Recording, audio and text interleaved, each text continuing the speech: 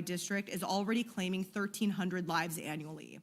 By the way, extreme heat actually kills more people than tornadoes, floods, and the majority of natural disasters combined.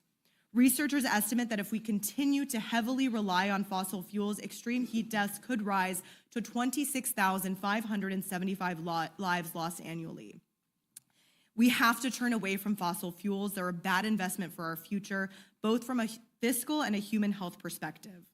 I'm also offering an amendment that would require the Secretary of Interior and Comptroller General to ensure that this bill would not result in increased energy costs for Americans.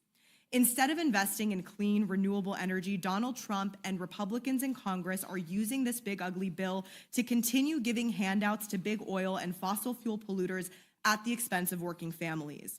I serve on the Natural Resources Committee. We have had a number of hearings titled Unleashing American Energy Dominance. But then when you get into the weeds of it, there's no discussion of renewable energy. There's all of this talk about unleashing oil and gas all across the country when we already produce more oil and gas than any country in the world at any point in our history. At a time when energy prices are soaring and so many Americans are struggling to pay their bills, the last thing that we should be doing is enacting policies that will increase energy prices even further. Unfortunately, that's exactly what this bill does. If my Republican colleagues are serious about lowering costs for Americans, they should have no problem supporting my amendment to ensure that this bill does not result in higher energy costs before it takes effect. And lastly, I'm submitting an amendment that would utilize any alleged savings made by cuts to education funding to fill budget shortfalls in the Pell Grant program. The Congressional Budget Office projects that the Pell Grant program will have a shortfall of about $2.7 billion at the end of fiscal year 2025, which would widen to $9.9 billion by the end of 2026. It would then widen by $7 billion every year. This big, ugly bill tries to solve this problem by stripping Pell Grant eligibility from single parents and workers who need to go to school part-time. Pell Grants make getting a degree possible for people, for rural families, working families, students who are the first in their families to ever be able to go to college. These are future teachers and nurses and doctors and innovators. We cannot make school even more unaffordable and out of reach for them. This bill is a massive step backward for our future. It sells out our communities, guts our healthcare, and slashes programs that millions of Americans depend on. Letting this bill pass will be a death sentence for many in this country.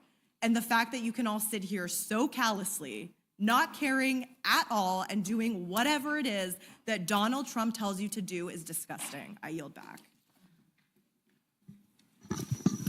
Representative Espaillat, you're recognized. Thank you, Chairwoman Foxx, Ranking Member McGovern, and members of the committee.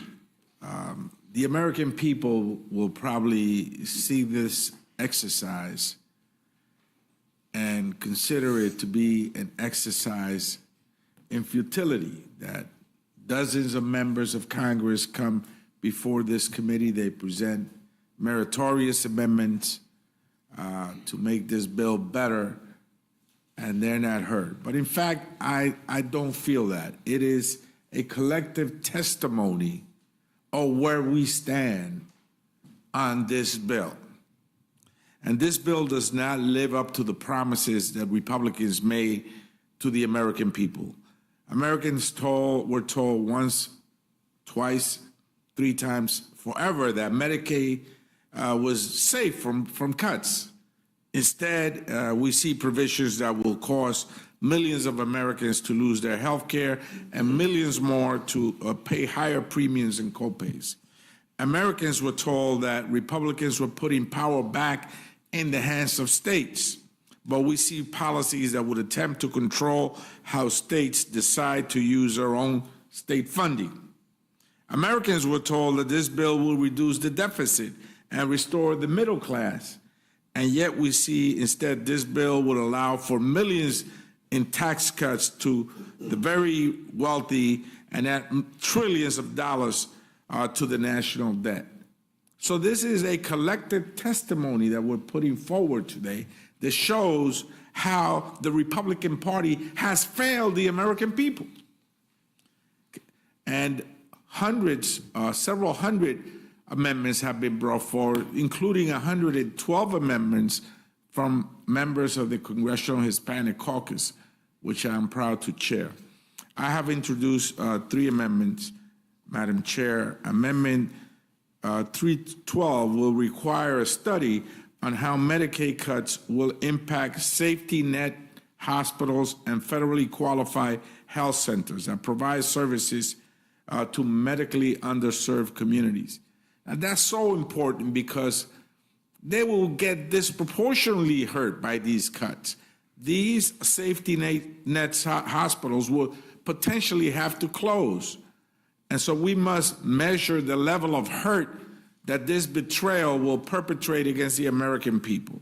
Medicaid cuts are not just obviously harmful to patients, but they are also detrimental to healthcare facilities that predominantly serve Medicaid and Medicare recipients. Now, I have 488,000 Medicaid recipients in my district.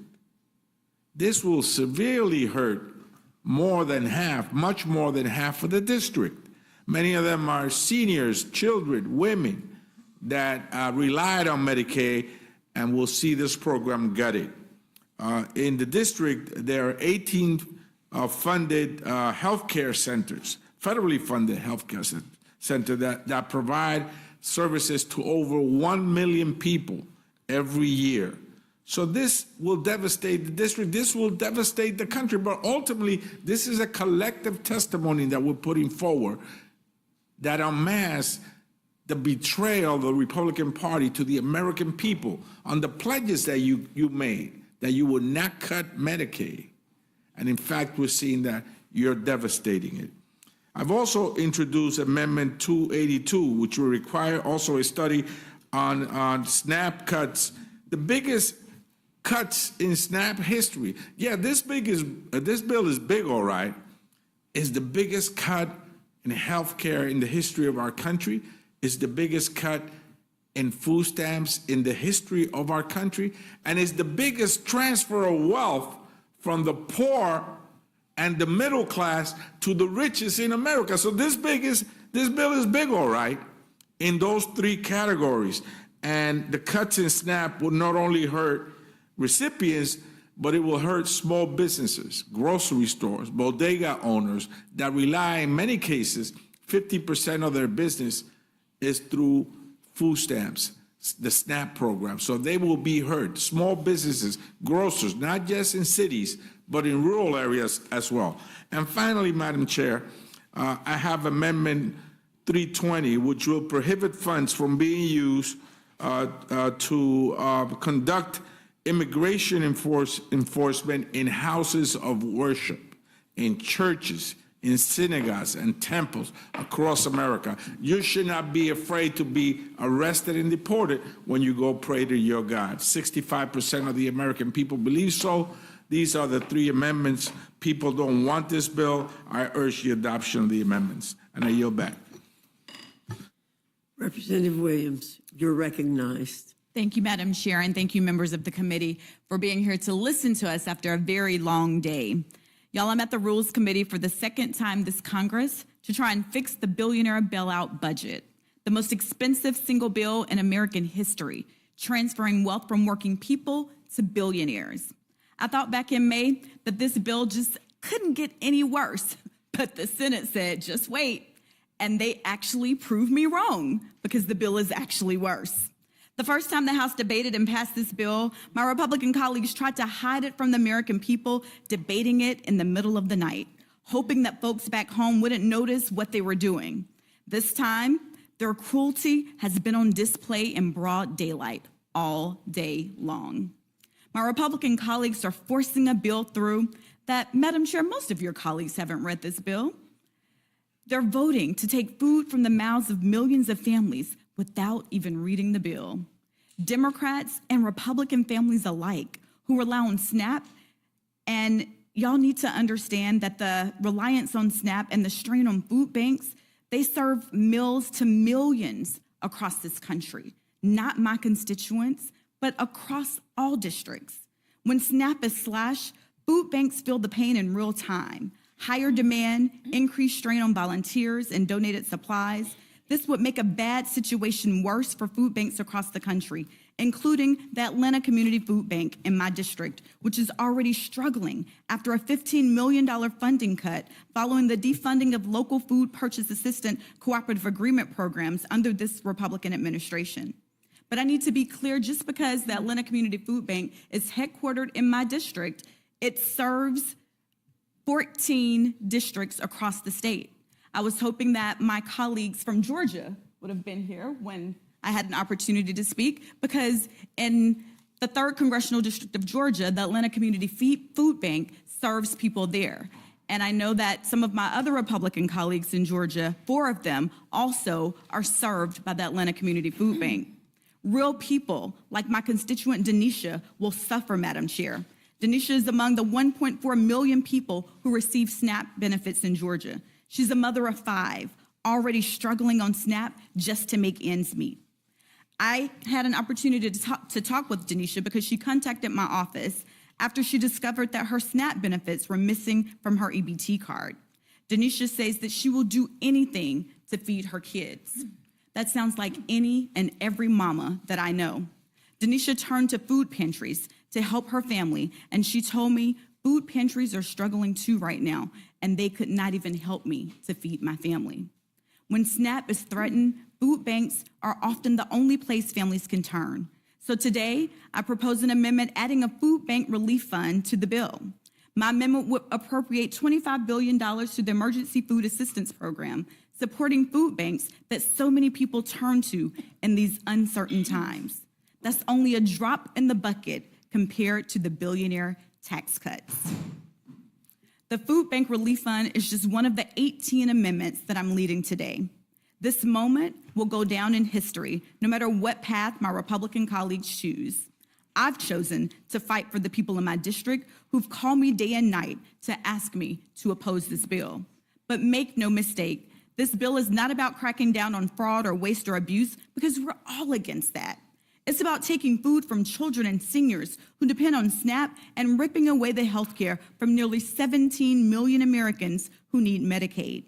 Although I know my Republican colleagues will refuse to change their billionaire bailout budget and accept any of these amendments, I'll continue to bring the voice of the American people that would be harmed by this bill into the debate. Y'all, I came to Congress to serve the people, and I've heard from my colleagues on both sides of the aisle claiming that they're here to serve the people as well. But the Republican budget abandons them.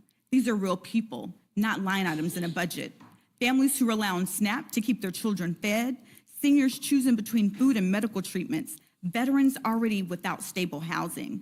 Instead of delivering for them and the promise of America, you're giving tax breaks to billionaires. That's not We do a public little service. trolling. It's called We Do a Betrayal. Little Trolling. So when you go home to your districts, you'll have to answer for it. I know I'm going to answer to my constituents that I'm fighting for. I yield back, Madam Chair. Thank you very much. Congresswoman Bonamici, you're recognized. Thank you to the chair and the ranking member, and thank you to the Rules Committee for being here and for listening to us today. I want to first align myself with so many excellent amendments that are designed to stop the harm that will come from these devastating cuts to Medicaid and SNAP. I met with hospital leaders, the Hospital Association, the leaders of the community health clinics. The word that they agreed was applicable is catastrophic. 97% of Oregonians have insurance, and that is because we have been very innovative and forward with Medicaid expansion, and 1 in 3 Oregonians, including many children, get their health care through Medicaid. But I want to talk about a couple of other issues that are in this big bad bill that are not getting as much attention. The first is my amendment number 348 about student loans. This bill is a sweeping, calculated assault on American families, on students, and on institutes of higher education that give people the opportunity to be educated. This bill attacks higher education, making it even more expensive for students and their families. It eliminates PLUS loans. It modifies repayment plans to remove some of the lowest cost options for borrowers. Monthly student loan payments will increase dramatically. So my amendment, number 348, provides a necessary protection for existing student loan borrowers who are shortchanged under this terrible bill. These borrowers made important life-changing decisions based on the loan programs and repayment plans that were available to them at the time. They should not have to have unfavorable loan terms forced on them just to pay for Republican tax cuts for billionaires. So if left unchanged, this bill will set more borrowers up to fail. As written, it will dramatically increase the number of borrowers who will default. None of us want that. It's not good for borrowers, it's not good for the economy, and it's not good for the country. So I urge my colleagues to support this common sense amendment to honor the promise that's made to student loan borrowers and allow them to remain in their current plans. My second amendment I'd like to speak in favor of is number 436, and this strips the so-called institutional accountability provisions. The damage doesn't stop with student borrowers. It slams doors of opportunity shut for those who need it most. So in addition to making colleges and universities less affordable, this bill targets specific programs of study based on ignorant and arbitrary low-earning outcomes. Although the Senate's accountability proposal is unquestionably better for schools than the House's so-called risk-sharing plan, I'm glad that's out, the Senate's bill would discriminate against programs that lead to careers in valuable but perhaps low-paying fields, especially in public service and the arts. What if a student wants to join the Peace Corps or become an early childhood educator? These are fields with low salaries, but that doesn't mean the work isn't valuable or that the students didn't benefit from their education. An analysis from the Urban Institute found that programs in human development, health and medical, administrative services, human services, and teacher education, they will all see the greatest losses. Madam Chair, people should not be punished for choosing service over salary. My amendment would strike this harmful provision so colleges and universities will not be penalized for the career paths their graduates choose to pursue. If my colleagues are truly interested in accountability for higher education, they can support gainful employment and the 90-10 rule. So I urge my colleagues to support this amendment and end the assault on these valuable educational programs that make our country stronger, more innovative, and more competitive. The next two amendments are related. One is from Ranking Member Scott and the other is mine, because this bill doesn't just fail students, it fails children and families. So Mr. Scott's Amendment 279 and my Amendment 388 stop American children from going hungry. Federal nutrition programs, including WIC, SNAP, school meals, and more, are investments in the health, learning, and development of children and young adults across the country. There's no excuse for slashing lifelines to children in need. Every congressional district is home to people facing hunger. Now is not the time to be making everyday life harder for American families and taking away vital nutrition support. These amendments are pro-family, pro-children, pro-mom, unlike the rest of the big, bad, ugly bill. Finally, I'm supporting three amendments from that I'm working on and co-sponsoring with Representative Magaziner, having to do with NOAA, the National Oceanic and Atmospheric Administration. I serve on the Science, Space, and Technology Committee, and I know how important NOAA is. But this bill sabotages safety and puts Americans directly in harm's way. So these amendments will strike provisions that gut NOAA and kneecap our ability to forecast weather, protect coastal communities, and maintain the very sanctuaries that sustain our fisheries, economy, and way of life. Rescinding funds for NOAA's permitting and reviews will delay overdue projects that are designed to blunt the worst extreme weather events and harm coastal economies. And stripping support for community resilience will leave families defenseless against rising seas and billion-dollar disasters.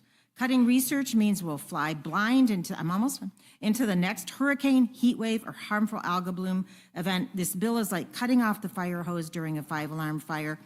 In summary, I didn't think this bill could get worse, but it did. It's regressive and reckless and strips healthcare, food assistance from millions. It's legislative malpractice, and history will remember those who stood up for those in need and those who voted to burn it all down. I yield back. Ms. Goodlander, you're recognized for 5 minutes. Thank you, Madam Chair, Ranking Member McGovern.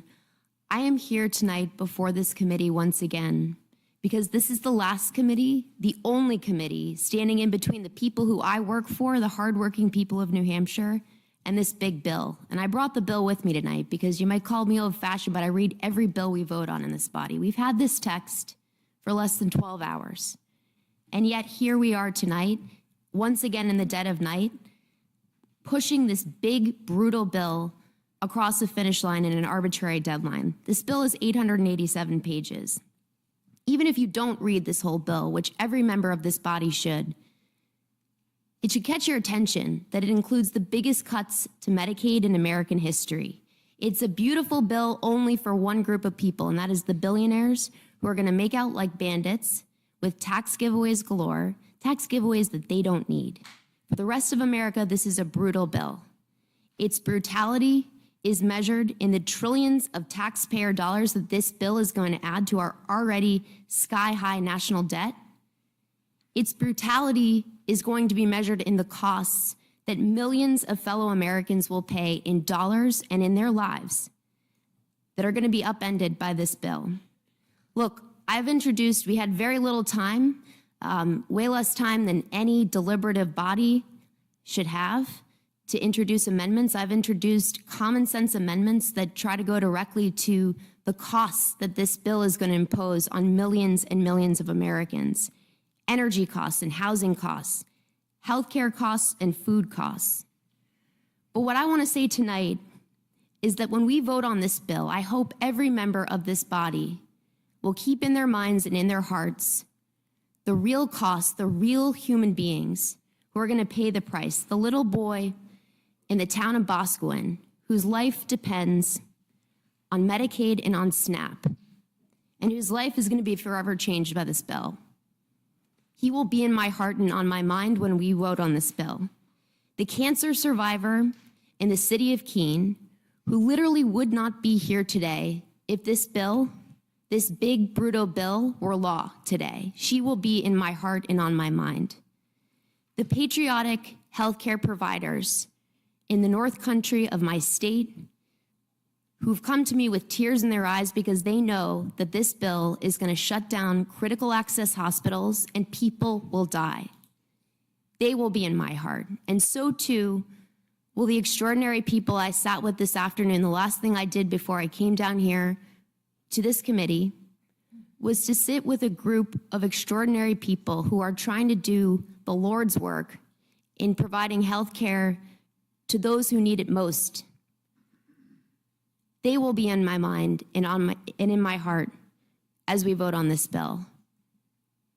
I hope you will read every word. I hope that the absence of our Republican colleagues here tonight is not evidence that they are not paying attention to the harm that this bill is going to wreak on our country. I urge this committee to adopt the common sense amendments that have been put forth tonight, but no amendments can fix the damage that this bill is going to cause to our country, and that is why I'm a hard no.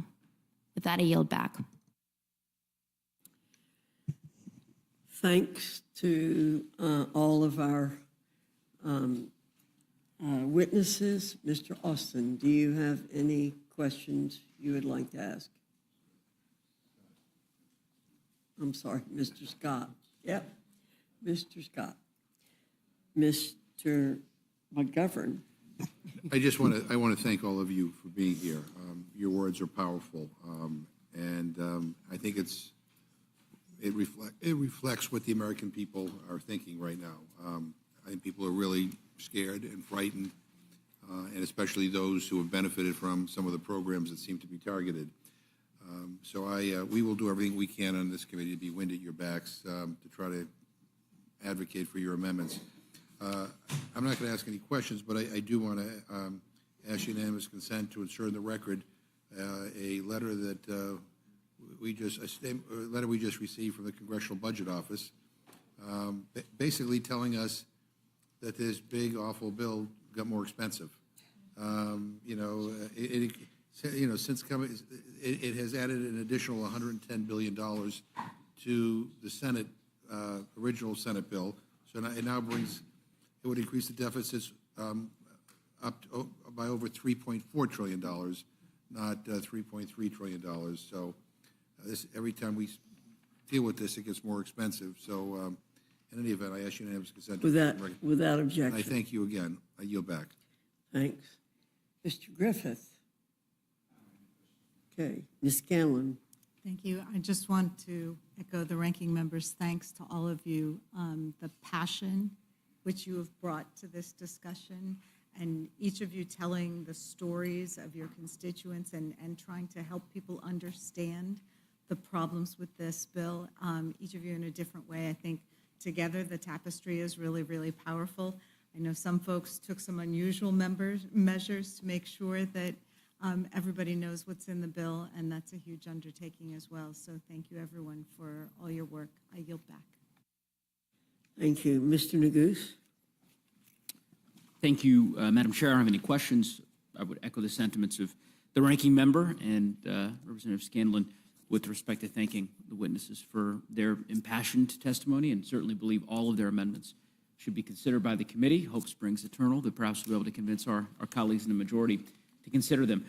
I guess one note that I think bears mentioning, and it's in response to Dr. Morrison's testimony, just because it's rare that we have an opportunity to have someone who has spent her entire career serving patients and ultimately closest to the people who will be devastated by this bill. I'm curious if you've heard from hospitals in Minnesota in the last, I guess, 24 hours here, 12 hours since the passage of the Senate bill. And the reason I ask that question is I've certainly heard from Colorado hospitals, and we're kind of collating a lot of these statements that are now being issued this evening and earlier today from hospital associations across the country. I was just reading one from Virginia and just detailing the impacts to Southeast and Southwest Virginia, in particular the rural hospitals that are going to be closing if the Senate language ultimately is signed into law. So I wonder if that's consistent with what you're hearing? Well, it certainly is. And I think it reflects everyone's experience. The hospitals in my district and across the state of Minnesota are literally panicking. Some of the long time, there are two kind of main safety net hospitals in Minneapolis, and they both are concerned that they will have to shut their doors. And the implications for the Minneapolis-St. Paul metro area, the state, the region are catastrophic. We've used the word catastrophic a few times tonight. So yes, I've been hearing from hospitals, from providers, from patients, panic. Well, I've heard the same, and it's all the more reason why I think your amendment ought to be adopted. I also look forward to the debate on We do a little trolling. It's called We Do a Little There are a Trolling. number of our colleagues on the other side of the aisle who made a lot of noise in advance of the Senate's consideration of We do a little this bill, trolling. It's making called the We Do a case, Little Trolling. that the Senate's approach to hospital provider fees was in their view, far less compassionate approach. And there are many of our colleagues who signed letters to that effect, directed to members of the United States Senate, Republican members of the House, who made the case that they simply could not support the approach that the Senate was taking because it would close rural hospitals in their districts. And now they're going to have an opportunity to perhaps test the adage of, action speaking louder than words, because they'll have an opportunity to vote up or down on this bill, it seems. So in any event, thank you for all the witnesses, and I'll yield back, Madam Chair. Thank you, Mr. Neguse. Ms. Leisure-Fernandez. Once again, I join and echo the comments about being concerned, as well as the concerns about hospitals, including South Carolina Hospital Association, Louisiana Hospital Association, Kentucky Hospital Association. Like, they're all concerned, and they recognize it. And interestingly enough, some of the associations, like in Kentucky, as well as in South Carolina and North Carolina, they actually point out, we liked the House bill better, right? So now it's back over here as a really bad bill, and the question is, what are the legislators, what are the Congress people going to do here, right? Are they going to stand up for, we didn't like their bill, but at least it wasn't as bad as what the Senate is doing to their own hospitals. And with regards to reading the bill, several of you mentioned that, Representative Ansari, that question actually was asked of the committee ranking members and chairs, and they were here having to testify on a bill that they hadn't had time to read. So you're bringing to light what was in that bill. I think is very important for the American public. Your testimony tonight, bringing to light through your amendments, is very important to the American public. Hopefully everybody is going to watch it and see it, because we're all going to post it and retweet it and repost it. So if you're watching out there and you like what they said, make sure that you're letting your neighbors and friends and family know, so their neighbors, friends, and family won't get kicked off of their Medicaid, their Medicare, their Affordable Care Act, their Women's Reproductive Act, their education loans, everything. So thank you so very much. Thank you, Ms. Leisure Fernandez. Thank you to our witnesses. You all are excused. Kennedy, Clyde, Frost, Adams, Kamlager, Dove, Wasserman Schultz, Goldman.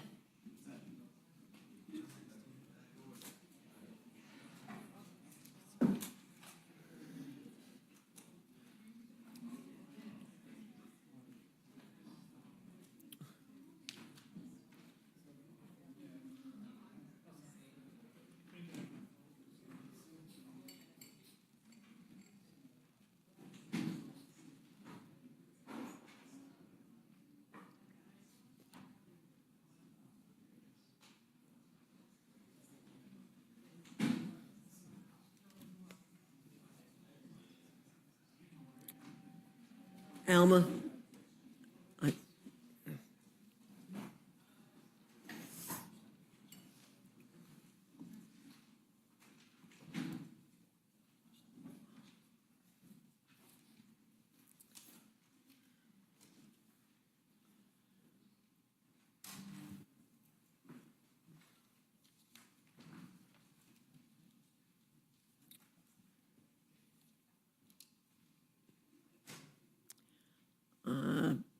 I know most of you have been here for a while, and you've heard what I've said before. Your written comments will be put into the record if you give them to us. We ask you to keep your verbal comments to 5 minutes. I don't see Mr. Goldman. He was here earlier. We'll slot him in here. Dr. Adams, if you want to move up one, you don't have to, but you'll be after Mr. Frost. If you or prefer, you can just stay right where you are. Okay. Mr. Kennedy, I think you win the prize for being here the longest, I'm not sure. Thank you. You're recognized.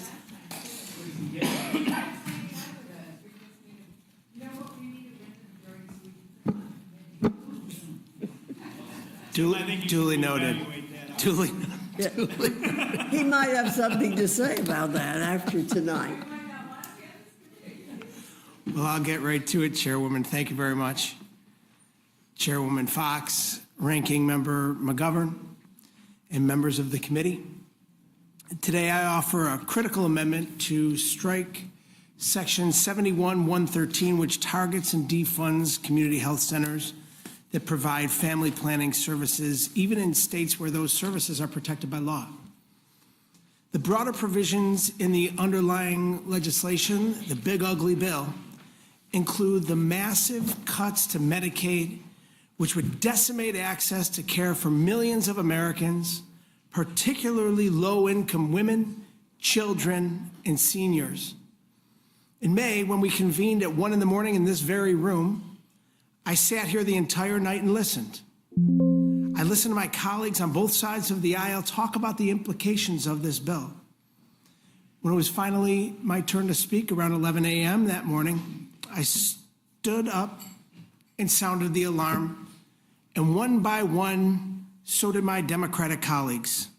We highlighted the consequences of moving forward with this dangerous legislation and exactly who would be harmed in all communities across the country. In response, the Republican majority shoved this legislation through anyway, with many members later claiming they were unaware of what was actually even in the bill.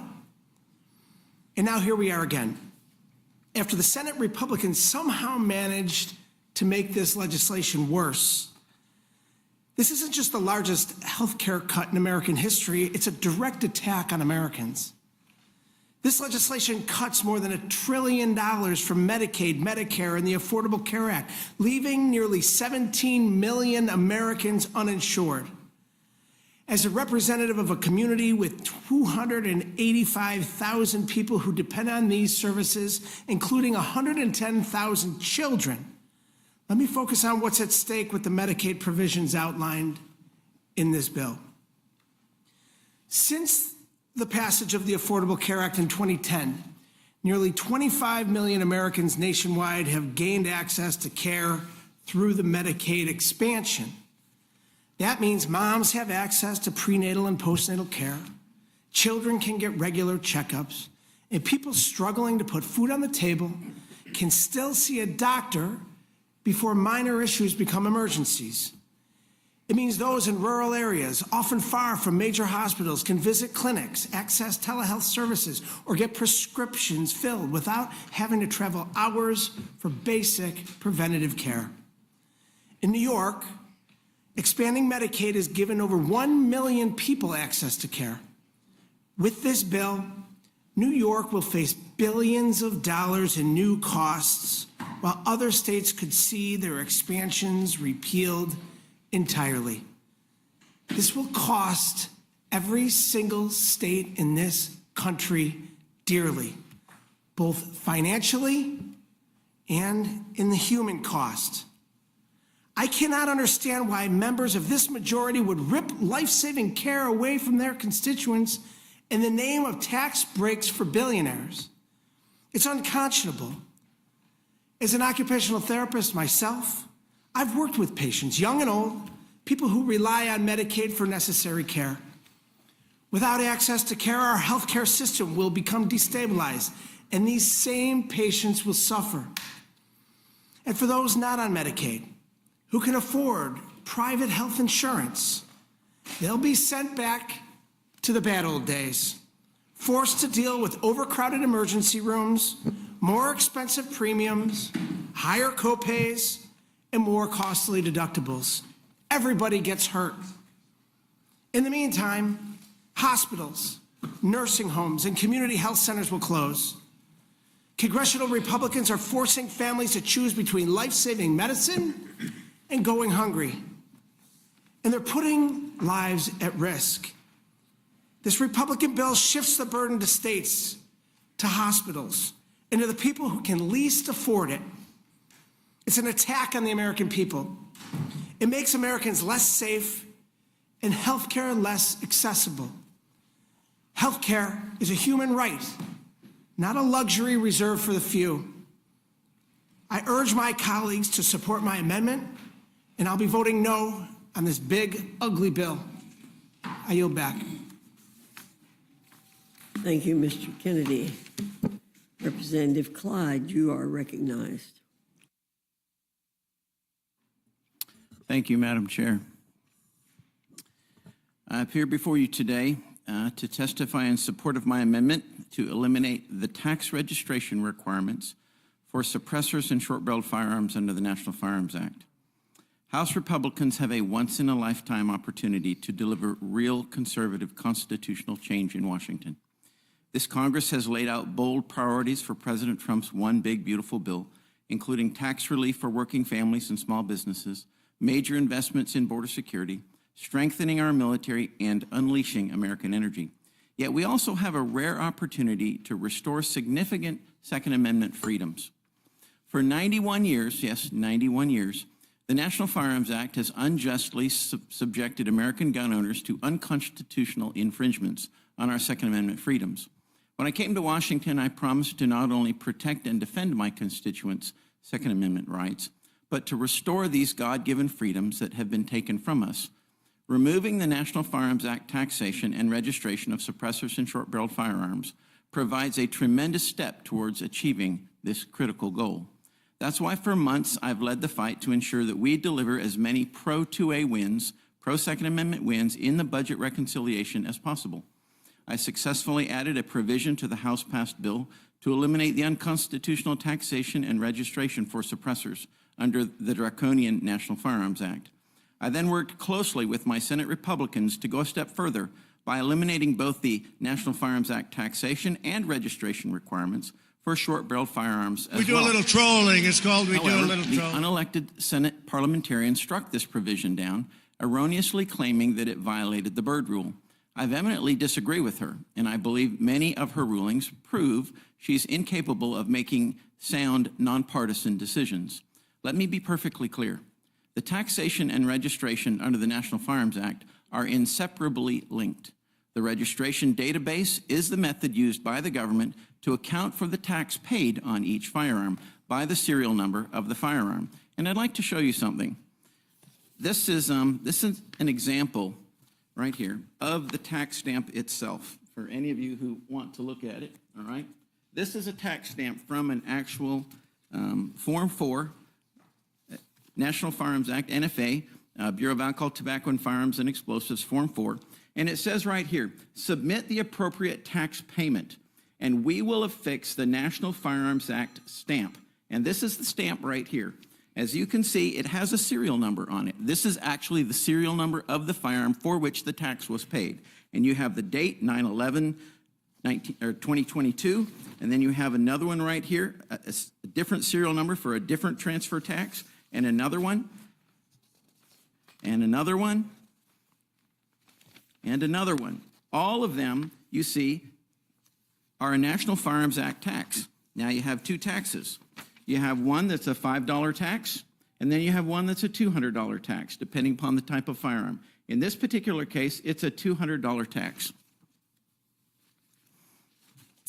Therefore, if you have no tax, you have no foundation for the registration database. Despite this fact, the unelected Senate parliamentarian determined that the pro-Second Amendment provision in the Senate bill was not budget-related and therefore violated the Byrd Rule. This is simply false. Her ruling was flat out wrong. The tax stamp right here is clear evidence that you have a serial number of a firearm used to document the registration and the tax on the form itself.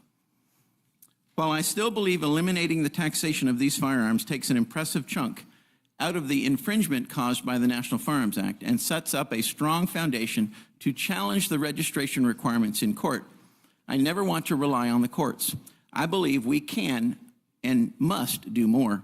That's why I've introduced this amendment, which reinserts the Second Amendment victories the American people demand and deserve. My amendment would ensure the Senate has another opportunity to consider my common sense provision to remove these firearms from the tax database of the National Firearms Act. This amendment gives us another chance to eliminate the 91-year-old taxation and registration of suppressors and short-barreled firearms, championing Americans' Second Amendment liberties instead of tolerating the partisan, unelected Senate parliamentarians' illogical ruling. The American people are demanding that we fight, and my amendment ensures that the fight lives on. I urge this committee to make my amendment in order to restore Americans' Second Amendment rights, and I look forward to taking any questions. Thank you, and I yield back. Thank you, Mr. Clyde. Representative Frost, you're recognized. Thank you, Madam Chair. Thank you for the opportunity to testify. This is truly, I believe, an evil bill that should never become law. The single largest transfer of wealth from the working poor and the working class to the ultra-rich, billionaires, and mega corporations in this nation's history. And I don't understand why anyone would vote for it, at least anyone that's read it. And of course, after this passed the House last time, a few Republican members came out to admit that they didn't read the full bill. Well, I did, and this list of unacceptable policies I think are important to bring up, things that we should definitely strike. I mean, this bill is big and is evil, taking away health care coverage from nearly 17 million people, 11.8 million people who would lose their care due to cuts on Medicaid, approximately 5 million people who would lose their care due to Republicans sabotaging the Affordable Care Act. And in Florida alone, more than 1.9 million people could lose their health care. Children eligible for the Children's Health Insurance Program, CHIP, will be out of coverage and have annual and lifetime limits set on their care. Organizations Planned Parenthood is defunded, leaving many people with nowhere to go for cancer screenings and prenatal care. Hundreds of billions of dollars will be cut from Medicare, reducing access to care for seniors. States will be stripped of the ability to raise funding to provide health care to their lowest income residents. Hospitals and nursing homes will be closed, especially those in rural and underserved communities. In fact, studies show 1 in 4 nursing homes will be forced to shut down. Nursing homes will be less safe by dramatically reducing staffing and safety standards by closing 338 rural hospitals and 579 nursing homes. Co-pays for people on Medicaid will increase. Those able to stay on the marketplace coverage would see annual premiums nearly double to $1,300 or $3,000 for families. Monthly health insurance premiums for millions of families will spike by failing to extend the ACA enhanced premium tax credits that expire at the end of 2025, and as a result, 4.2 million more Americans will become uninsured. The Thrifty Food Plan, which helps people on tight budgets eat healthy, will shrink. Free school meals that are jeopardized by threatening SNAP eligibility for millions of children, literally taking the food out of children's mouths in schools. Food banks will be further strained, and they're already at a breaking point. Millions would lose their SNAP benefits, single mothers and families trying to feed themselves and their children. Grocery costs could rise for 40 million Americans. Energy bills will increase by up to $400 per year for families across the country and 10% for businesses. This puts nearly 400,000 jobs at risk. It can push mortgages to increase by more than $1,000 a year and small business loans by more than $800 a year. Taxes will increase for nearly 100 million families who pay an average of $1,000 or more a year. Meanwhile, the top 0.1, not 1%, the top 0.1%, the billionaires, will gain $309,000 in 2027 alone. That's $847 a day. Certain clean energy tax credits from the Inflation Reduction Act will end, which reverses progress on combating the climate crisis and climate change. The climate collapse will be sped up by requiring a minimum of 4 oil and gas leases each year in each of the 9 western states. Support for our national parks and other federal recreation land will be cut. A permanent unlimited tax credit for private school vouchers will be created, and this tax credit would give private schools 2 to 3 times the tax benefit of other nonprofit organizations such as houses of worship, veterans groups, and homeless shelters, literally taking food from our public education system and putting it in the hands of the private system. Borrowers, student loan borrowers' ability to pause student loan payments when experiencing unemployment or financial hardships will end. Monthly student loan payments will be even more expensive for borrowers due to eliminating the SAVE plan and replacing all income-driven repayment plans with a new, more expensive repayment assistant plan. The Consumer Financial Protections Bureau will be dramatically slashed by capping the amount of money from 6.5% down to 12%, making it easier for banks and creditors and other huge corporations to rip off our people. And there's so much more in this bill that harms our constituents, that harms people across this country. I urge people to read the bill and vote no on it. And I do have to bring up one thing, because Representative Hank Johnson earlier brought up some Bible verses about taking care of each other and the poor. And Madam Chair, you looked at him and said, you read those verses, which is great that you read them. I read them too. James 2:26 says faith without works is dead. So we can read the Bible verses all you want, but until you stand up for the health care of people, the poor, the people in our communities, those works are dead. I yield back.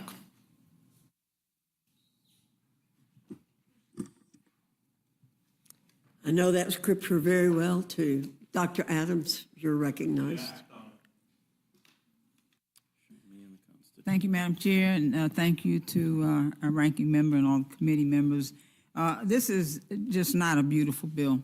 It's backwards. It's beyond beautiful. As a matter of fact, it's a betrayal to the American people, and it's going to hurt a lot of beautiful people.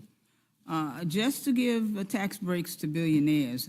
And let me just speak about North Carolina, because 663,000 North Carolina Medicaid recipients would lose their health care.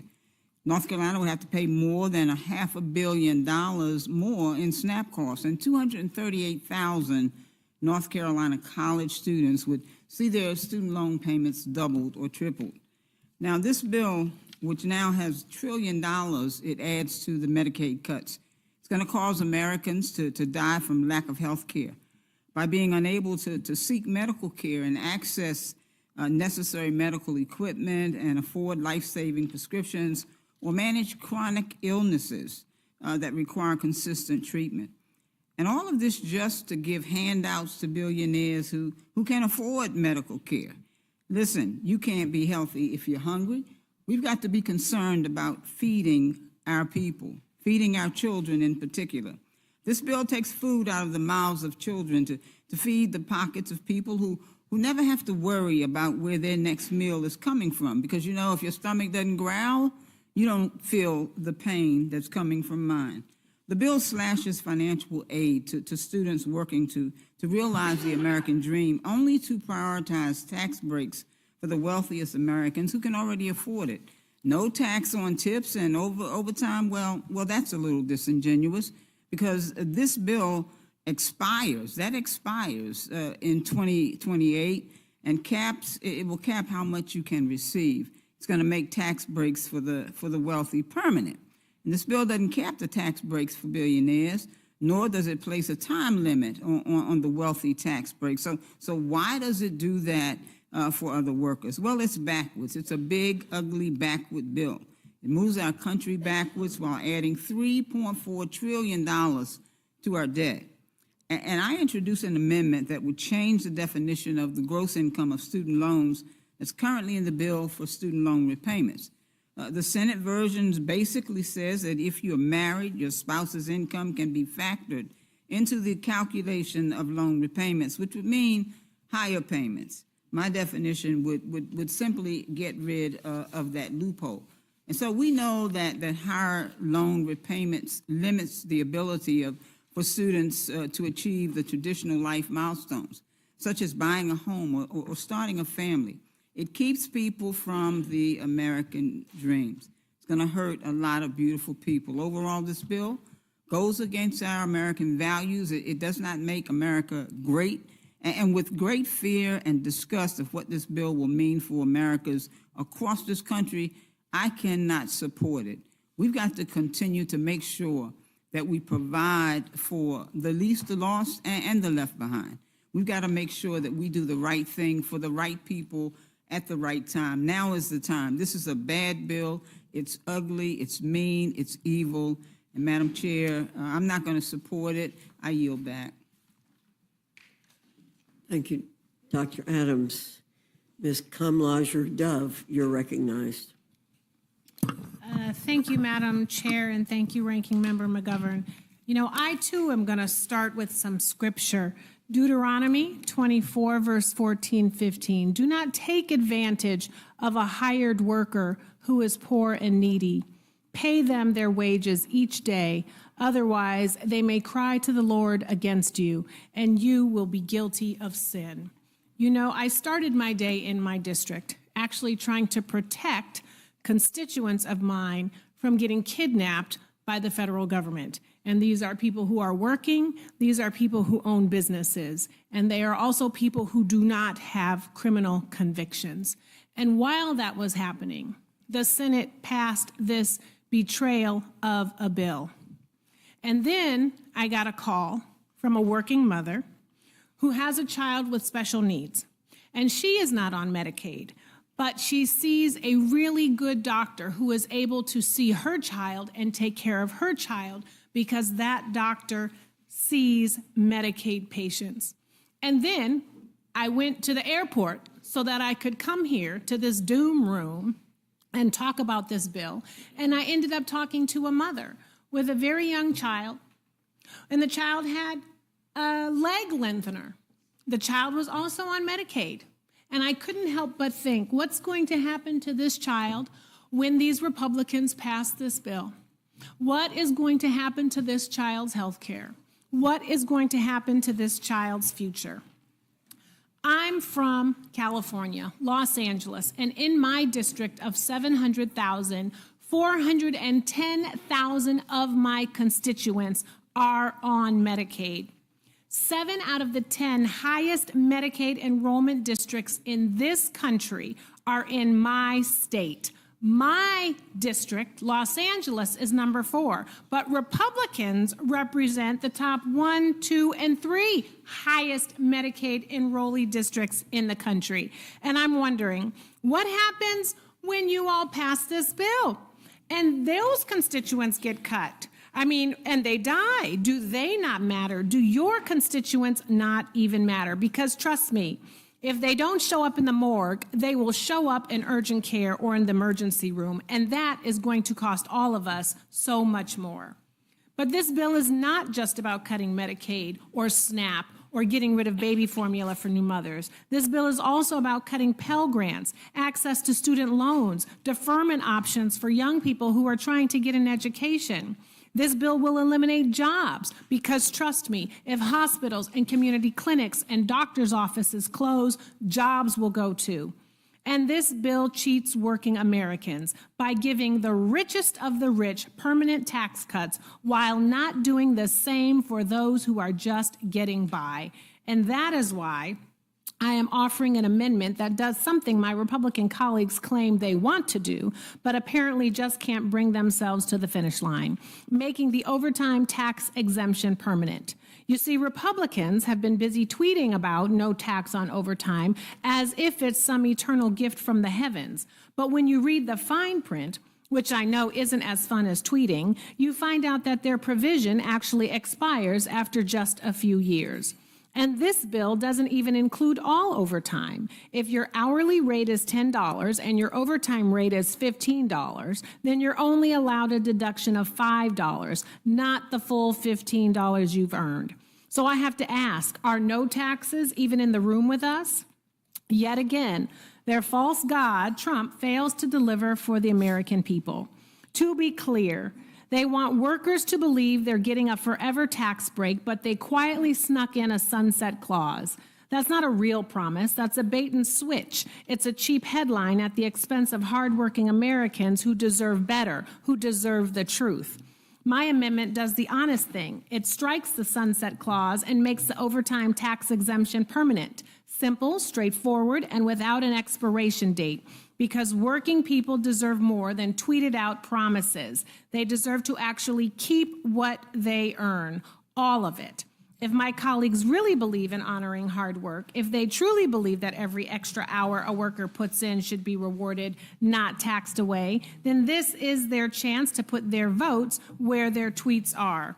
Let's stop the performative politics. Let's actually deliver permanent, real relief for workers and show them that Congress can be a place of action, not just empty words. You know, this bill will make America more sick, more hungry, and more broke. At least it will do that for the majority of working Americans, because we are all connected. If you close a hospital in somebody's district, it impacts those who are on Medicaid as well as those who are not. It impacts those people who have jobs there, and it will certainly constrict the economy in those districts because there will be fewer jobs to go around. I'm going to end the way I started, with Proverbs 13:5. The righteous hate what is false, but the wicked make themselves a stench and bring shame on themselves. I will not be voting for this bill, and I yield back. Gentlelady yields back. Now recognize Gentlelady Ms. Wasserman Schultz of Florida for her 5 minutes. Thank you, Mr. Chairman and Ranking Member McGovern. Here we are, back in the Rules Committee in the dead of night, talking about a bill that hardly anyone has read yet. I'm proud to join my House Democratic colleagues tonight to shine a light on this disastrous, big, ugly bill that is nearly 1,000 pages. I have several amendments filed on this bill to make lives more affordable for the American people and to root out waste, fraud, and abuse in the federal government for real, not the pretend, fake way that Republicans are saying their bill does. Amendment number 16 adds a new subsection requiring the Secretary of Health and Human Services to certify in writing that the reductions and rescissions made by this act will not affect cancer survivors currently on Medicaid or Medicare. It's a tiny bit personal to me, Mr. Chairman, because as a cancer survivor, I can tell you that it is unfathomable for me to imagine that in addition to getting a diagnosis where you are staring down the barrel of your life and whether it will continue, that you would also, after this bill passes, have to worry about whether or not you're going to actually be able to be cared for by a doctor or get any health care at all. There are thousands of people prior to the Affordable Care Act or who have not been able to access Medicaid who actually die as a result of not having that kind of health care coverage because they get cancer and their symptoms worsen and the cancer eats them alive and they die because they can't get basic access to health care.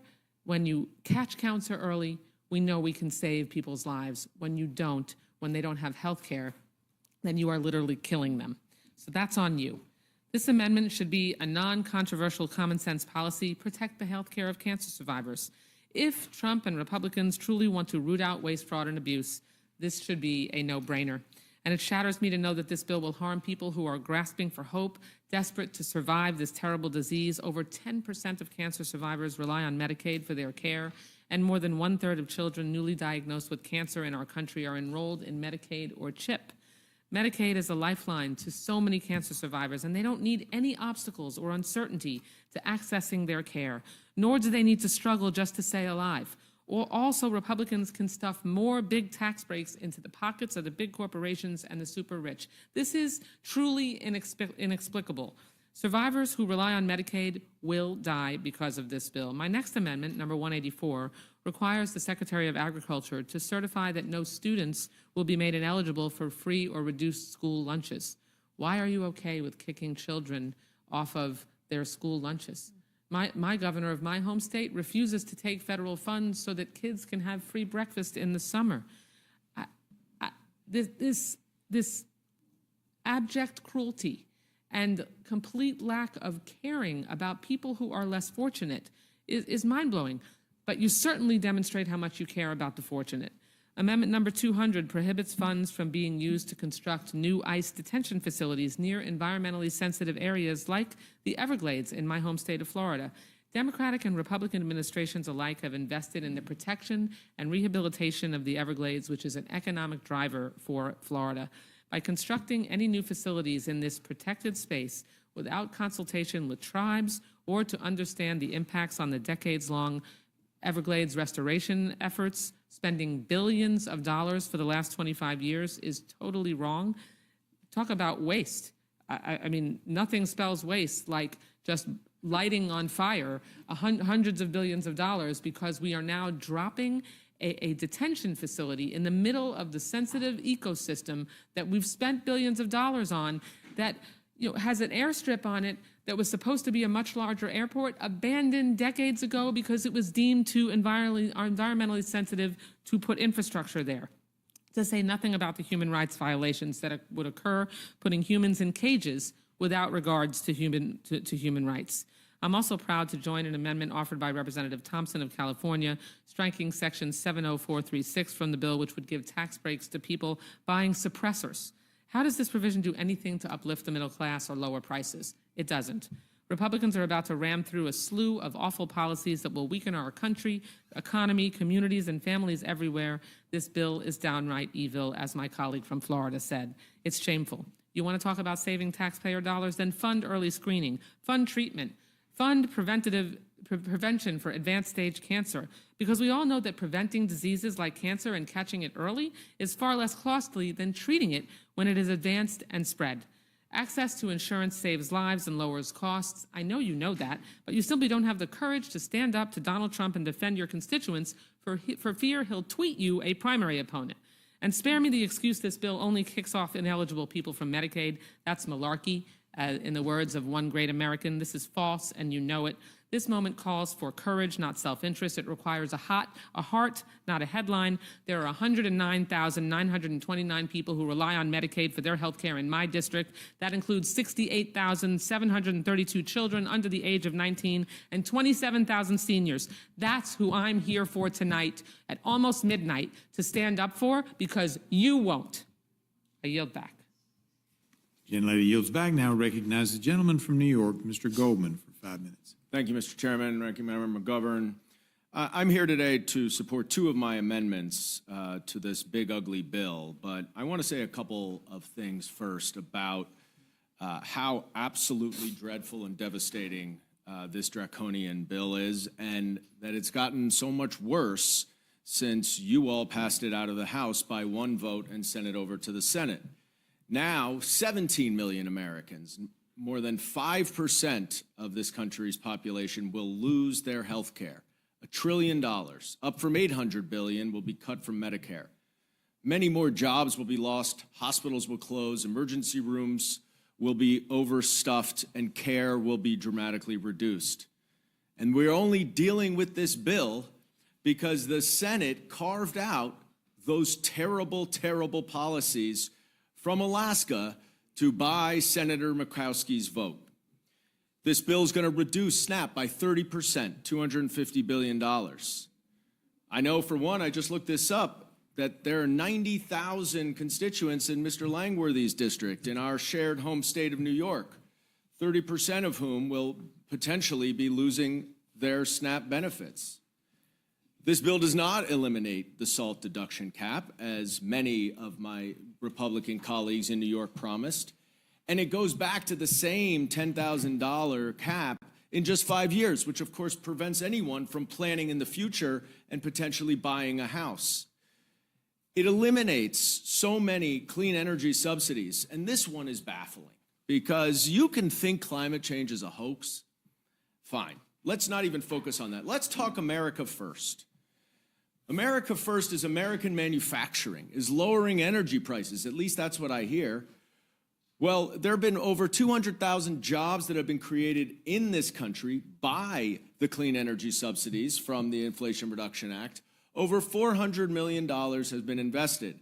And most of that's been in red districts. It's your own districts.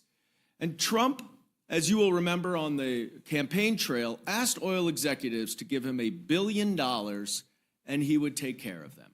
Well, this bill is taking care of them because you're killing the growing American-made clean energy industry in your own districts that helps meet our energy needs just to throw a bone to the oil industry.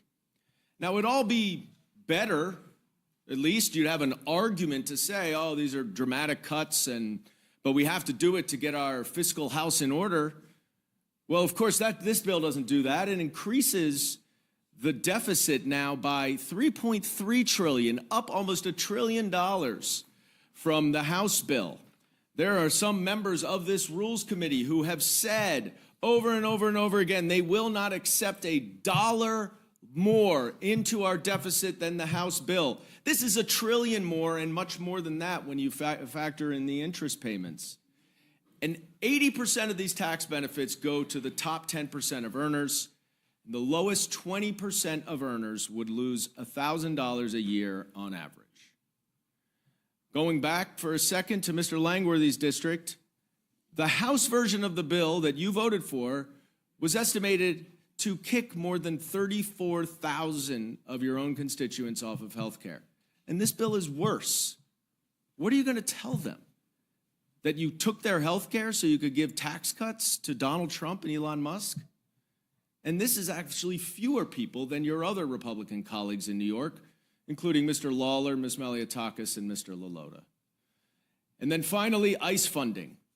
Notwithstanding all these cuts, we're increasing ICE funding by tens of billions of dollars, including, most importantly, by giving the plainclothes, unidentified, masked ICE agents an average of a $40,000 bonus. So if you can be part of the secret police, you get paid an extra $40,000. And so my first amendment would address this increase in ICE funding, Amendment 278, which just simply says that no funding may be used to prevent the members of Congress from conducting their statutorily authorized oversight of immigration enforcement and detention facilities. I, for myself, have been denied access to ICE facilities that are housing immigrants in violation of the law and the Constitution. And this one is simple. Do my Republican colleagues believe in congressional oversight? Do you think that the Department of Homeland Security should be accountable for these billions? Do you think that so little of people who are not citizens in this country that you will let them live in squalor for weeks? Have you no decency? And I will submit my other amendment for the record, but I do hope that you will make them both in order. Thank you. Thank you, Mr. Goldman. Ms. Fishbach, do you have any questions? I'll yield back. Thank you. Mr. McGovern. I want to thank you all for being here at this late hour, and I want to thank you again for your passion and for standing up for people, quite frankly, who don't have a lobby and who don't have a lot of money to come to Washington and go to fundraisers and hobnob with members of Congress and members of the Senate. So I thank you. I support all your amendments, with the exception of Mr. Clyde's. I don't support yours. Your amendment would expand the hitman handout in this bill even further by removing gun silencers, short-barreled rifles, sawed-off shotguns, and other firearms that are easily concealed from regulation under the National Firearms Act.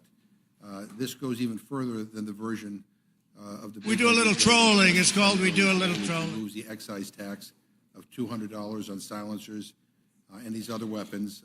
JCT says that this tax cut for silencers and sawed-off shotguns costs $2 billion.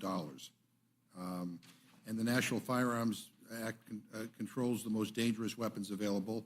It subjects them to strict registration requirements. This amendment would essentially mean that silencers and short-barreled rifles could be sold in private sales without background checks. It would be easy for gangs and felons and sex offenders to get them. Combining a silencer and a concealable short-barreled rifle with easy-to-assemble and totally legal parts would allow people to convert them into untraceable, unregistered machine guns. This will make it easier to commit violent crimes and get away with it, plain and simple. And this provision was removed from the Senate, as you mentioned, because it violates the Byrd Rule. And the parliamentarian in the Senate, just for the record, it was originally appointed by Harry Reid, but then was kept on by Mitch McConnell. And the current leader, John Thune, said that he has no intention of removing her, but this is a dangerous and unserious proposal. Madam Chair, I'd like to ask unanimous consent to insert in the record a letter from a variety of law enforcement organizations for continued support of the National Firearms Act. Without objection. Ask unanimous consent to insert in the record an article in the New York Times from August 25th, 2023. A lawmaker hid one key fact as he fought checks on gun shops. And it talks about how Mr. Clyde did not disclose that one of the two gun stores he owns in Georgia was placed in the monitoring program in 2020 and 2021. I assume you still own those gun stores. Without objection. Basically, this makes it, I guess if you own a gun store, you could probably sell more guns if this became part of the law, it became law. And finally, I'd like to ask unanimous consent to insert into the record an article from CNN entitled, "A Republican House Member Just Described January 6th as a Normal Tourist Visit." Without objection. I yield back. McGovern, Ms. Houchin, Ms. Scanlon. Thank you, Mr. Clyde. I think I agree with Mr. McGovern that I support the amendments except for yours. I understand you disagree with the Supreme Court and the parliamentarian and the various courts that have upheld the Firearms Act over almost a century, correct?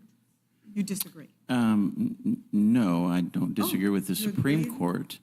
I don't disagree with the Supreme Court. They have not ruled on that yet, especially after the Heller decision of 2008 that declared the Second Amendment to be an individual constitutional right.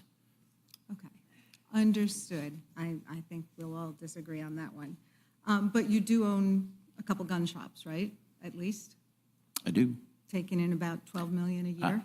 I believe in the constitutional right to keep and bear arms, But as I you think have a every couple- solitary person should believe in. Yes. Your business is selling guns and accessories, is that right? We are enabling the individual participation in the preservation of liberty.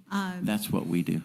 And I understand that the push to deregulate silencers and and braces and other things is being led by the gun sales operations because there's a higher profit margin there, and sales of guns themselves tanked after the pandemic ended. So from what we understand here is this is yet another NRA gun manufacturer supported grift effort to make money. And I would just seek unanimous consent to introduce the Washington Post article from June 27th, Republicans' tax bill would water down a century-old gun law. Without objection. Thank you, I yield back. Thank you, Mr. Langworthy. Thank you, Mr. Neguse. Thank you, Madam Chair. Thank you to all the witnesses for your testimony. I certainly agree with the ranking member and Ms. Scanlon in supporting all of the amendments with the exception of yours, Mr. Clyde.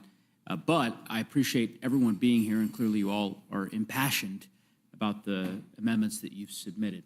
And I guess one question would be, and I'm going to start with you, Mr. Kennedy. I take it, you're here at midnight. As Chairwoman Fox said, you've been here perhaps longer than just about any other member. I think it's probably safe to assume you're prepared to use, every tool, legislative tool that you can to oppose this bill. Is that fair estimate? Yeah, I think this bill is the worst budget bill ever proposed in American history. It is a bill that creates the largest shift of wealth in American history. Some refer to it as the reverse Robin Hood, stealing from the poorest Americans to give to the richest Americans, increasing the debt by over $3 trillion. Updated tonight by our ranking member to $3.4 trillion now. And that's just the tip of the iceberg. When you talk about the nearly $1 trillion, over $1 trillion in Medicaid cuts and Medicare cuts and nutritional assistant benefits, and cuts to the exchange that'll defund the Affordable Care Act, that'll cut 17 million Americans off of health care that they currently qualify for. That's going to increase emergency room wait times. It's going to strain our hospitals' finances. It's going to increase premiums and copays and deductibles for those that have the ability to afford health insurance. It's going to cut funding for education. It's going to cut funding for every aspect of our lives that make our economy run. People are going to be hurt. Jobs are going to be lost. The economy is going to suffer. All to give billionaires in this country a tax break. It's despicable. I certainly agree with you, Representative Kennedy. I assume if your amendments are not made in order, you'll oppose the rule tomorrow? Absolutely. Representative Wasserman-Schultz, what about yourself? You've introduced a number of really important amendments. I was very moved by your personal story, of course, as a cancer survivor. And if these amendments are ruled out of order, will you vote for the rule? This bill is an abomination, whether my amendments are made in order or not. I came to Congress not to destroy lives, but to build them and to lift people up. And there are apparently some people who came to Congress for a different reason. Mr. Clyde, I saw you tweeted out a statement that, I don't want to misstate your words, but something to the effect of you're fighting to the end to push this particular amendment, this provision that you're fighting for. It's constitutional. So I assume, I hear you. So given your passion for that, I assume you're going to vote against the rule when this amendment is excluded? How I vote, you'll find out when I vote, okay? But I'll tell you this, that my amendment would certainly make the bill much better. Well, but do you realize your amendment's not getting ruled in order? I mean, you don't actually think that it is getting ruled in order? We shall see. Well, I mean, I hope you'll stick around. So, because you've testified before this committee before, so I mean, I know you understand this. we're going to finish here in just about 5 minutes. That's fine. And then as the members depart the room, the chairwoman is going to call up the rule. There are going to be no amendments to this bill. So this is kind of theater here. Unless you're willing to vote against the rule tomorrow in 9 hours, I guess, if you feel so passionate about this amendment, you've said it's constitutional. It is. You clearly are impassioned Well, about if you don't ask, the answer is no. What was that? If you don't ask, the answer is no. But you know the answer is no. Chairwoman, are you going to rule Mr. Clyde's amendment in order? Am I mistaken on this? Is that? I thought this was a closed rule. Just like Mr. Clyde said, you'll have to wait and see. So I guess in 7 minutes, we all will find out, lo and behold, that your amendment and all the other amendments that have been submitted are not going to be entertained. And I guess I would just say, Mr. Clyde, if you feel this passionate about it, because some of your other colleagues, Mr. Massey, for example, are very passionate about particulars with respect to this bill and willing to vote against the rule to ultimately ensure that his worldview is reflected. So insofar as you believe this is, a sacrosanct constitutional principle, as you've described, I would think that you'd vote against the rule. But in any event, I hope you'll stick around for a couple minutes for the chairwoman to announce that your amendment has not been made in order. But Mr. Moran? Yeah, I just want to reemphasize a point that Mr. Neguse is making. It's not just up to this committee. You have some power over this process. You can vote to block your own amendment, or you can vote against the rule that blocks your own amendment.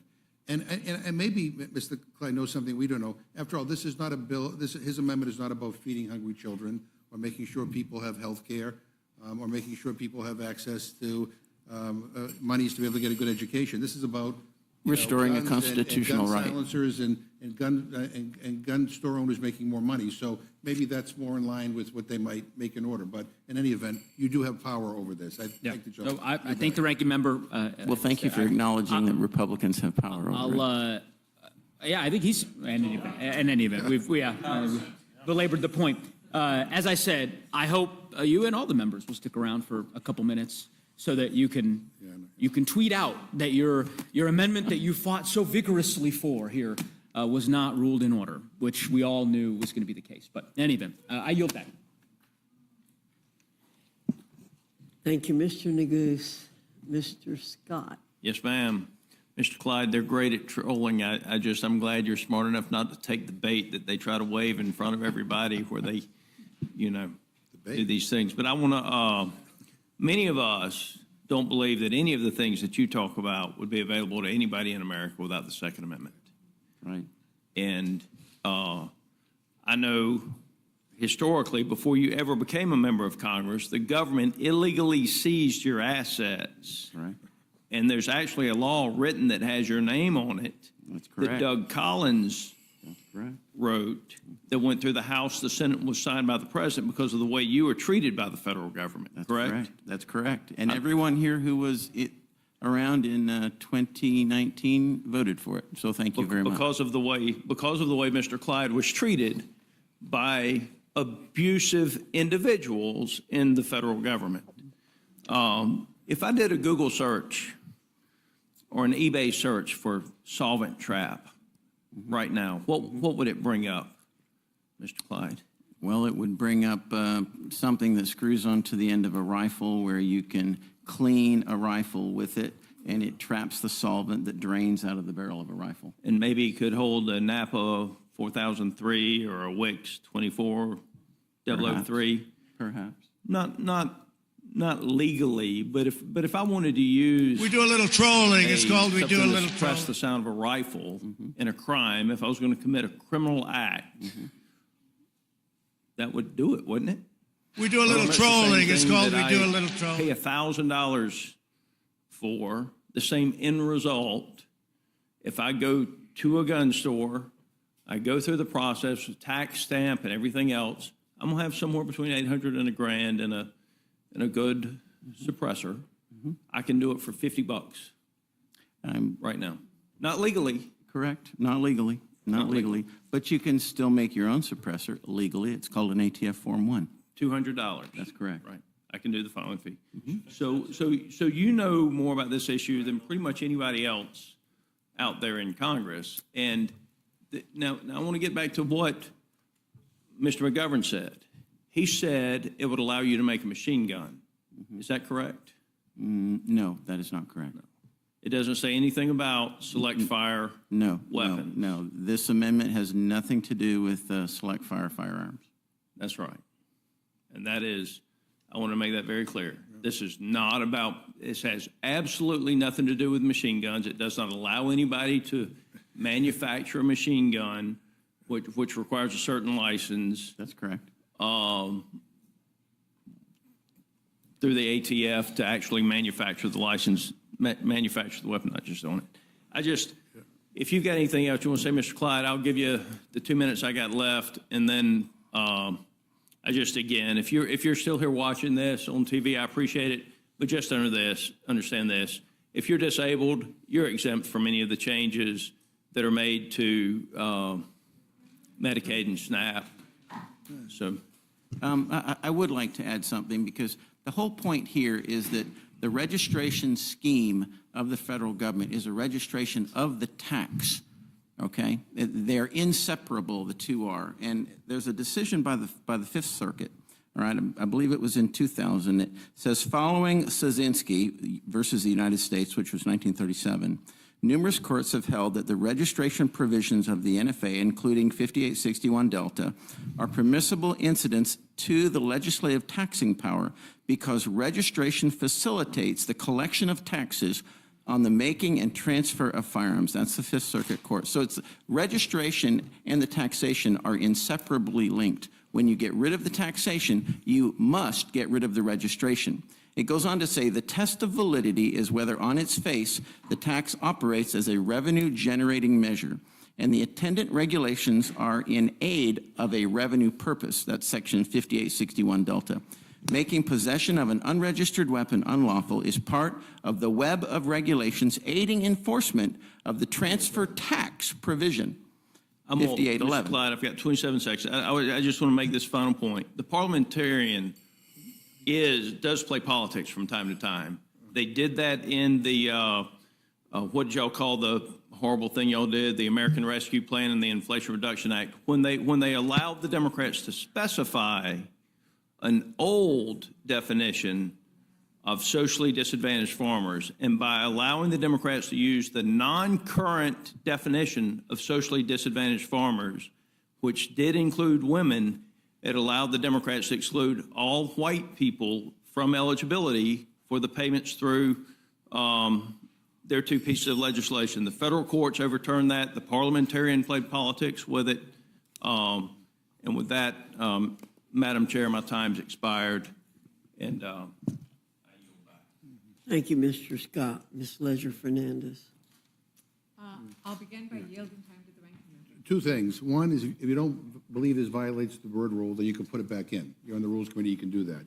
Secondly, it just blows my mind that there's more passion and energy when it comes to talking about guns than about making sure people with cancer have access to health care. That tells you all you need to know about the difference between Republicans and Democrats on this. I thank the gentlelady, and I yield back. Thank you. And I'd also point out that Democrats, what we see a lot is the tweet no, but vote yes, right? That you have these convictions. John Lewis had a conviction about civil rights, and he was willing to cross the bridge knowing he was going to get beat up, right? You have the ability, you don't even have to do that. You can just say, my amendment's not in order, this is a constitutional issue, and I am voting no on this rule. It's not even that hard, right? And that is it's not a bait, it's an obligation, and it's a power we have. The vote is our power. And the vote is supposed to be our power exercised on behalf of the people we represent. And I wanted to ask Representative Frost a question about what we're hearing here. Because I think it's important to bring the other perspective of what is it like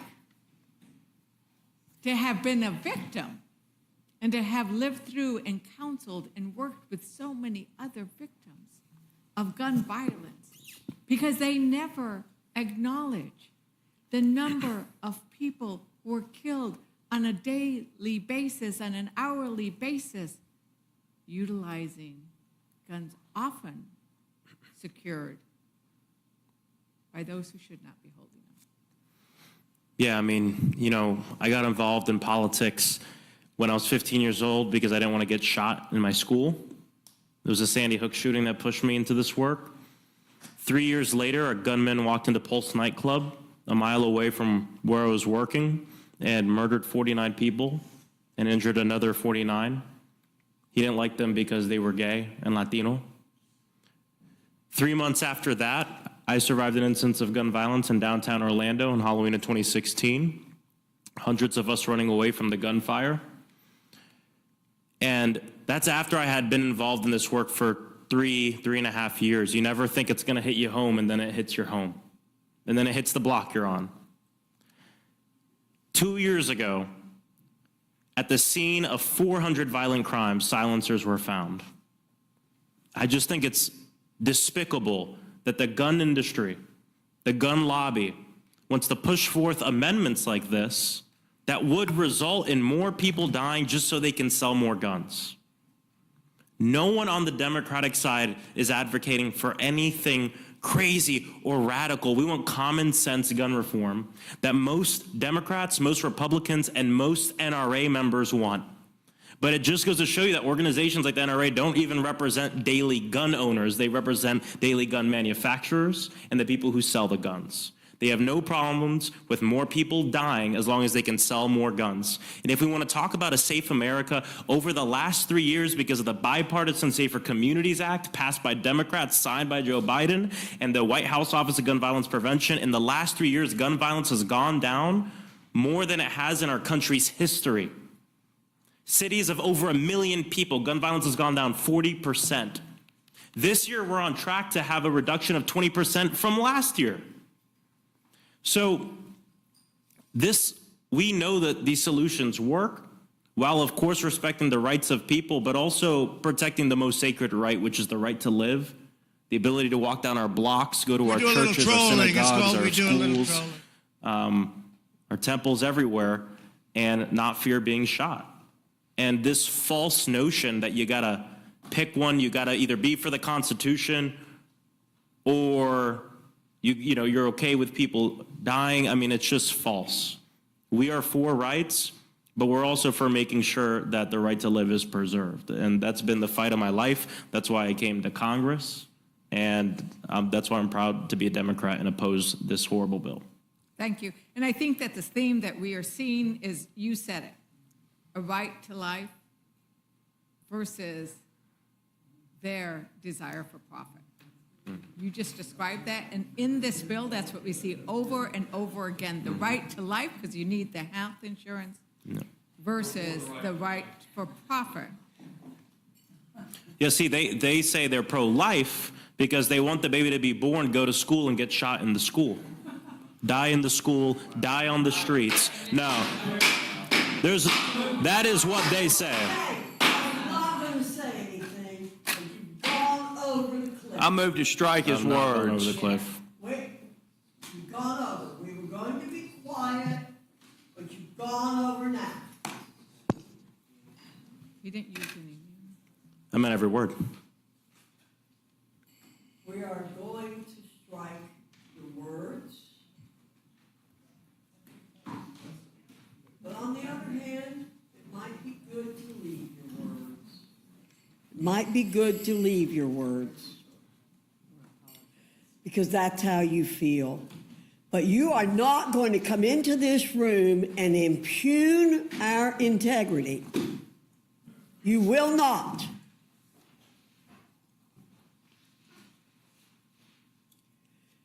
We are pro-life people from conception to natural death. Most of us are. And don't you come in here and say, we want to preserve life so people can get shot. That's what I've seen.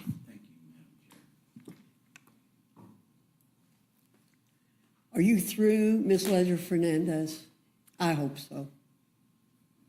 Well, Madam Chair, I want to thank all of our witnesses for coming in and laying out the distinct perspectives and approaches between how we believe this bill will affect Americans, their ability to get health insurance, which is essential to their ability to both live a healthy life and to continue to live.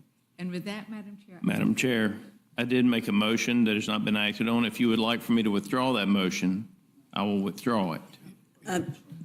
Mr. Scott, I think it's better to leave those words in the. That's fine. in the Let's let them record know how they feel. Than You to did not make a take proper them out. motion, just for the record. You're withdrawing your motion. Thank you. Thank you. The panel is dismissed. Thank you very much.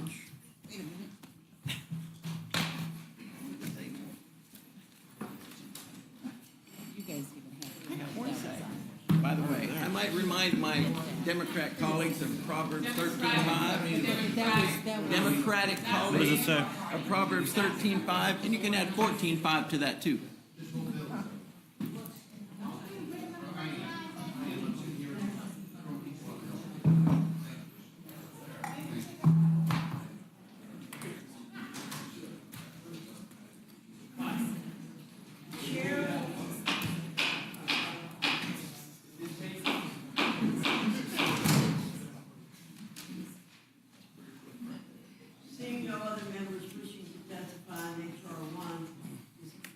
Seeing no other members wishing to testify on H.R. 1, this closes the hearing portion of our meeting.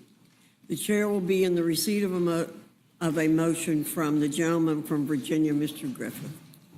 Madam Chair, I move the committee grant a rule providing for the consideration of Senate Amendment to H.R. 1. The rule makes an order of motion offered by the chair of the Committee on the Budget or his designee that the House concur in the Senate Amendment to H.R. 1. The rule waives all points of order against consideration of the motion in the Senate Amendment. The rule provides that the Senate Amendment and the motion shall be considered as read. Finally, the rule provides 1 hour of debate on the motion equally divided among and controlled by the chair and ranking member of the Committee on the Budget or their respective designees, and the chair and ranking minority member of the Committee on Ways and Means or their respective designees.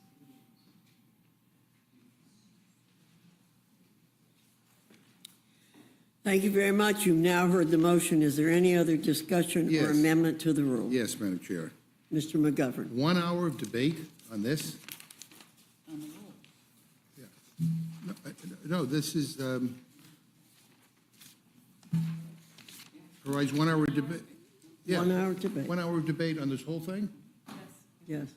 I mean, you got to be kidding me. I have an amendment to the rule. I move the committee provide 4 hours of debate for the motion to concur, equally divided and controlled between the chair and ranking member of the committees on Budget, Ways and Means, Energy and Commerce, and Agriculture.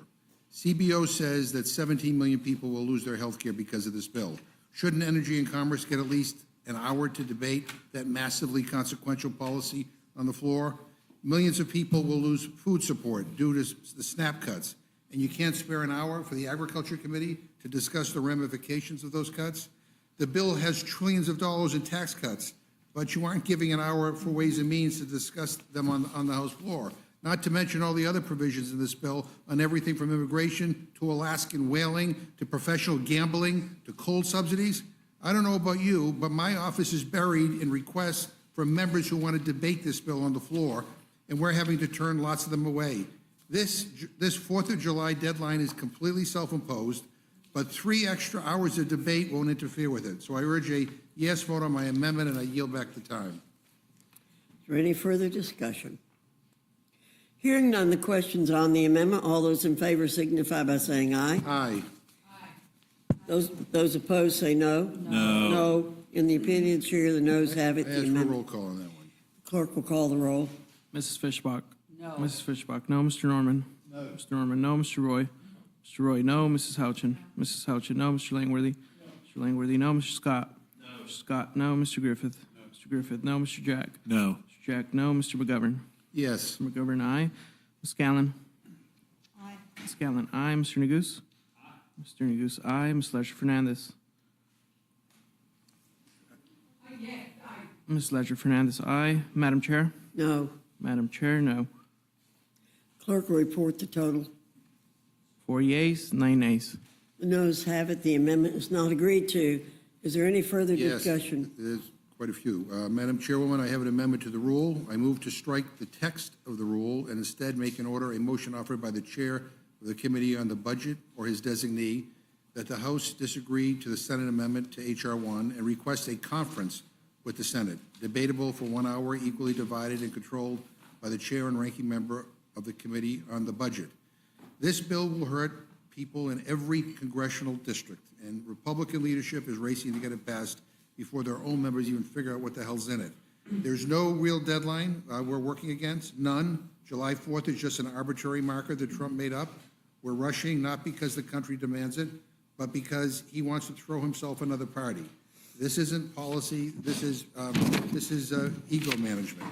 So why not slow down? Why not actually do the work to fix all of the problems we've spent so many hours in this room discussing?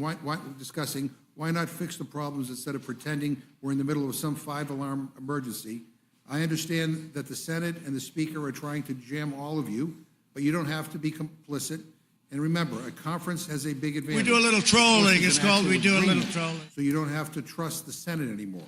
Even Chairman Arrington seemed to want to go to conference when I asked him earlier. That's We your do a budget. little trolling. It's called He's we do a supposed to little be in trolling. charge of this process. I urge a yes vote on my amendment, and I yield back. Is there any further discussion on the amendment? Hearing none, the question's on the amendment. All those in favor signify by saying aye. Aye. Those opposed say no. No.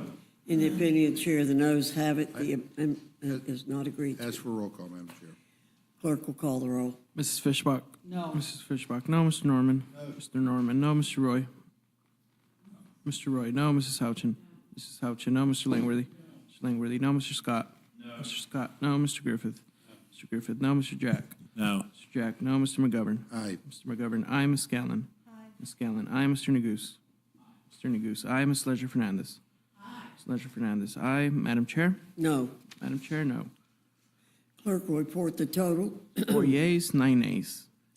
The noes have it. The amendment is not agreed to. Madam Chair, I have another amendment. I'm offering this along with Representative McLean Delaney and Representative Houlihan.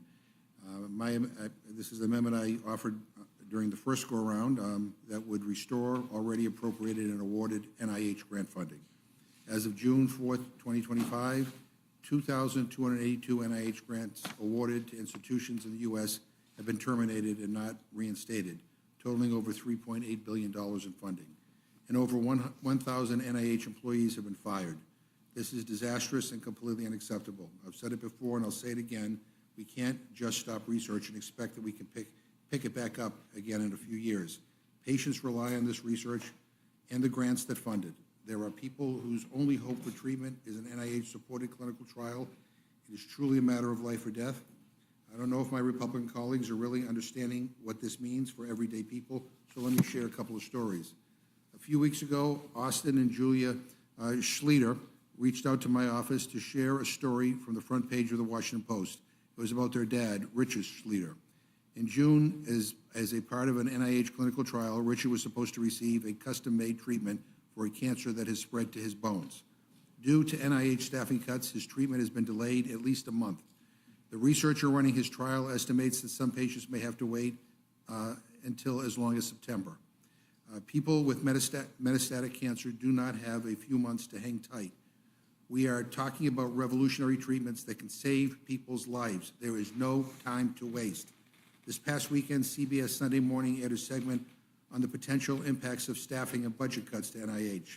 They interviewed a man named Kevin Callahan, who is a participant in a clinical trial for a vaccine that will prevent pancreatic cancer from reoccurring. Pancreatic cancer is an incredibly aggressive form of cancer that has an 80% reoccurrence rate and a 20% survival rate within 5 years. And the vaccine seems to be working for Kevin. It's been 5 years, and so far his cancer has not come back. Nothing short of a miracle.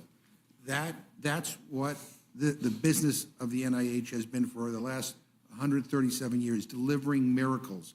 Now, people in this administration and my colleagues here will try to tell you that all of these cuts have no impact on everyday people, that they're just getting rid of the fraud, waste, and abuse. I'm here to tell you that's just not the case. That's not the truth. The NIH is getting us closer to cures for Parkinson's, Alzheimer's, and every kind of cancer, and it's turning hope into reality.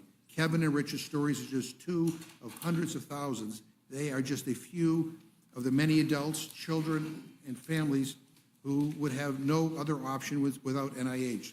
So denying the funding that researchers have earned and that patients are relying on is just cruel. So approving this amendment won't fix this horrible, ugly bill, but it will certainly save lives, and I urge you. We do a little trolling. It's called We Do a Little Trolling. Any further discussion on the amendment? Hearing none, the question's on the amendment. All those in favor signify by saying aye. Aye. Those opposed say no. No. In the opinion, Chair, the noes have it. The amendment's not agreed For a to. roll call. The clerk will call the roll. Mrs. Fishbach? No. Mrs. Fishbach, no. Mr. Norman? No. Mr. Norman, no. Mr. Roy? Mr. Roy, no. Mrs. Houchin? Mrs. Houchin, no. Mr. Langworthy? Mr. Langworthy, no. Mr. Scott? No. Mr. Scott, no. Mr. Griffith? No. Mr. Griffith, no. Mr. Jack? No. Mr. Jack, no. Mr. McGovern? Aye. Mr. McGovern, aye. Ms. Scanlon? Aye. Scanlon, aye. Mr. Neguse? Mr. Neguse, aye. Ms. Ledger Fernandez? Aye. Ms. Ledger Fernandez, aye. Madam Chair? No. Madam Chair, no. Clerk will report the total. 4 yeas, 9 nays. In the opinion, Chair, the noes have it. The amendment's not agreed to. Is there any other amendment? Madam Chairwoman, I have an amendment to the rule. I move the committee make an order amendment number 156 offered by Democratic Leader Jeffries, which strikes all provisions that would cause millions of Americans to lose health care and food assistance. Leader Jeffries testified passionately before this committee in May about the devastating effect that this bill would have on American families. And out of respect for his position as the leader of the Democratic caucus and for the millions of Americans who will be hurt by this bill, Republicans should allow Leader Jeffries to offer his amendment on the floor for an up or down vote, and I urge a yes vote on my amendment, and I yield back. Is there further discussion on the amendment? Hearing none, the question's on the amendment. All those in favor signify by saying aye. Aye. Aye. All those opposed say no. No.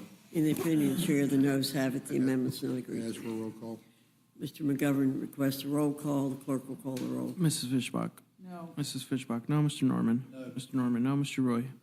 Mr. Roy, no. Mrs. Houchin? Mrs. Houchin, no. Mr. Langworthy? Mr. Langworthy, no. Mr. Scott? No. Mr. Scott, no. Mr. Griffith? Mr. Griffith, no. Mr. Jack? No. Mr. Jack, no. Mr. McGovern? Aye. Mr. McGovern, aye. Ms. Scanlon? Aye. Scanlon, aye. Mr. Neguse? Aye. Mr. Neguse, aye. Ms. Ledger Fernandez? Aye. Ms. Ledger Fernandez, aye. Madam Chair? No. Madam Chair, no. Clerk will report the total. 4 yeas, 9 nays. The noes have it. The amendment is not agreed to. Madam Chairwoman, I have an amendment to the rule. I move the committee make an order amendment number 1 offered by Representative Gillen, which strikes the limitation on the state and local tax deduction. Is there any further discussion on the amendment? Hearing none, the question's on the amendment. All those in favor signify by saying aye. Those opposed, no. No. In the opinion, Chair, the noes have it. The amendment's not agreed to. Ask for a roll call. Clerk will call the roll. Mrs. Fishbach? No. Mrs. Fishbach, no. Mr. Norman? No. Mr. Norman, no. Mr. Roy? Mr. Roy, no. Mrs. Houchin? Mrs. Houchin, no. Mr. Langworthy? Mr. Langworthy, no. Mr. Scott? No. Mr. Scott, no. Mr. Griffith? Mr. Griffith, no. Mr. Jack? No. Mr. Jack, no. Mr. McGovern? Aye. Mr. McGovern, aye. Ms. Scanlon? Aye. Scanlon, aye. Mr. Neguse? Aye. Mr. Neguse, aye. Ms. Ledger Fernandez? Aye. Ms. Ledger Fernandez, aye. Madam Chair? No. Madam Chair, no. The clerk will report the total. 4 yeas, 9 nays. The noes have it. The amendment is not agreed to. Are there other amendments? I have an amendment to the rule. I move the committee make an order amendment number 13 offered by Representative Sykes, which strikes the Medicaid cuts that are contained in the bill. President Trump has repeatedly stated that he would not cut Medicaid benefits, including when this bill came before the House, and he reportedly told congressional Republicans to not, quote, not F with Medicaid, end quote, but roughly 17 million Americans will be kicked off of Medicaid because of this bill. So this amendment would align the bill text with the president's stated desire not to cut Medicaid. I urge a yes vote. Is there further discussion on the amendment? Madam Chair. Ms. Ledger Fernandez. So, Madam Chair, I think it is really important to point out the policy choices that are before us and their impact on Americans' morbidity like how many Americans could die from these policy choices, and I pointed that out earlier, that the study has shown it is 52,000 people. But I think another really important fact of what happens when you have these Medicaid restrictions combined with the restrictions, the expiration of the Affordable Care Act tax credits, is that you're also going to have uncontrolled hypertension, 343,000 cases. That's heart attack, stroke, kidney failure. These are people who are going to get very, very sick and not be able to be productive members of our society. You're going to have uncontrolled high cholesterol, untreated mental illness, 296,000. 300,000 people will not get assistance, health care for their mental illness, untreated substance use disorder, excess cases of uncontrolled diabetes, 288,000 people.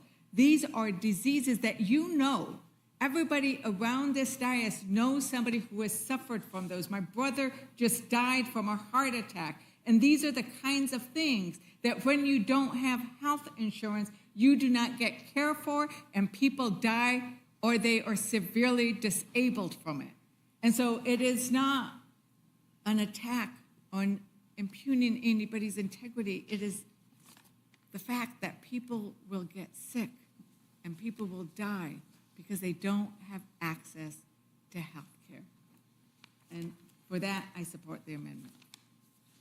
Is there any further discussion on the amendment? Hearing none, the question's on the amendment. All those in favor signify by saying aye. Aye. Aye. Those opposed say no. No. No. In the opinion of the chair, the noes have it. As for The roll- amendment's not agreed to. Mr. McGovern requests a roll call. The clerk will call the roll. Mrs. Fishbach? No. Mrs. Fishbach, no. Mr. Norman? No. Mr. Norman, no. Mr. Roy? Mr. Roy, no. Mrs. Houchin? Mrs. Houchin, no. Mr. Langworthy? No. Mr. Langworthy, no. Mr. Scott? No. Mr. Scott, no. Mr. Griffith? Mr. Griffith, no. Mr. Jack? No. Mr. Jack, no. Mr. McGovern? Aye. Mr. McGovern, aye. Ms. Scanlon? Aye. Scanlon, aye. Mr. Neguse? Aye. Mr. Neguse, aye. Ms. Ledger Fernandez? Aye. Ms. Ledger Fernandez, aye. Madam Chair? No. Madam Chair, no. Clerk will report the total. 4 yeas, 9 nays. The noes have it. The amendment is not agreed to. Madam Chair, I have an amendment to the rule. I move McGovern? the committee make an order amendment number 124 offered by Representative Hayes, which strikes harmful provisions that would slash food assistance for children, seniors, and veterans. This bill is a disaster. It's a disaster for the 16 million children, 8 million seniors, and 4 million people with disabilities, and over 1 million veterans who rely on SNAP to put food on the table. It will cut the modest food benefits of about $2 per meal for millions of people in this country who need a little help to get by. The SNAP cuts contained in this bill also threaten access to school meals, because if kids get kicked off of SNAP, they are no longer directly certified to receive school meals. So, again, you heard the case, why this is important. I hope my colleagues will vote to make this an order. I yield back. Is there further discussion on the amendment? Hearing none, the question's on the amendment. All those in favor signify by saying aye. Aye. Those opposed say no. No. No. In the opinion of the chair, the noes have it. As for a roll call. Mr. McGovern requests a roll call. Clerk will call the roll. Mrs. Fishbach? No. Mrs. Fishbach, no. Mr. Norman? No. Mr. Norman, no. Mr. Roy? No. Mr. Roy, no. Mrs. Houchin? Mrs. Houchin, no. Mr. Langworthy? No. Mr. Langworthy, no. Mr. Scott? No. Mr. Scott, no. Mr. Griffith? Mr. Griffith, no. Mr. Jack? No. Mr. Jack, no. Mr. McGovern? Aye. Mr. McGovern, aye. Ms. Scanlon? Aye. Scanlon, aye. Mr. Neguse? Aye. Mr. Neguse, aye. Ms. Ledger Fernandez? Aye. Ms. Ledger Fernandez, aye. Madam Chair? No. Madam Chair, no. The clerk will report the total. 4 yeas, 9 nays. The noes have it. The amendment's not agreed to. Madam Chair, I have an amendment to the rule. I move the committee make an order amendment number 2 offered by Representative Brown, which strikes the ineffective SNAP time limits. This big ugly bill strips food assistance from veterans, young people just aging out of foster care, homeless individuals struggling to get back on their feet, families, and older adults. It takes food away from families with kids and older adults who face incredible barriers to work. The new time limits in SNAP don't force people to work, they make people hungrier. What this bill does is especially cruel. It eliminates the time limit exemption that was put into place to protect the modest nutritional assistance for veterans, former foster youth up to age 25, and homeless individuals. As I mentioned before, and the chairman seemed to have forgotten this, but Chairman of the Ag Committee actually celebrated these exemptions at our committee's markup on this ugly bill. And now he's done a complete about-face, which I don't quite understand. If you want to protect veterans, former foster youth, homeless individuals, families, and older adults from losing access to SNAP, you should support this amendment. And again, if you lose access to SNAP, you lose it for 3 We do a years. little trolling. It's called we do a little trolling. Is there further discussion on the amendment? Madam Chair, we did not speak enough about the impact. We do a little of trolling. It's called we do a little the- trolling. We talked about veterans, and everybody can relate, but on foster kids who are aging out, think about it. These are kids, they don't have parents. And once they age out, they are all on their own. There's nobody who can catch them. And so to allow them to be able to have access to $6.16 a day worth of nutritional assistance as they go through Job Corps, some way to get to where they can be and should be, I think, is really important. And so for that reason, I'm very glad that this amendment has been proposed, and I urge its adoption. Is there any further discussion on the amendment? Hearing none, the questions on the amendment. All those in favor signify by saying aye. Aye. Those opposed say no. No. In the opinion of the chair, the noes have it. The amendment is not agreed For a to. roll call. Clerk will call the roll. Mrs. Fishbach? No. Mrs. Fishbach, no. Mr. Norman? No. Mr. Norman, no. Mr. Roy? Mr. Roy, no. Mrs. Houchin? Mrs. Houchin, no. Mr. Langworthy? Mr. Langworthy, no. Mr. Scott? No. Mr. Scott, no. Mr. Griffith? Mr. Griffith, no. Mr. Jack? No. Mr. Jack, no. Mr. McGovern? Aye. Mr. McGovern, aye. Ms. Scanlon? Ms. Scanlon, aye. Mr. Neguse? Mr. Neguse, aye. Ms. Ledger Fernandez? Ms. Ledger Fernandez, aye. Madam Chair? No. Madam Chair, no. Clerk will report the total. 4 yeas, 9 nays. The noes have it. The amendment's not agreed to. Madam Chair, I have an amendment to the rule. I move the committee make an order amendment number 279, offered by ordered by Ranking Member Scott and myself, which prohibits the bill from going into effect unless cuts to Medicaid and SNAP would not result in fewer families being eligible for free school meals. Again, this awful bill becomes law. Millions of kids could lose access to free school meals because of the way SNAP interacts with school meals. Children who lose SNAP benefits also lose direct eligibility for free and reduced meals at school. And so, again, I urge a yes vote on this amendment, especially if you want to protect school meals for kids. Is there further discussion on the amendment? Yes, Madam Chair. Yeah, this provision has been a particular concern in my district.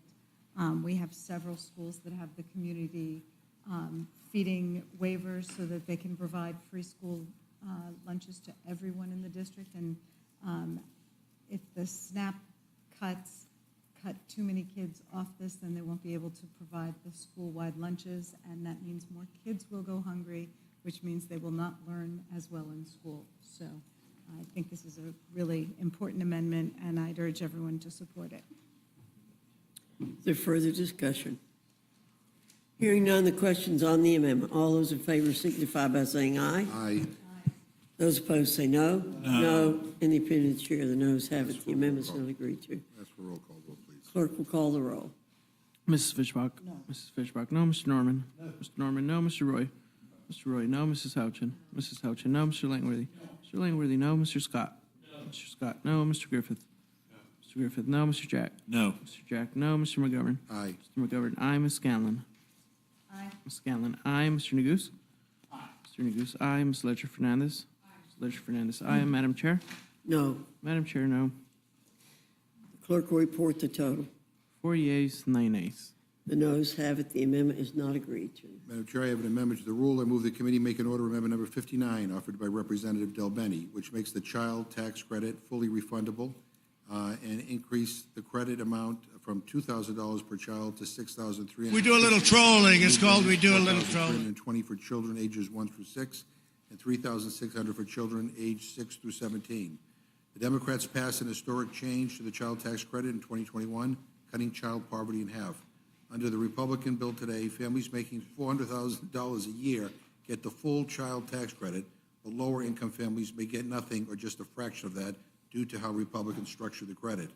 The official nonpartisan Joint Committee on Taxation estimated that next year, if the Republican bill were to pass, 17 million children who are American citizens would be blocked from getting the full value of the child tax credit. I urge a yes vote on my amendment, and I yield back. Is there further discussion on the amendment? Yes, please. Ms. Scanlon?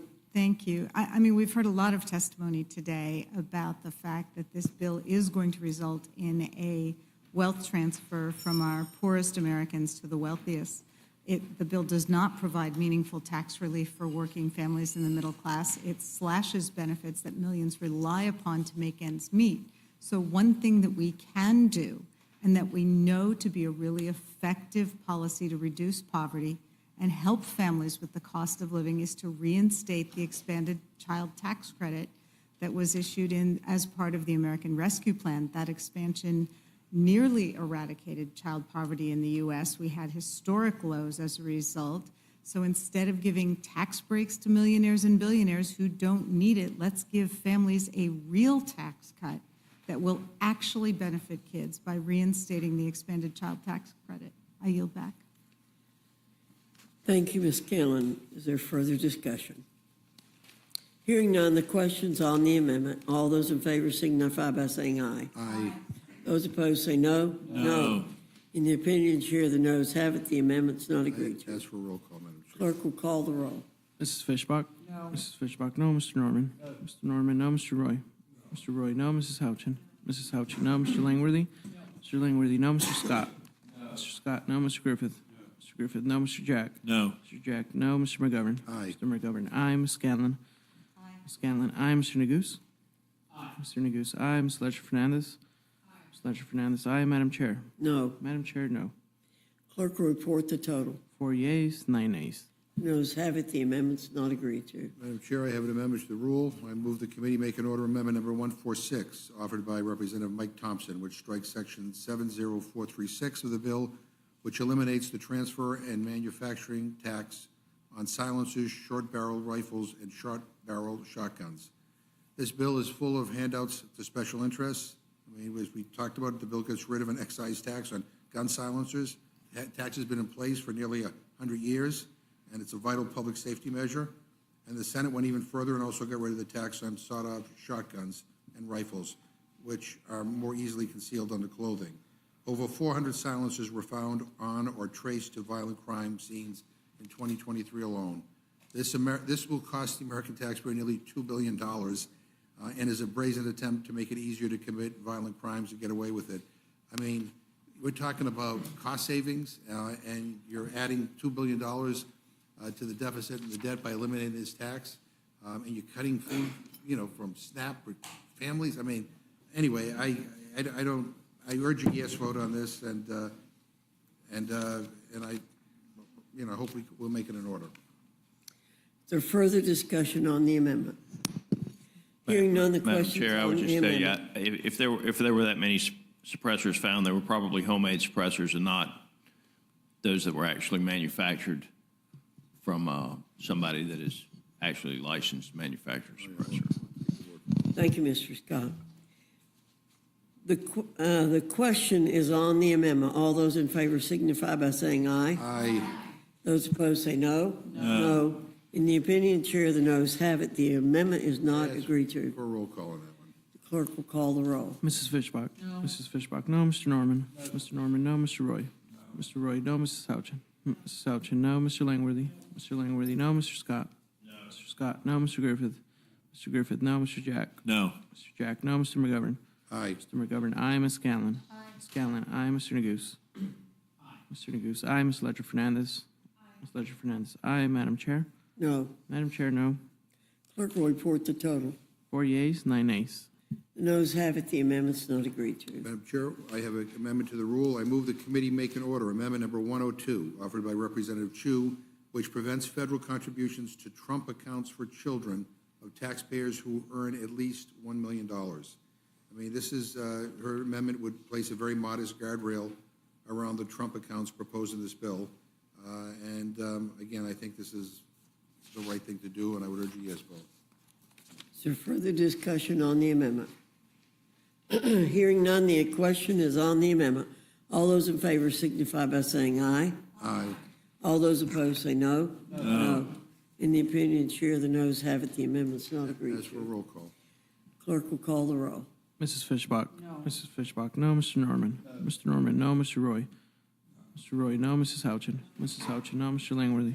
Mr. Langworthy, no. Mr. Scott? No. Mr. Scott, no. Mr. Griffith? No. Mr. Griffith, no. Mr. Jack? No. Mr. Jack, no. Mr. McGovern? Aye. Mr. McGovern, aye. Ms. Scanlon? Aye. Ms. Scanlon, aye. Mr. Neguse? Aye. Mr. Neguse, aye. Ms. Ledger Fernandez? Aye. Ms. Ledger Fernandez, aye. Madam Chair? No. Madam Chair, no. Clerk will report the total. 4 yeas, 9 nays. The noes have it. The amendment's not agreed to. Madam Chair, I have an amendment to the rule. I move the committee make an order amendment number 42 offered by Representative Doggett, which reduces the cost of the bill by about half by ensuring only the 98% of taxpayers earning $400,000 or less each year receive a tax break, and the 2% of taxpayers earning over $400,000 do not receive any new tax breaks. And again, if Republicans want to put their money where their mouth is and provide tax relief for working families, not millionaires and billionaires, they should support this amendment. And again, this alone would save the American taxpayers trillions of dollars, and I urge a yes vote on my amendment. Is there any further discussion on the amendment? Hearing none, the question's on the amendment. All those in favor signify by saying aye. Aye. Those opposed say no. No. No. In the opinion of the chair, the noes have it. The amendment's not agreed to. Madam Chair, I have an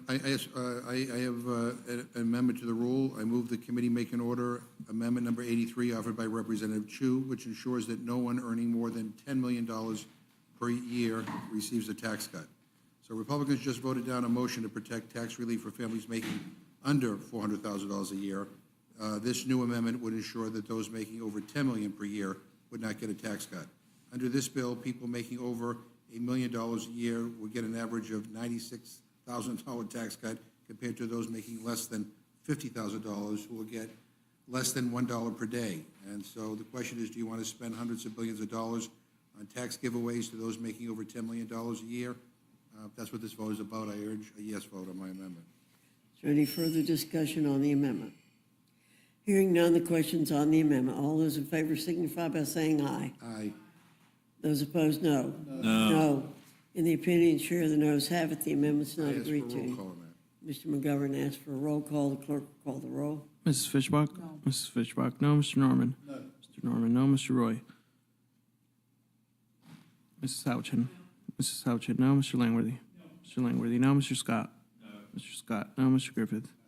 Mr. Griffith, no. Mr. Jack? No. Mr. Jack, no. Mr. McGovern? Aye. Mr. McGovern, aye. Ms. Scanlon? Aye. Ms. Scanlon, aye. Mr. Neguse? Aye. Mr. Neguse, aye. Ms. Ledger Fernandez? Aye. Ms. Ledger Fernandez, aye. Madam Chair? No. Madam Chair, no. Clerk will report the total. 4 yeas, 8 nays. Madam Chair, The noes have it. The amendment is not agreed to. I have an amendment to the rule. I move the committee make an order amendment number 304 offered by Representative Gomez, which establishes a 39.6% tax bracket for income over $1 billion. Okay, so for those following along at home, Republicans have voted down our amendment to limit tax cuts to those making under $400,000 per year, and they blocked another amendment to ensure people making over $10 million a year won't get a tax cut. So we'll see how this goes. This amendment would block Republicans from giving another tax cut to Americans making over $1 billion per year in income. That's a billion with a B. Republicans are kicking millions of Americans off their health care and SNAP benefits in order to finance tax cuts for,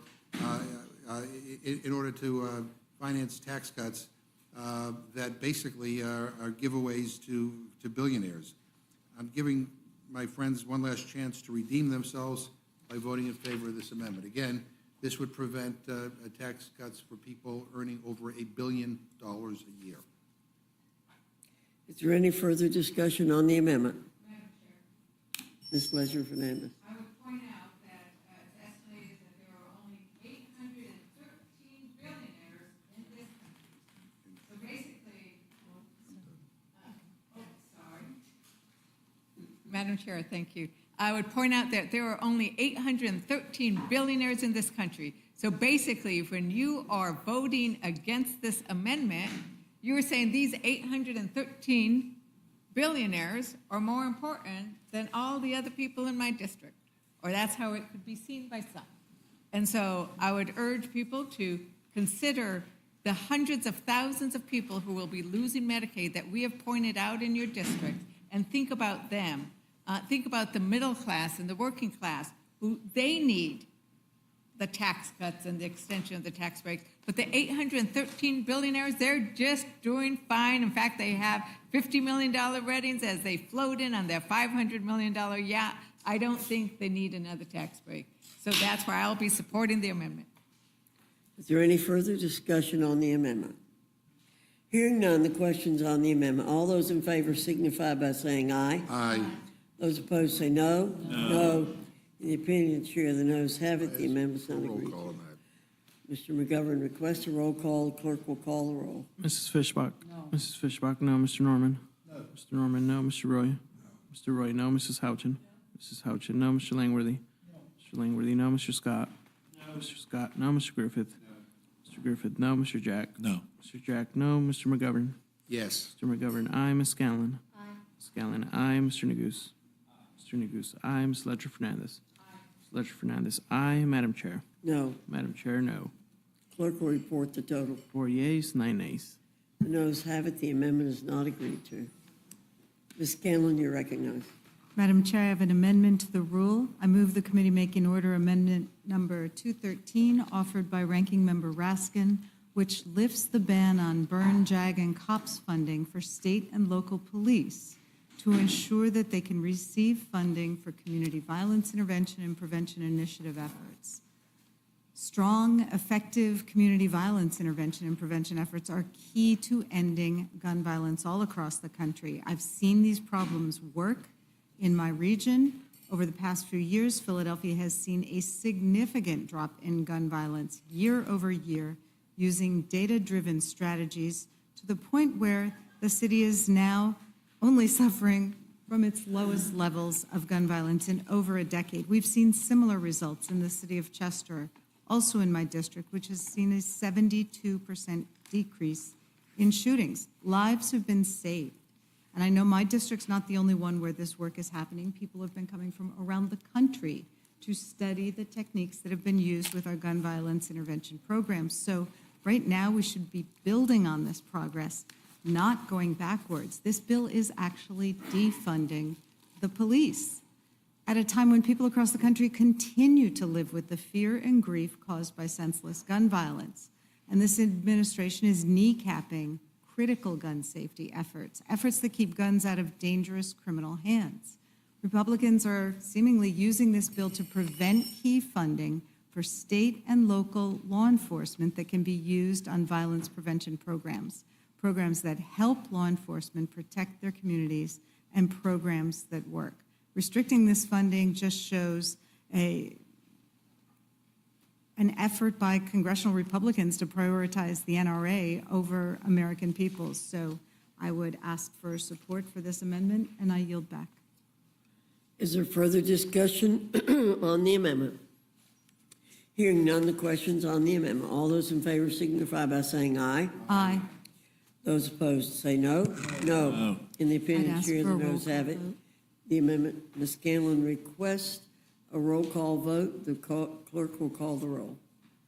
Mrs. Fishbach? No. Mrs. Fishbach, no. Mr. Norman? No. Mr. Norman, no. Mr. Roy? No. Mr. Roy, no. Mrs. Houchin? Mrs. Houchin, no. Mr. Langworthy? No. Mr. Langworthy, no. Mr. Scott? No. Mr. Scott, no. Mr. Griffith? No. Mr. Griffith, no. Mr. Jack? No. Mr. Jack, no. Mr. McGovern? Aye. Mr. McGovern, aye. Ms. Scanlon? Aye. Ms. Scanlon, aye. Mr. Neguse? Aye. Mr. Neguse, aye. Ms. Ledger Fernandez? Aye. Ms. Ledger Fernandez, aye. Madam Chair? No. Madam Chair, no. The clerk will report the total. 4 yeas, 9 nays. The noes have it. The amendment is not agreed to. Ms. Scanlon, you're recognized. Madam Chair, I have an amendment to the rule. I move the committee make in order amendment number 79, offered by Representative Jayapal, which prohibits the use of funds in Subtitle A of Title VII from being used by Immigration and Customs Enforcement to detain or deport U.S. citizens. This amendment is straightforward. It should be uncontroversial. It would ensure that none of the funds in this bill are used to detain U.S. citizens for immigration enforcement. U.S. citizens should not be detained by ICE or any agency conducting immigration enforcement. Republicans told the American people that immigration enforcement would target dangerous individuals, but that has not been the case. The administration's obsession with quotas and mass deportation is wreaking havoc across our country and violating the rights of U.S. citizens, among others. Reports of U.S. citizens being wrongfully arrested and detained during immigration enforcement started coming out just days after Donald Trump was sworn in. Some have been detained for merely speaking Spanish. Others were held for 10 days, despite consistently telling Department of Homeland Security officials that they were citizens. ICE detention of U.S. citizens because of reckless and indiscriminate immigration enforcement is both unconstitutional and dangerous. Even ICE acknowledges that it has no authority to arrest and detain U.S. citizens. Their internal guidance says, as a matter of law, ICE cannot assert its civil immigration enforcement authority to arrest and/or detain a U.S. citizen. Alarmingly, ICE has already deported 3 U.S. citizen children, ages 2, 4, and 7, to Honduras. In another case, they did this despite the father petitioning in federal court to have his 2-year-old U.S. citizen child released to him. According to an attorney for the family, ICE did not allow the mother and father to communicate after she was detained. ICE should never have been detaining that U.S. citizen child to begin with, who they unlawfully detained for 3 days, let alone deporting her. Congress has a duty to act. We must ensure that government funding does not support illegal or unconstitutional actions. This amendment is a necessary safeguard against this administration's reckless approach to immigration enforcement. I urge a yes vote on my amendment and yield back. Is there any further discussion on the amendment? Hearing none, the question's on the amendment. All those in favor signify by saying aye. Aye. All those opposed say no. No. In the opinion of the chair, the noes have it. The amendment's not agreed to. The clerk will call the roll. Mrs. Fishbach? No. Mrs. Fishbach, no. Mr. Norman? No. Mr. Norman, no. Mr. Roy? Mr. Roy, no. Mrs. Houchin? No. Mrs. Houchin, no. Mr. Langworthy? Mr. Langworthy, no. Mr. Scott? No. Mr. Scott, no. Mr. Griffith? No. Mr. Griffith, no. Mr. Jack? No. Mr. Jack, no. Mr. McGovern? Aye. Mr. McGovern, aye. Ms. Scanlon? Aye. Ms. Scanlon, aye. Mr. Neguse? Mr. Neguse, aye. Ms. Ledger Fernandez? Ms. Ledger Fernandez, aye. Madam Chair? No. Madam Chair, no. Clerk will report the total. 4 yeas, 9 nays. The noes have it. The amendment's not agreed to. Ms. Scanlon, you're recognized. Madam Chair, I have an amendment to the rule. I move the committee make in order amendment number 201 offered by myself, which directs the Secretary of Agriculture to reinstate the Local Food Purchase Assistance Cooperative Agreement Program and the Local Food for Schools Cooperative Agreement Program. We've heard a lot today about the impact that SNAP cuts are going to have on children and particularly school lunches. I want to point out yet another slap in the face to both working families and local farmers. The Trump administration canceled $1 billion in funding for 2 critical programs that do exactly what Republicans like to claim they're in favor of, supporting our communities, our farmers, and our kids.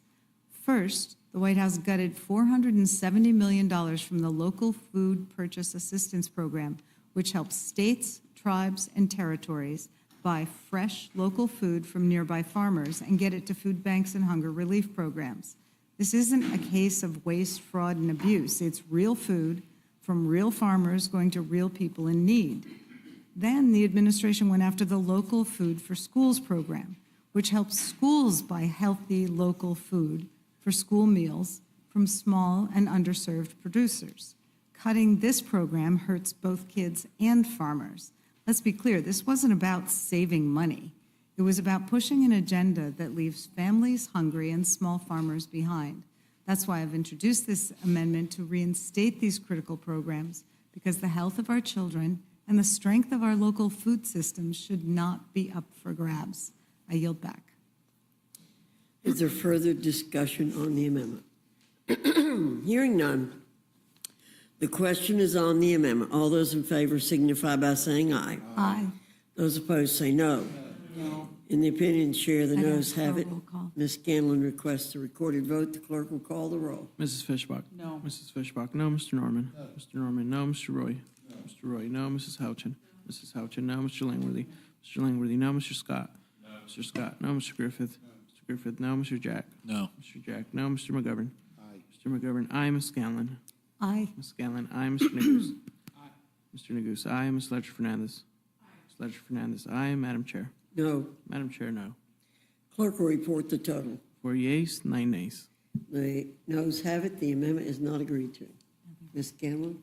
Madam Chair, I have an amendment to the rule. I move the committee make in order amendment number 210 offered by myself, which prohibits funds from Title 10, Subtitle A from being used to implement or defend Executive Order 14160 entitled Protecting the Meaning and Value of American Citizenship.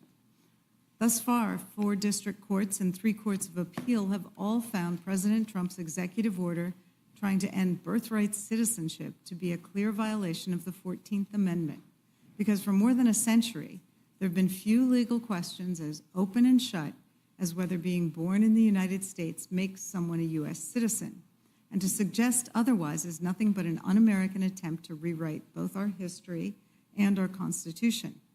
Now this president and some of his allies are claiming victory because Trump's Supreme Court refused to confront the merits of this attempt to undo birthright citizenship. But the legal challenges are not over, and the blatant unconstitutionality of this executive order remains exactly the same.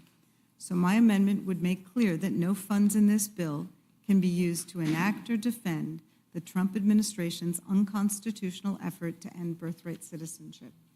I yield back. Is there any further discussion on the amendment? Hearing none, the question's on the amendment. All those in favor signify by saying aye. Aye. All those opposed say no. No. No. In the opinion chair, the noes have it. Ms. Scanlon requests a recorded vote. The clerk will call the roll. Mrs. Fishbach? No. Mrs. Fishbach, no. Mr. Norman? No. Mr. Norman, no. Mr. Roy? No. Mr. Roy, no. Mrs. Houchin? Mrs. Houchin, no. Mr. Langworthy? Mr. Langworthy, no. Mr. Scott? No. Mr. Scott, no. Mr. Griffith? Mr. Griffith, no. Mr. Jack? No. Mr. Jack, no. Mr. McGovern? Aye. Mr. McGovern, aye. Ms. Scanlon? Aye. Ms. Scanlon, aye. Mr. Neguse? Aye. Mr. Neguse, aye. Ms. Ledger Fernandez? Ms. Ledger Fernandez, aye. Madam Chair? No. Madam Chair, no. The clerk will report the total. 4 yeas, 9 nays. The noes have it, the amendment's not agreed to. Ms. Scanlon? Madam Chair, I have an amendment to the rule. I move the committee make in order amendment number 187 offered by myself, which strikes the section of the bill that repeals the authorization and rescinds funding for addressing air pollution at schools. This amendment would strike a provision that cuts funding to help communities address air pollution in and near schools.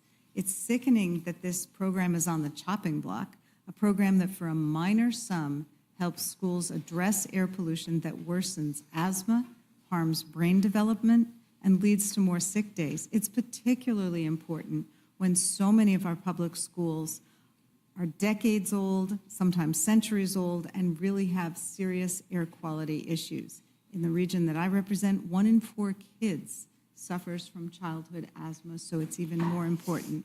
Our children spend nearly 1,000 hours a year at school. If their air isn't safe, their learning suffers and their health is at risk.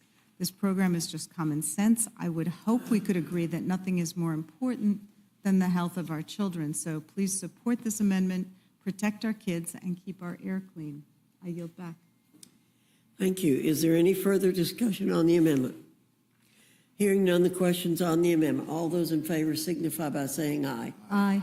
Those opposed say no. No. In the opinion chair, the noes have it. The amendment's not agreed to.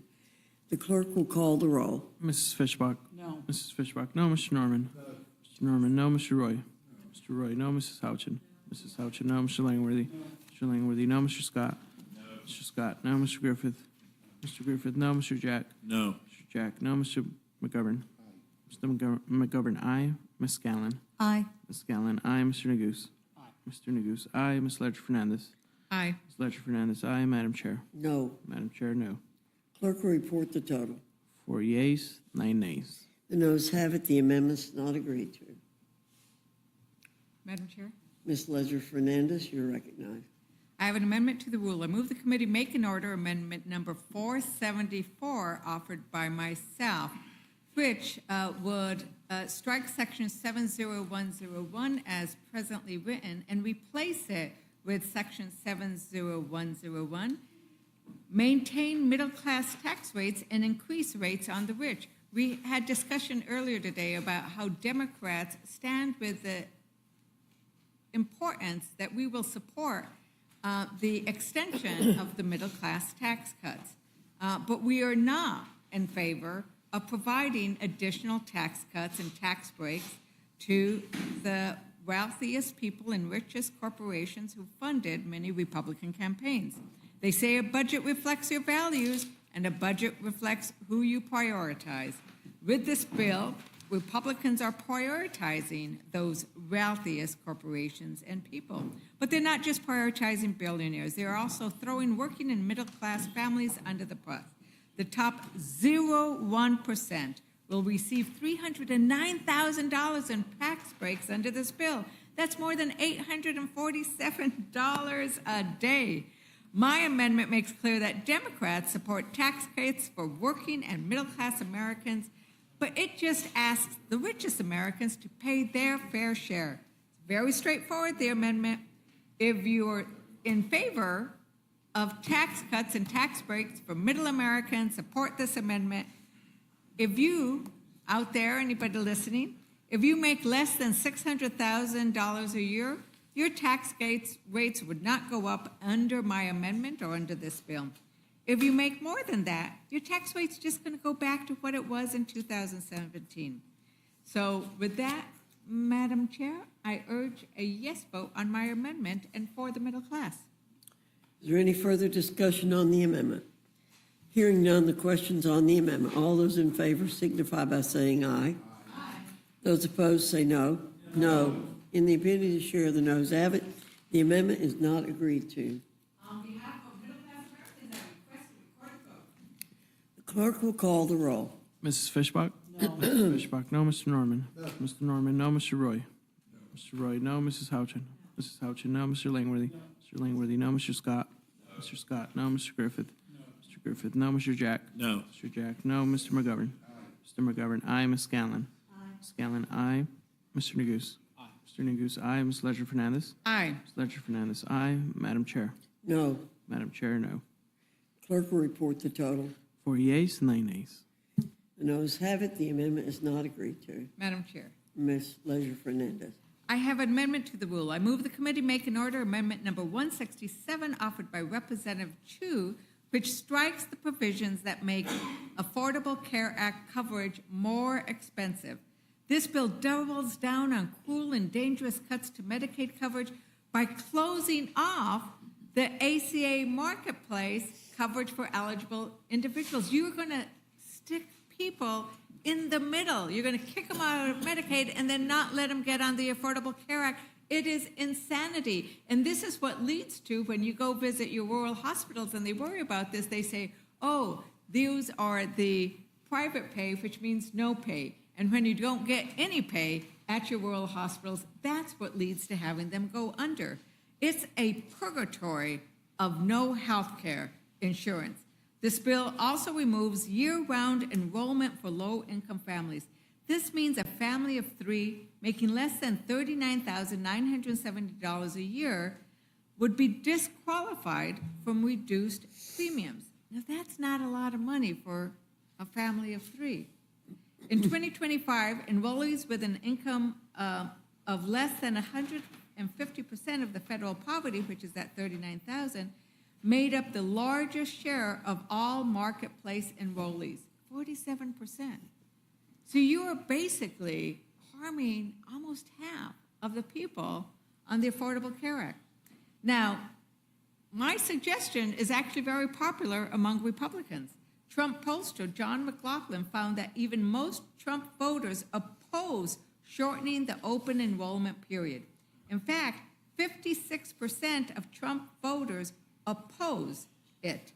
So if you're listening to your Republican voters, and I listen to mine in my district, I urge you vote for this amendment to make sure that the Affordable Care Act is affordable. Is there any further discussion on the amendment? Hearing none, the question is on the amendment. All those in favor signify by saying aye. Aye. Those opposed say no. No. In the opinion of the chair, the noes have it. The amendment is not agreed to. Recorded vote, Madam Chair. The clerk will call the roll. Mrs. Fishbach? No. Mrs. Fishbach, no. Mr. Norman? No. Mr. Norman, no. Mr. Roy? Mr. Roy, no. Mrs. Houchin? Mrs. Houchin, no. Mr. Langworthy? Mr. Langworthy, no. Mr. Scott? Mr. Scott, no. Mr. Griffith? Mr. Griffith, no. Mr. Jack? No. Mr. Jack, no. Mr. McGovern? Mr. McGovern, aye. Ms. Scanlon? Ms. Scanlon, aye. Mr. Neguse? Mr. Neguse, aye. Ms. Ledger Fernandez? Aye. Ms. Ledger Fernandez, aye. Madam Chair? No. Madam Chair, no. Clerk will report the total. 4 yeas, 9 nays. The noes have it. The amendment is not agreed to. Madam Chair, I have an amendment to the rule. I move the committee make an order amendment number 192 offered by Representative Underwood, which makes the Affordable Care Act enhanced premium tax credits permanent. Now, this is one of those tax credits that we should be making permanent, not just the tax cuts that go to the wealthy, because these premium tax credits are critical in making health coverage in the Affordable Care Act marketplace more affordable. And they're going to expire at the end of 2025. About 22 million people, including 5 million small business owners and self-employed workers, will see their coverage costs skyrocket, or they'll lose coverage altogether because they can't afford it. They'll make the decision that when their health insurance goes up, if you are a 60-year-old couple and you're making $82,000 a year, your health insurance is going to go up from $581 to $2,364. And that's if you live in Wisconsin. Or Wisconsin Congress people might be worried about this. They have Pennsylvania, Arizona. These are serious numbers. And if you're a 40-year-old, it's also very scary. It triples. So it's really bad if you're a 60-year-old. It's really bad if you're a 40-year-old. So without this, the extension of this valuable credit, an estimated 4.2 million people will be uninsured in 2034.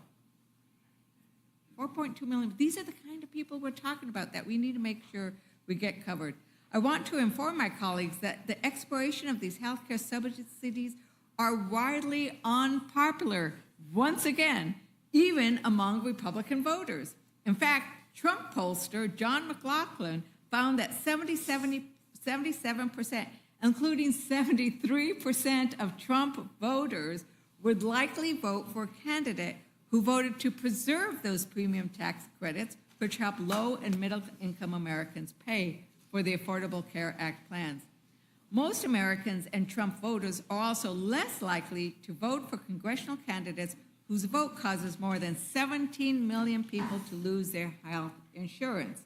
Once again, what you guys are doing is widely unpopular, even among Republicans, but here is an opportunity to help 4.3 million people continue to get their health covered. I urge a yes vote on my amendment. Is there any further discussion on the amendment? Hearing none, the questions on the amendment. All those in favor signify by saying aye. Those opposed say no. No.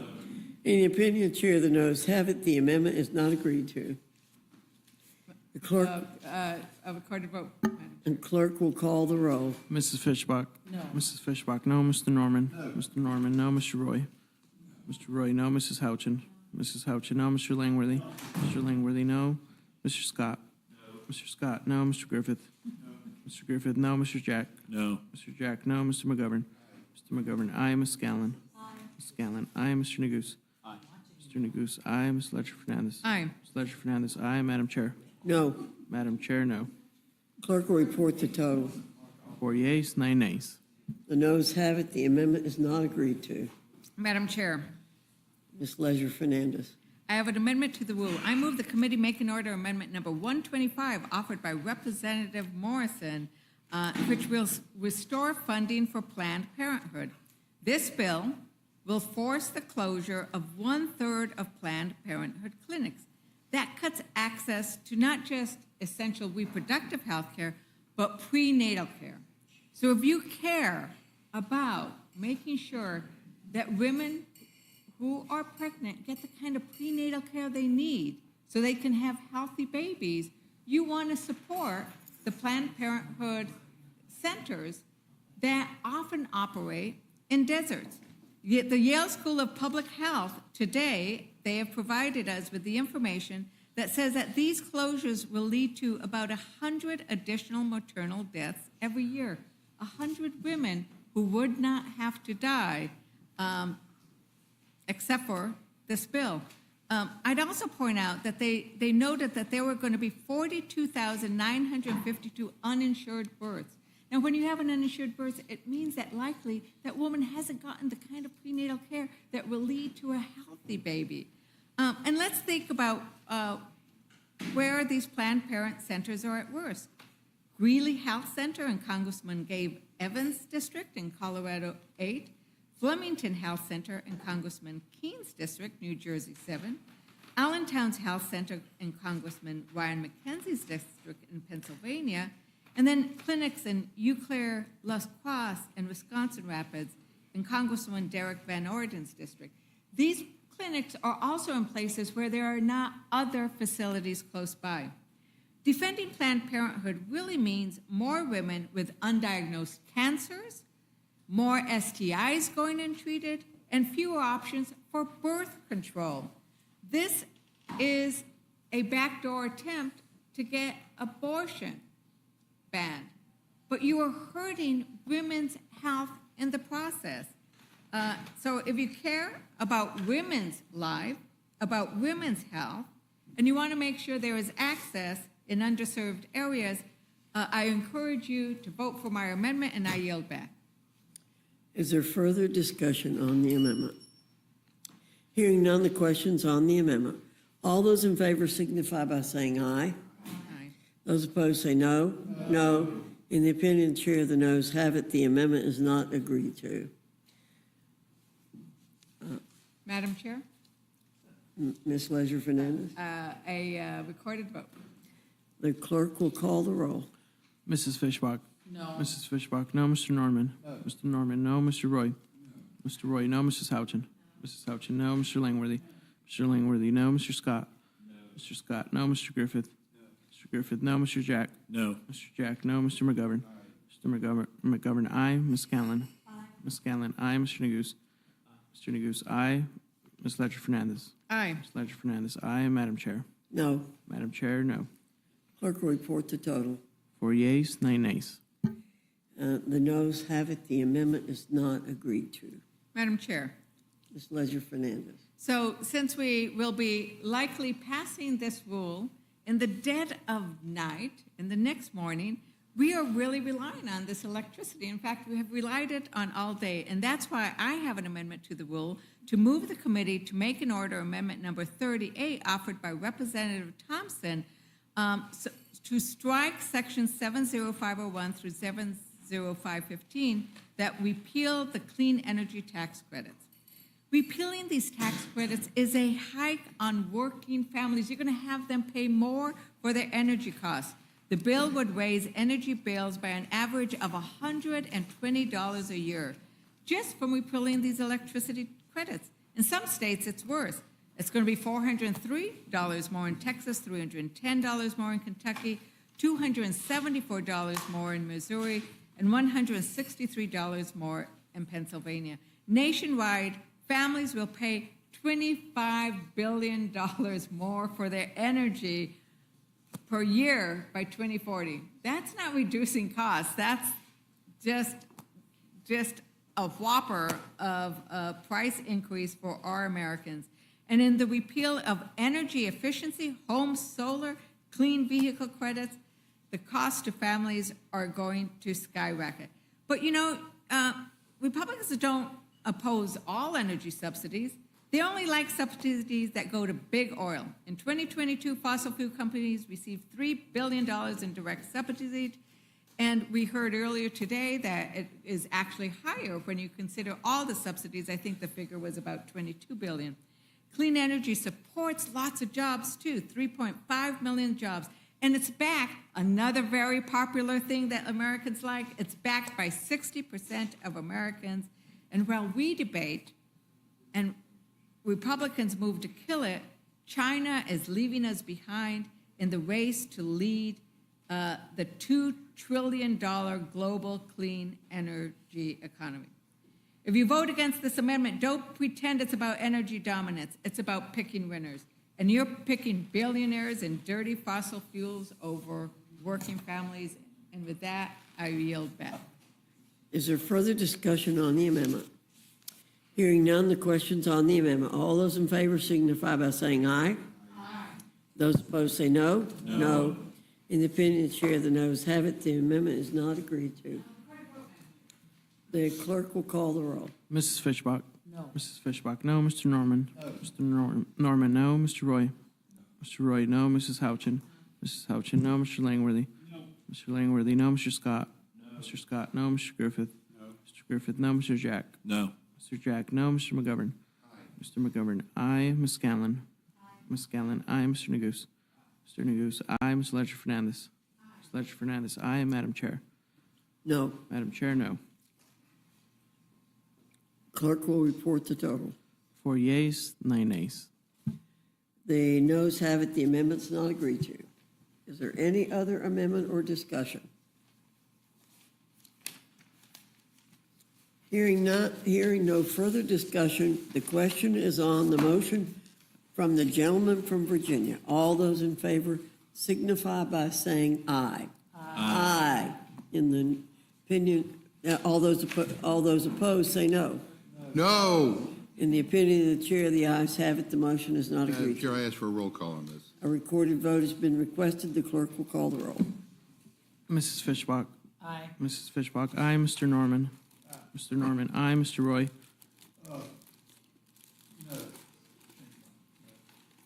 Mr. Norman, no. Mr. Roy? No. Mr. Roy, no. Mrs. Houchin? Mrs. Houchin, aye. Mr. Langworthy? Aye. Mr. Langworthy, aye. Mr. Scott? Aye. Mr. Scott, aye. Mr. Griffith? Mr. Griffith, aye. Mr. Jack? Aye. Mr. Jack, aye. Mr. McGovern? No. Mr. McGovern, no. Ms. Scanlon? No. Ms. Scanlon, no. Mr. Neguse? No. Mr. Neguse, no. Ms. Ledger Fernandez? Absolutely not. Ms. Ledger Fernandez, no. Madam Chair? Aye. Madam Chair, aye. The clerk will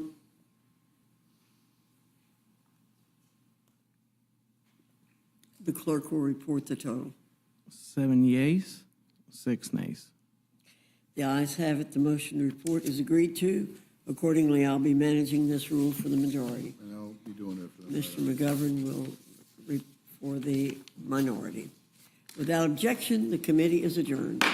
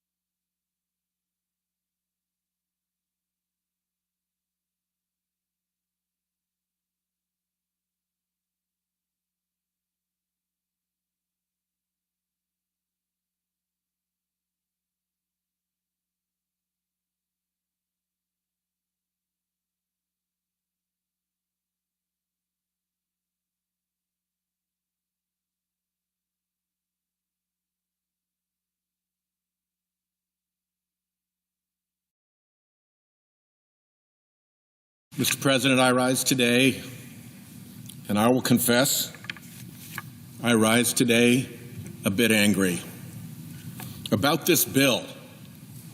This bill cooked up in back rooms, dropped at midnight, cloaked in fake numbers, with huge handouts to big Republican donors. It loots our country for some of the least deserving people you could imagine. When I first got here, this chamber filled me with awe and wonderment. Our leader, Harry Reid, frequently called me his happiest senator. Such was the awe and wonderment that I felt here. Today, I feel disgust. This piece of legislation is corrupt. This piece of legislation is crooked. This piece of legislation is a rotten racket. This place feels to me today like a crime scene. Get some of that yellow tape and put it around this chamber.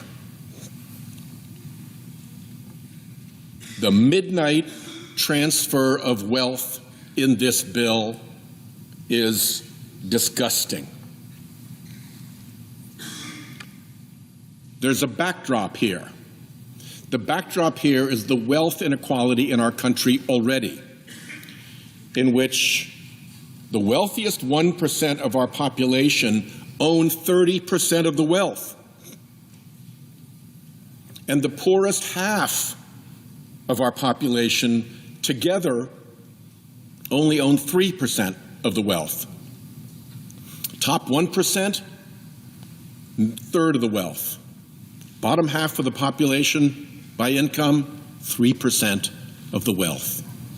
And against that backdrop, this bill transfers wealth from middle-class families to giant corporations, billionaires, and mega-billionaires. And it transfers wealth from our children and grandchildren to present-day billionaires by adding $5 trillion to the debt limit to run up the debt of the country to fund the tax giveaways to these special interests and wealthy billionaires. How do they do that? Take away health care from 16 million Americans. Give huge tax breaks to billionaires. Most families have someone sit down once a month and go through the bills. And you try to figure out what bills you can pay. You may not pay the whole insurance bill. You may just pay the minimum. You may not pay your whole credit card bill. You may just pay the minimum. You're aware of exactly how much money you have because you need to make those payments. That's kitchen table world. Billionaire world is different. You have a family office. You never see bills. You don't even know how much money you have, not even to the nearest $100,000. And you don't care because you got more than you could ever spend in your life. You could pay taxes like regular people, but there's something about your acquisition of wealth that can't stop. So you won't pay taxes like a normal person. You demand special treatment. You pay less of a tax rate than a firefighter, for God's sake. And that's not enough for you. Now you come here to this Senate floor wanting even more favors. You already don't know how much money you have.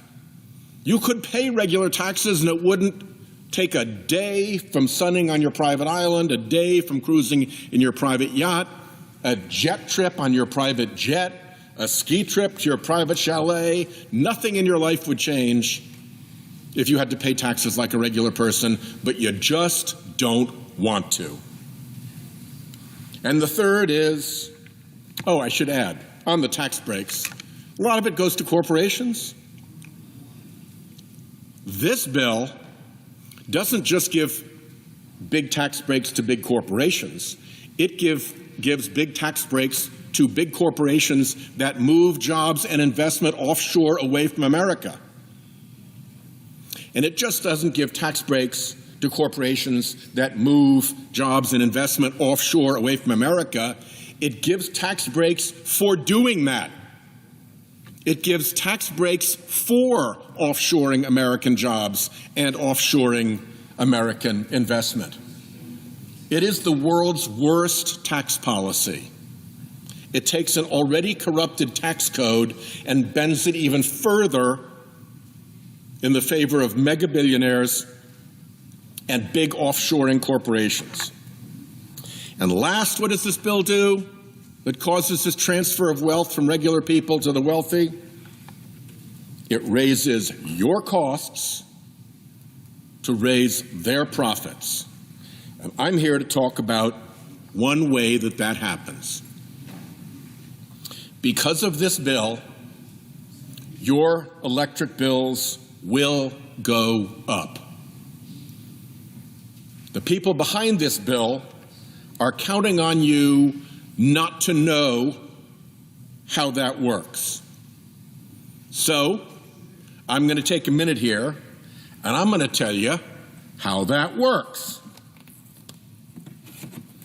There are some rules for the grid about how this works.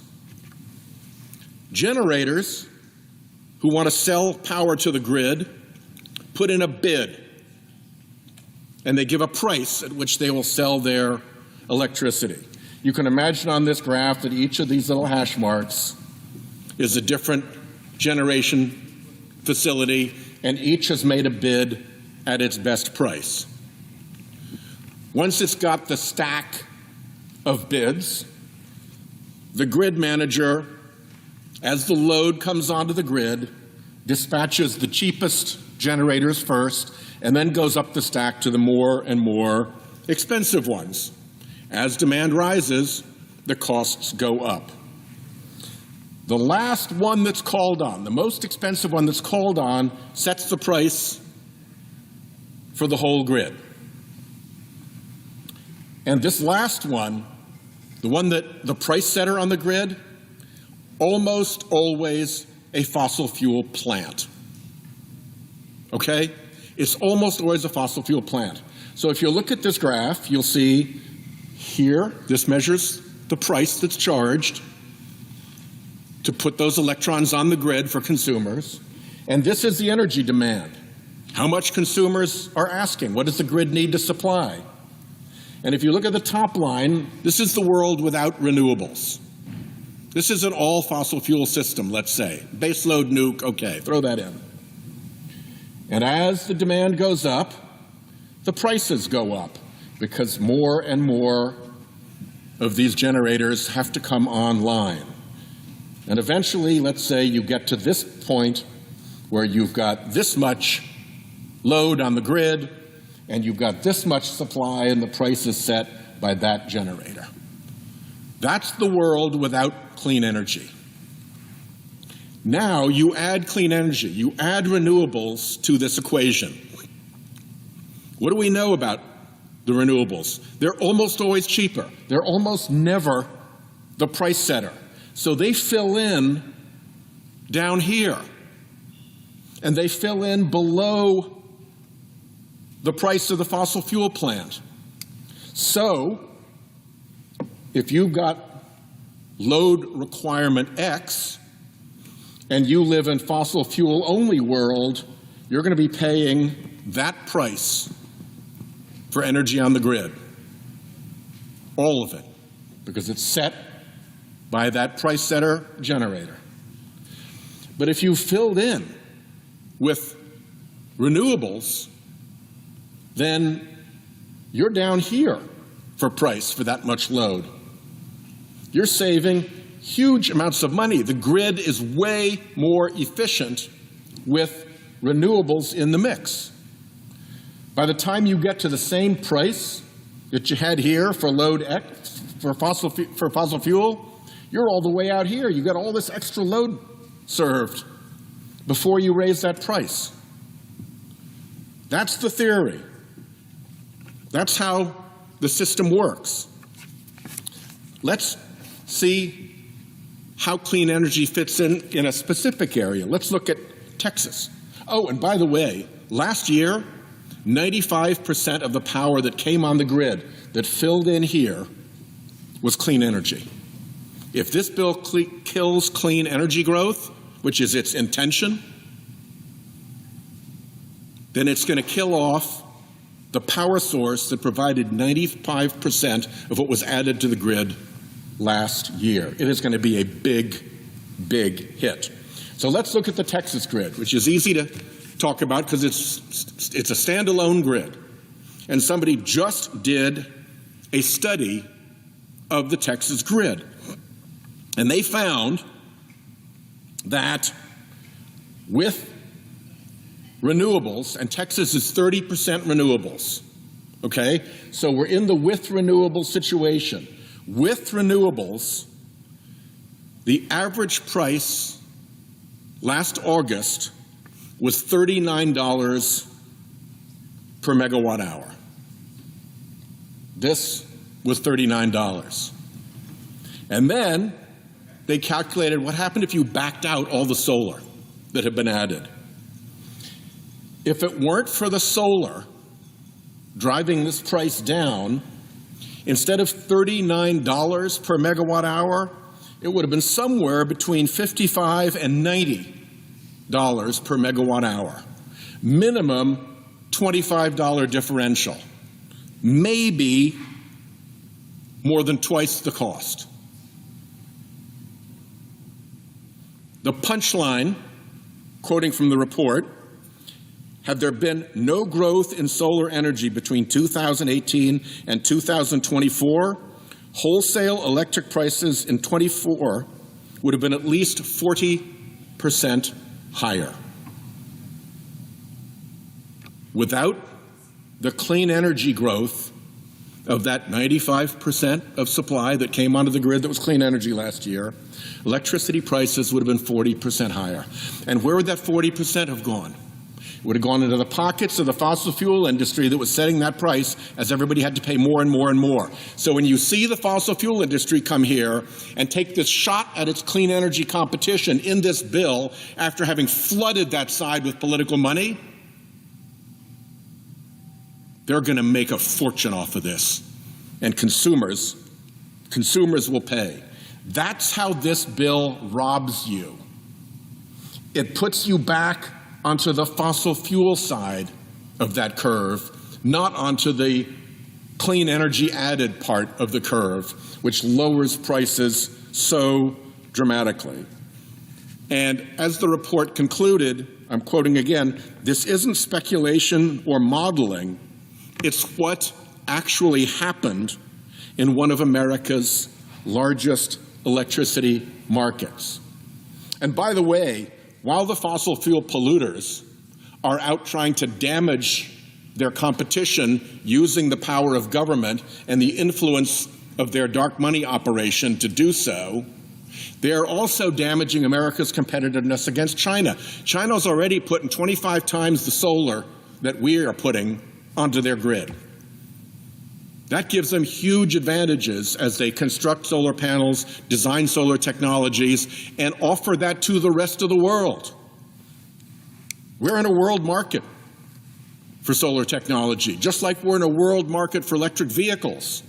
And the fossil fuel industry's desire to destroy the American solar market and to destroy the American electric vehicle market is about as unpatriotic as you can get, because it is taking these two technologies and saying, go for it, China, we're out. We're out. Have the entire international market for solar and for energy. We're not going to compete. We're going to load up our people with new taxes. We're going to tear away the subsidies. And by the way, the fossil fuel industry that's telling you this, they're the recipients of the biggest subsidy in world history. They get $700 billion a year in the United States alone from being allowed to pollute for free. It violates market economics to pollute for free. Milton Friedman, the most conservative economist, will tell you it's not proper market theory when somebody's polluting for free. The cost of the pollution should be in the price of the product. So they already benefit. The fossil fuel industry already benefits from the biggest subsidy in world history, $700 billion with a B, $700 billion every single year to compete unfairly against clean energy. And on top of that, they want to rip away the investments that have been made, and they want to put a new tax on clean energy, and they want to drive consumer prices back up to their fossil fuel model.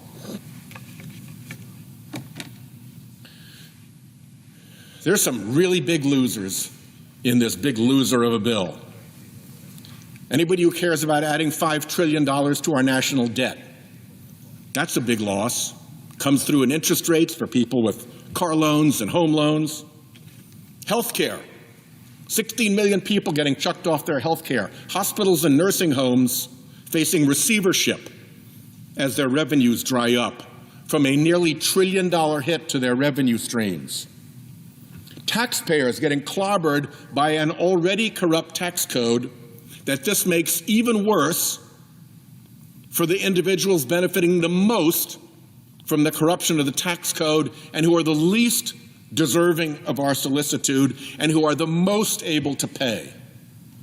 I promise you, there are people who will not know they even got this $300,000 individual billionaire benefit because they're so rich already it won't even count. And on the flip side of the coin, if they had to pay taxes like a normal American, they wouldn't even notice that either. They'd still be able to sun on their island, cruise on their yacht, ski in their chalet, and jet in their jet. And yet, we're breaking the bank to the tune of $5 trillion to take care of those people. Creepy billionaires who can't even count their wealth, but for some reason insist on coming to Congress and just seizing even more, looting the public trough. Offshoring corporations who get a special tax benefit for offshoring jobs and investment, moving them away from America. Remember, this was the America First agenda, not when you look into the weeds of this crooked bill.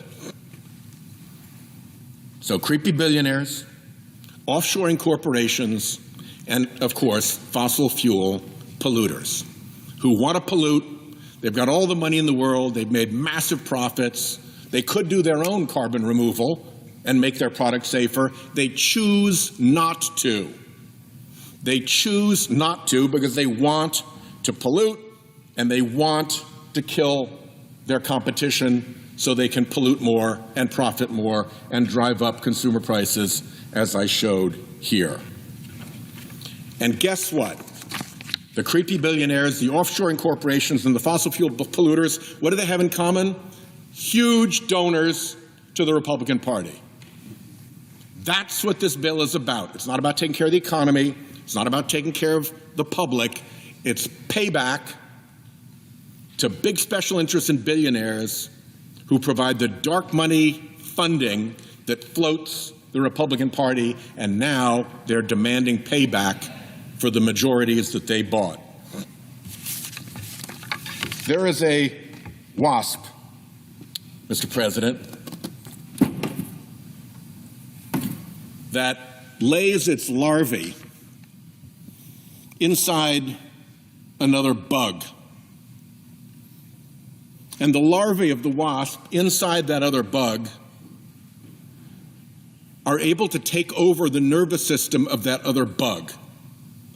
They can take over the command and control system of the bug, and they start driving the bug around from the inside. They make it do what the larvae wants it to do. They make it go where the larvae want to be. They make it hang where the larvae want it to hang, and then the larvae consume it from the inside. They eat it, and they turn into the next generation of wasps. That's a pretty good analogy for what has happened here. Those creepy billionaires, those fossil fuel polluters, those big offshoring corporations have taken over the command and control system of the Republican Party. The bug over there is being marched around by those special interests doing exactly what it's told. And it doesn't care about the 16 million people coming off insurance, doesn't care about the added pollution, doesn't care about the increased cost, doesn't care about the unfairness, doesn't care about making the tax code more corrupt, because the special interests are in that bug running that show. I yield the floor. Senator from Rhode Island. Well, we are in interesting times, Mr. President, and we are beginning to see the corporate and billionaire takeover of the United States government. And in that corporate and billionaire takeover of the United States government, the nominee, Russ Vought, to run OMB has a key role. And that key role to do the work for the billionaires and the big corporations is what makes him unfit and dangerous, and what compels us to come to the floor tonight to warn the American people of what this guy will do and who he is. Let's start with a little history. This is the guy who violated the Impoundment Control Act by withholding $214 million appropriated dollars from the soldiers fighting and dying in the trenches of Ukraine against Putin's thug army. It was that stunt that led to the impeachment of President Trump. This is the guy who caused lives to be lost in those Ukrainian trenches by withholding funding they needed desperately, withholding the funding they desperately needed illegally, and withholding that desperately needed funding illegally in order to support a scheme by President Trump to put pressure on the Ukrainians to give him dirt on his political opponent. That's a little bit of history of where this guy will go.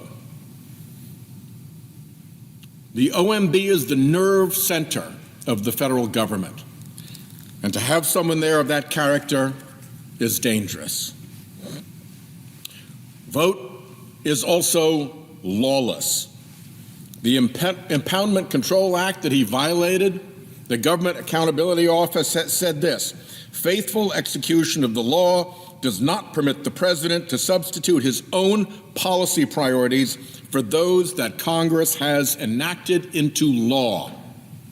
He violated that, and they specifically find, therefore we conclude that OMB violated the Impoundment Control Act.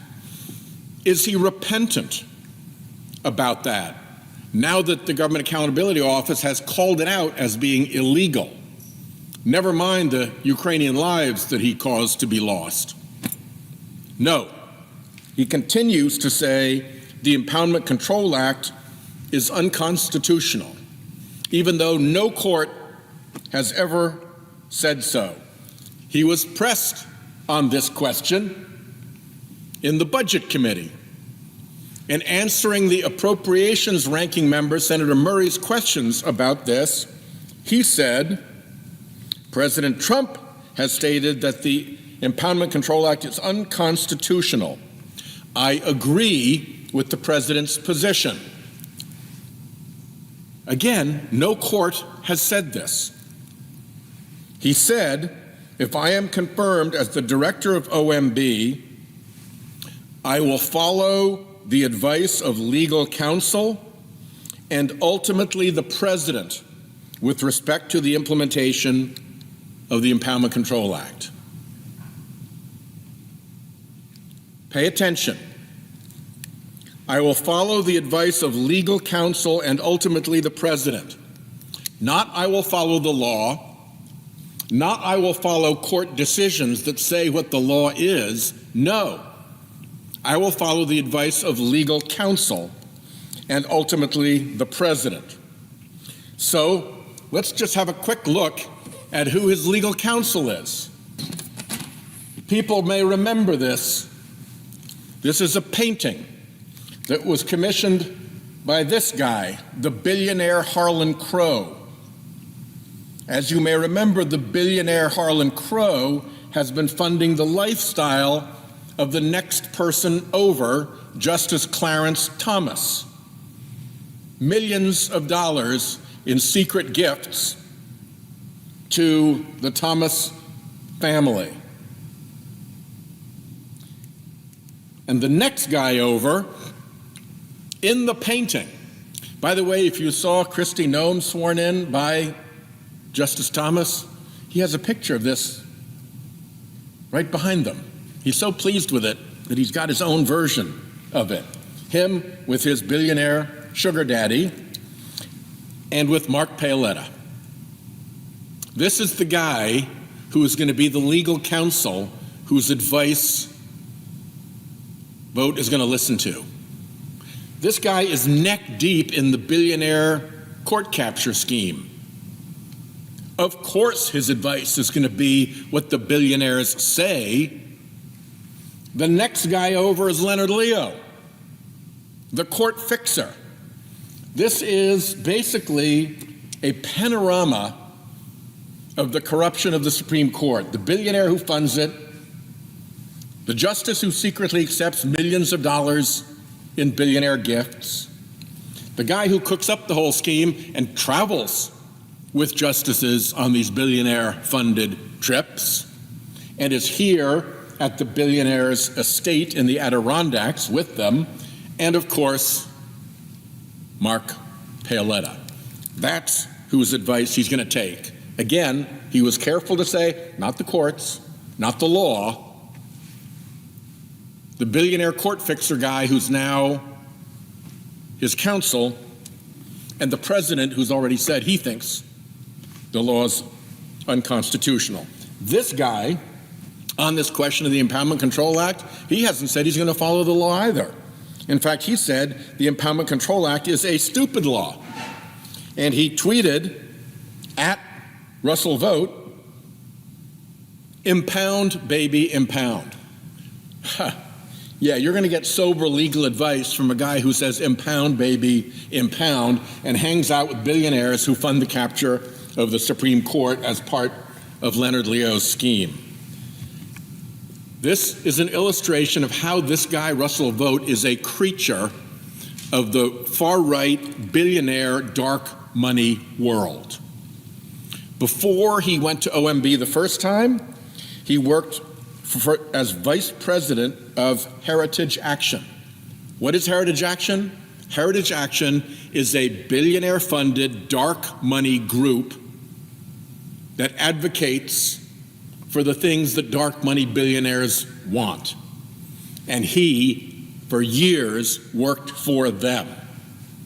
Then he went into OMB, and I submit he still worked for them, although they weren't paying his paycheck at the time.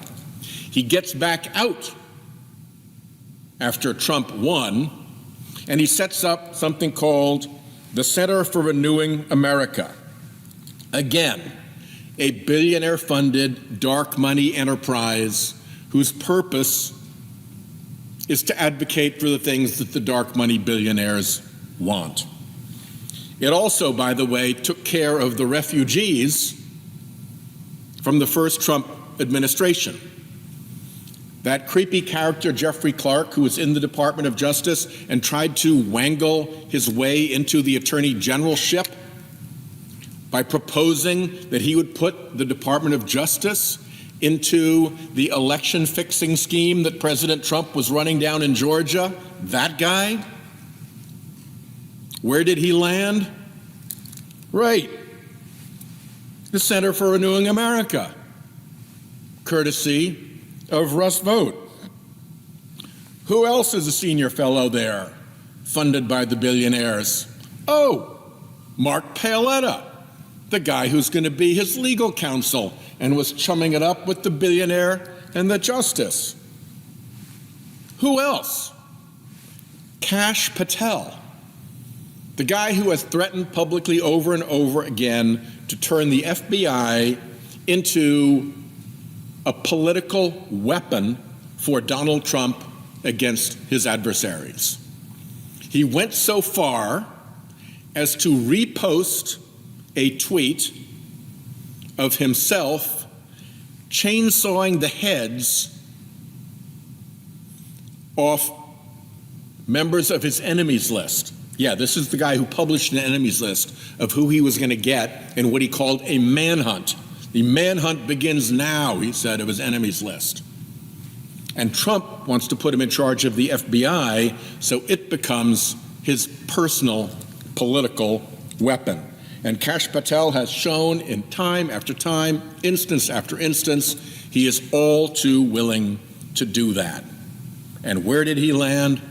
Yeah, right at Votes Center for Renewing America.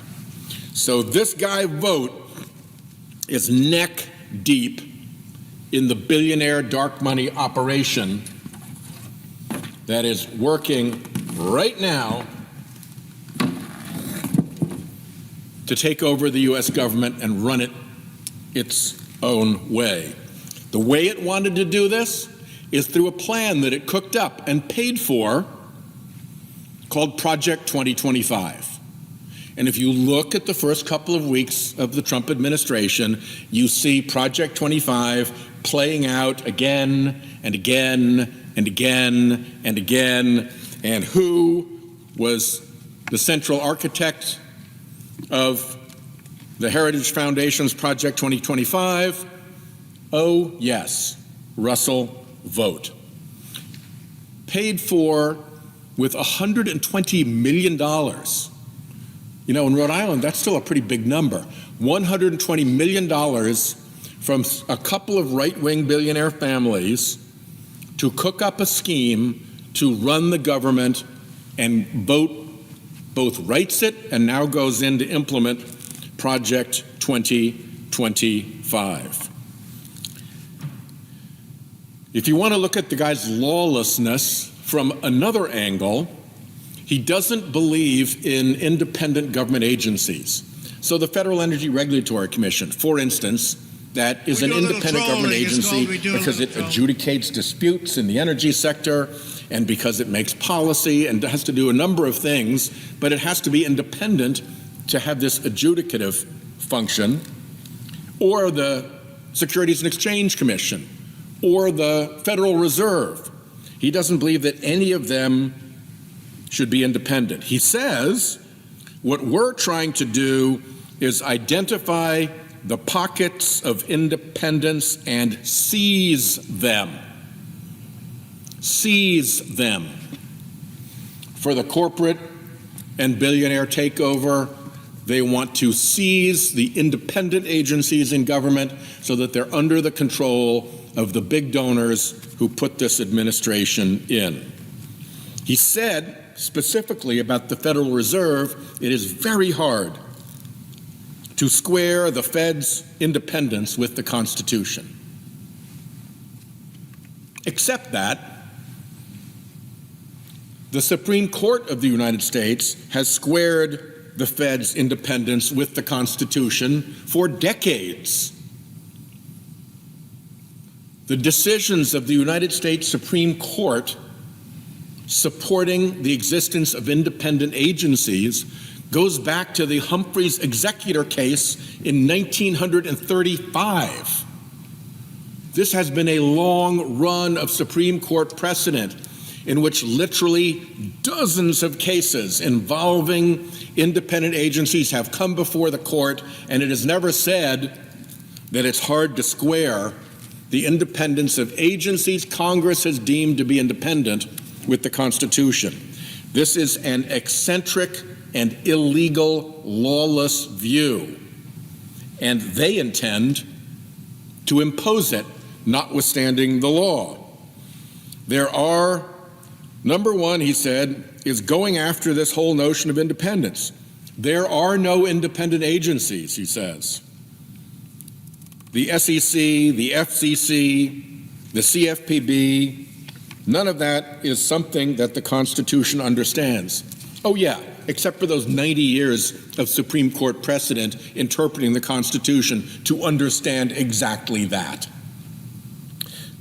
In addition to the billionaire stoogery that he's been involved in for decades, in addition to his penchant for lawlessness, where there is clear Supreme Court precedent,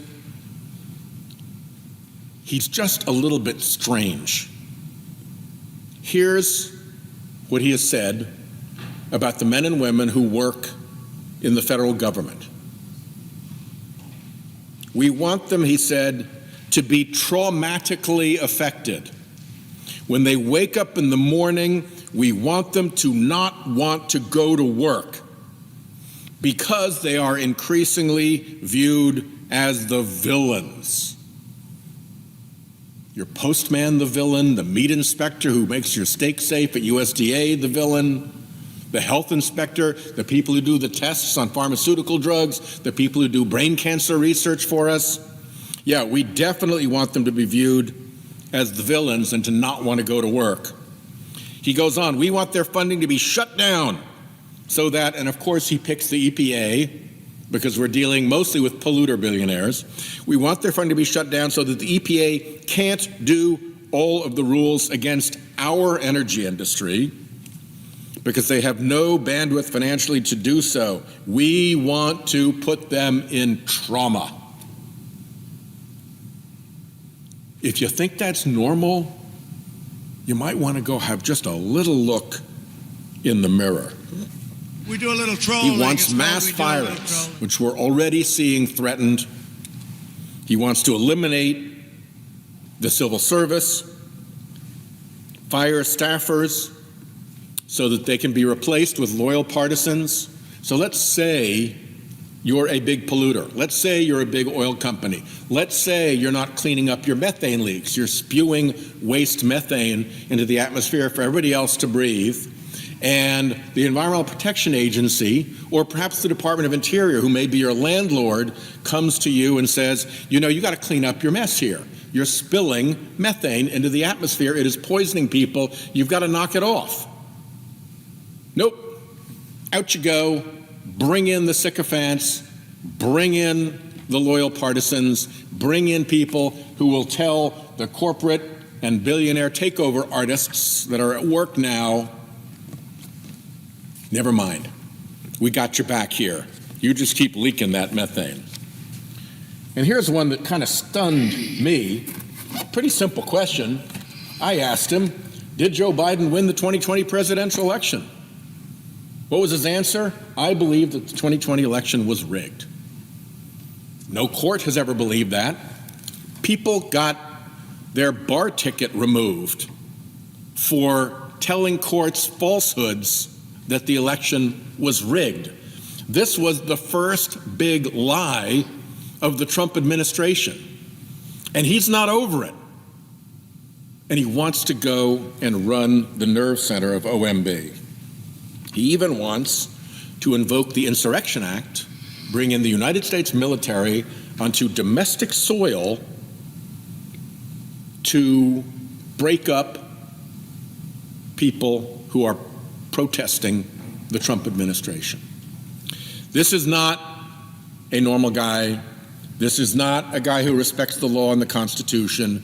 This is a tool of a very small right-wing billionaire elite, and he has proven himself with his participation in the Trump scheme to hold back urgently needed money from Ukrainian warriors trying to defend their country against Putin so that they could put pressure on Zelensky to develop dirt on Trump's political opponent. He was part of that scheme.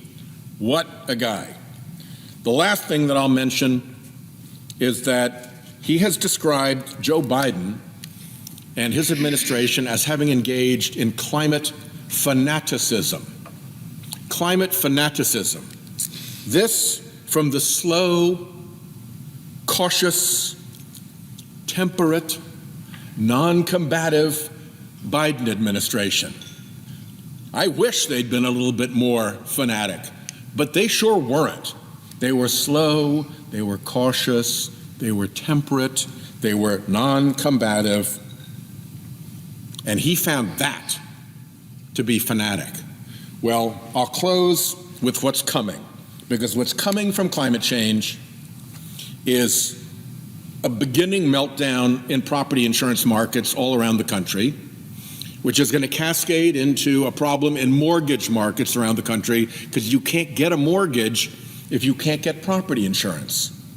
And unless you're selling billionaire to billionaire Palm Beach estates, if you want to sell your home, you got to find somebody who can get a mortgage.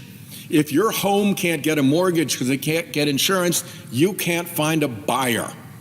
And so your property values crash. And the chief economist for Freddie Mac has warned that this insurance to mortgage to property values crash is going to happen, and is going to hit the United States economy as hard as the 2008 mortgage meltdown. So somebody who takes this not seriously at all is the wrong person to lead us as we head towards disaster. Here's some of the work that we've been doing on this. Out of the Budget Committee, here's where we're seeing massive non-renewal rate increases. That is the insurance companies telling people who paid their premiums for years, you're fired, we don't want you anymore, we are not going to insure your property any longer, you're done, or jacking up the rates. And you can see, obviously, where the high percentage places are. It's in coastal and wildfire areas. Here's another one. This followed our Budget Committee report that I just referenced. This is where home insurance premiums are predicted to go because of climate change, up to a 300% increase. That's quadrupling. That's, if you have a $6,000 home insurance policy, that's $24,000. And it's all over. It's in the hot spots for wildfire, and it's in the hot spots for coastal property damage from storms and sea level rise. And when you raise home insurance premiums by that much, what do? You knock down the value of the home.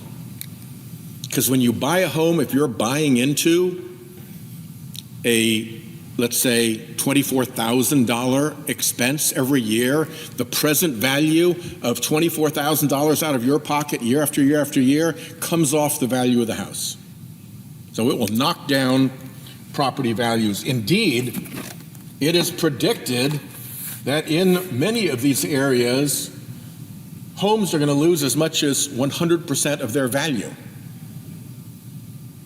A home that people have invested in, purchased, loved, raised their children in, will lose its value in some places completely, because you can't get insurance, you can't get a mortgage, you can't find a buyer, the place is going to burn, the place is going to flood. And it's not just me warning of these things. Here's an article from The Economist magazine, not exactly a liberal green publication, predicting globally that the next housing disaster is going to come from climate change. Severe weather brought about by greenhouse gas emissions is shaking the foundations of the world's most important asset class, real estate.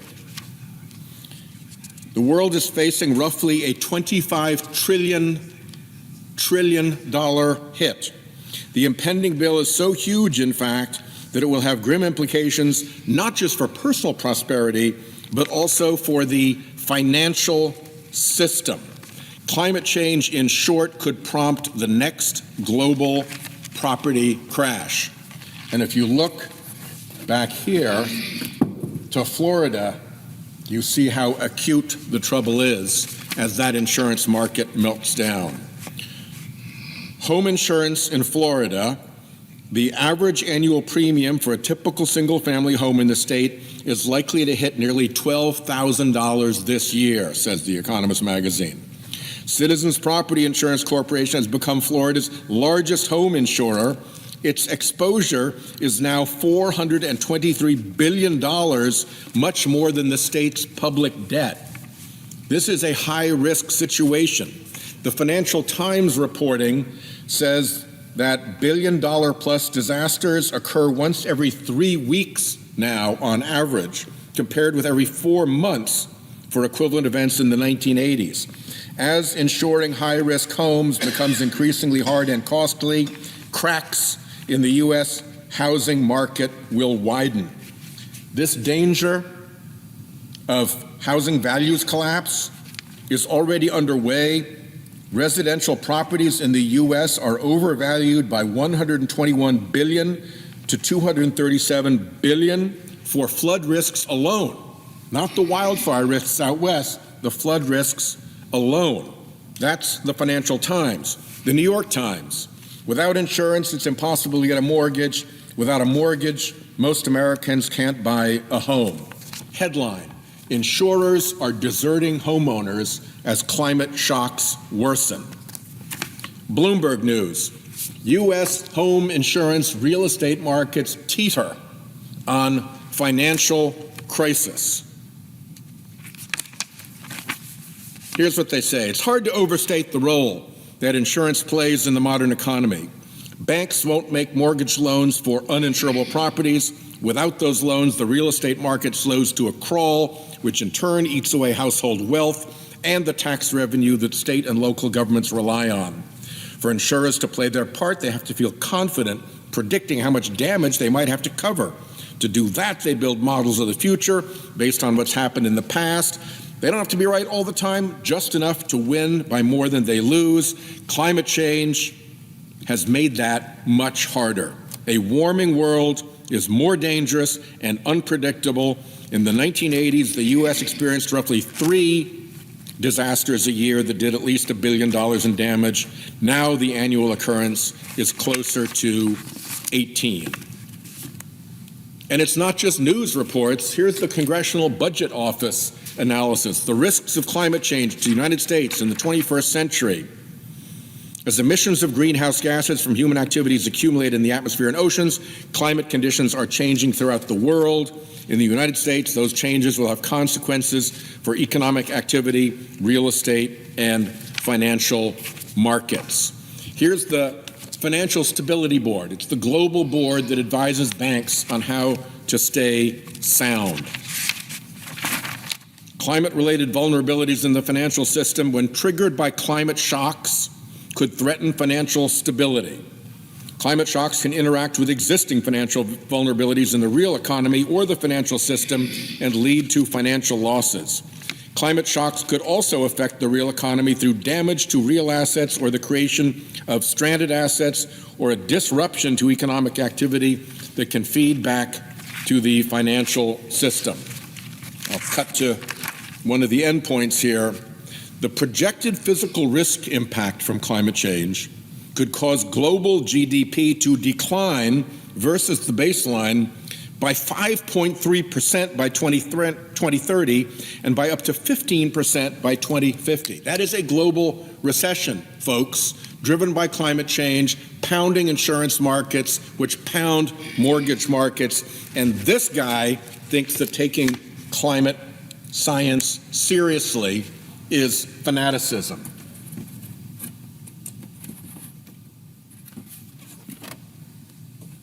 Here's what the American people think about some of this stuff. Penalties on high pollution imports, letting high pollution Chinese products into our country, putting a penalty on that. 12% oppose, 74% support, a 62% positive swing. Carbon pollution limits on big companies, 12% disapprove, 72% support.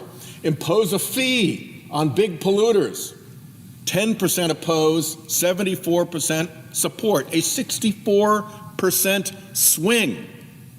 The American public wants to solve this climate problem, which is why the billionaires need to come in and take over the government from the inside with people like Russell Vogt, so they can defeat the American people, continue to pollute, and let the economic mayhem ensue. And I'll close with this last image just because I really love it. Here's the MAGA guys standing outside the wall of Trump's Mar-a-Lago palace. Ha ha! We sure showed those elites who's in charge. Meantime, inside are the helicopters from Wall Street, big tech, Bezos, pharma, big ag, Musk, coal, big oil, crypto bros. This is what is happening. MAGA may have thought it won the election, but here's who really won the election. The looters and the polluters. The Musks who are running into our information systems, looting data out of them for their own purposes, and the polluters who want to pretend that this climate change threat is not real. Russ Vought is dangerous because he won't face the facts on these things because he belongs to the billionaire looters and polluters. And with that, I yield. Our next topic that we will be speaking about, each one is so dangerous to America. Each one, in each one is Donald Trump is betraying America and just totally going back on what he said when he ran in the campaign. And now, again, he's with those bubble of billionaires, doesn't care a damn about the middle class, how he's hurting them. And so now senators will turn to an issue especially alarming to so many people, the deep, deep corruption that Donald Trump and Elon Musk and Doge have unleashed on their watch, the amazing amount of self-dealing, and they're trying to enrich themselves on the backs of the government, which means on the backs of the American people. One of our great experts in this area who's been talking about this for a very long time is Senator Whitehouse, and I yield to him.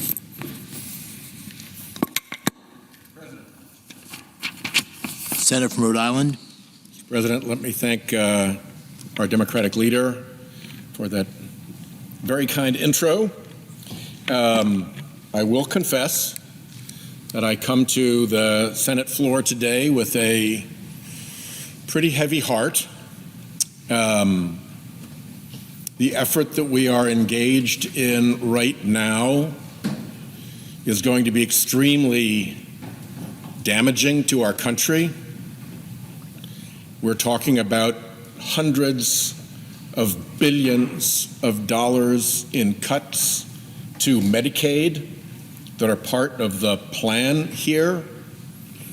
And we're talking about hundreds of billions of dollars in cuts to Medicaid that are coming on top of this tariff madness emanating from the White House that was already estimated to cost families north of $3,000 a year in added cost for the same stuff. Average $3,000 per year per family. And that was before the retaliatory tariffs came back. So that's kind of the baseline. Trump campaigned on lowering costs, and the first thing he's done is to raise costs by thousands and thousands of dollars for American families. On top of that, their pensions and 401ks got slaughtered. I think it's about $3 trillion in value lost because of this maniacal tariff effort that gives nobody any confidence about which way we're going to go. Set aside how bad the tariffs are, like the lesson the last time we tried this back in the Depression era isn't obvious enough that tariffs harm the economy unless they're precise and intelligent and purposeful and focused, which these are by definition not. But just the uncertainty, just the fact that every day it's a different tariff, it's another number. It's such a ham-handed gong show over at the White House that the White House website and the White House press conference put out different numbers for the same companies. This whole thing is like being run by the Keystone Cops, but they're playing with economic dynamite. And between what's about to happen to Medicaid, which supports so many folks, mothers and fathers, aunts and uncles in nursing homes, that supports so many folks spouses, sisters when they give birth, that supports so many folks, family members who are in addiction recovery and are getting support from programs in Medicaid. When you kick out elderly family members from nursing homes, you're doing a real blow to a family on top of the $3,000 plus, on top of the hammered 401k or pension. So this is a very, very grim time for American families economically, and there is no sense or logic behind it. There's big talk, but it is really economic nonsense that's happening around us right now. And into this comes, like that's not bad enough, a complete disavowal, a completely hypocritical repudiation of things that Republicans have claimed to believe in for a long, long time. And what we're seeing in this budget reconciliation process is massive lies exposed. The first one is that Republicans care about the debt and the deficit. Let me tell a few stories about my time as chairman of the Budget Committee. As chairman of the Budget Committee, I paid a lot of attention to what climate change portends for the American economy. And the reason I did that is because there's some pretty damned serious and very dire warnings that are out there and that come from some pretty darned serious people, not Green New Dealers, but really significant people, often ones who have a fiduciary duty to get this right. They can't be like the fossil fuel industry and lie at an industrial scale about climate change, because they have a fiduciary duty to tell the truth and get it right. And in particular, that's the insurance industry.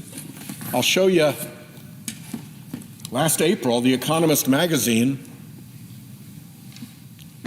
cover article, the next housing disaster. The next housing disaster is what they predicted could be a $25 trillion hit to the global real estate asset class. Why? Because of climate risk. Because if you can't get insurance on a property, you can never again get a mortgage on that property. And when most Americans still buy their property with a mortgage, it's fine if you're one of Trump's billionaires and you swap properties around paying cash. But if you're like most Americans and need a mortgage to buy your property, or if you're like most homeowners and when you want to sell your property, you need to find somebody who can buy it with a mortgage, well, if your property won't support a mortgage any longer because your property is too dangerous to insure, here's what the chief economist for Freddie Mac said about that. He said that you have an insurance crisis in homeowners property insurance, which we are already seeing in Florida. This is not a prediction in the future. This is a now thing. We are in the early stages of this. It is happening. Ernest Hemingway was asked how you go bankrupt. He said, gradually, and then all at once. We're into gradually already, and we don't know when all at once will happen, but when it's $25 trillion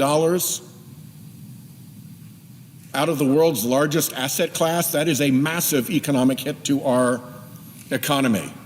So the insurance crashes. Right behind that comes the mortgage crash. Right behind that comes the property values crash because no mortgages. And that leads to another recession, according to the chief economist of Freddie Mac, the American mortgage giant. And he made that prediction of insurance crash to mortgage crash, to property values crash, to national economic crash, based just on the risk to coastal properties. You see here how they use the ocean, tearing away at the underpinnings of the real estate, he was looking at coastal property risk. He was talking about a coastal property values crash. Well, guess what?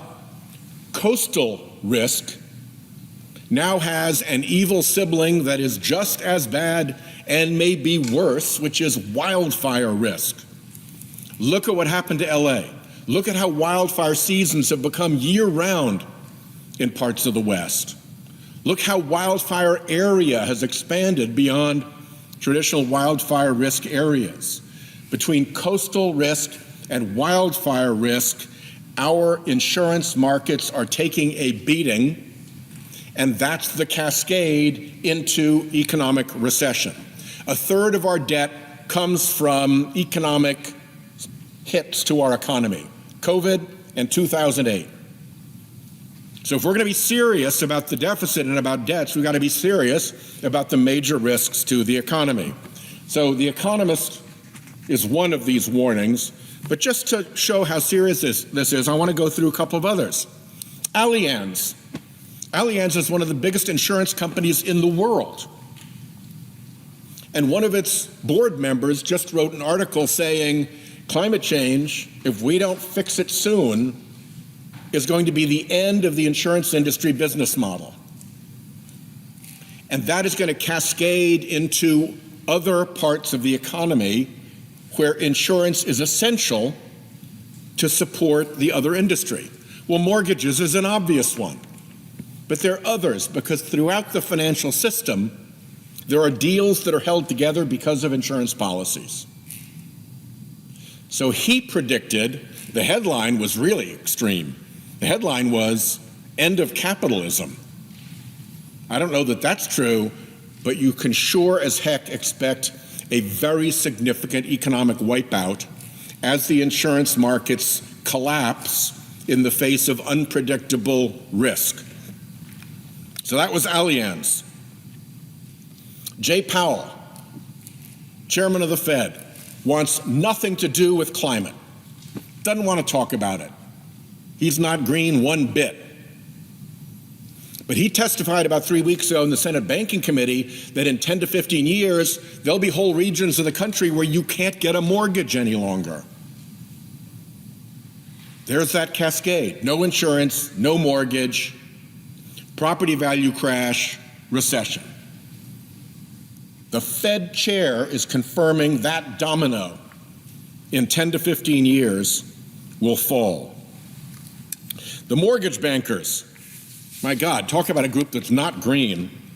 The mortgage bankers have written a report called The Impact of Climate Change on Housing and Housing Finance. And Mr. President, I would ask unanimous consent to ask that the executive summary of that report be put into the record at the end of my remarks. Without objection.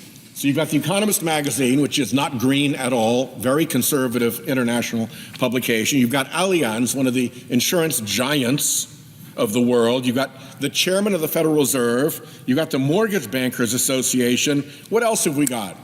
Well, the Financial Stability Board.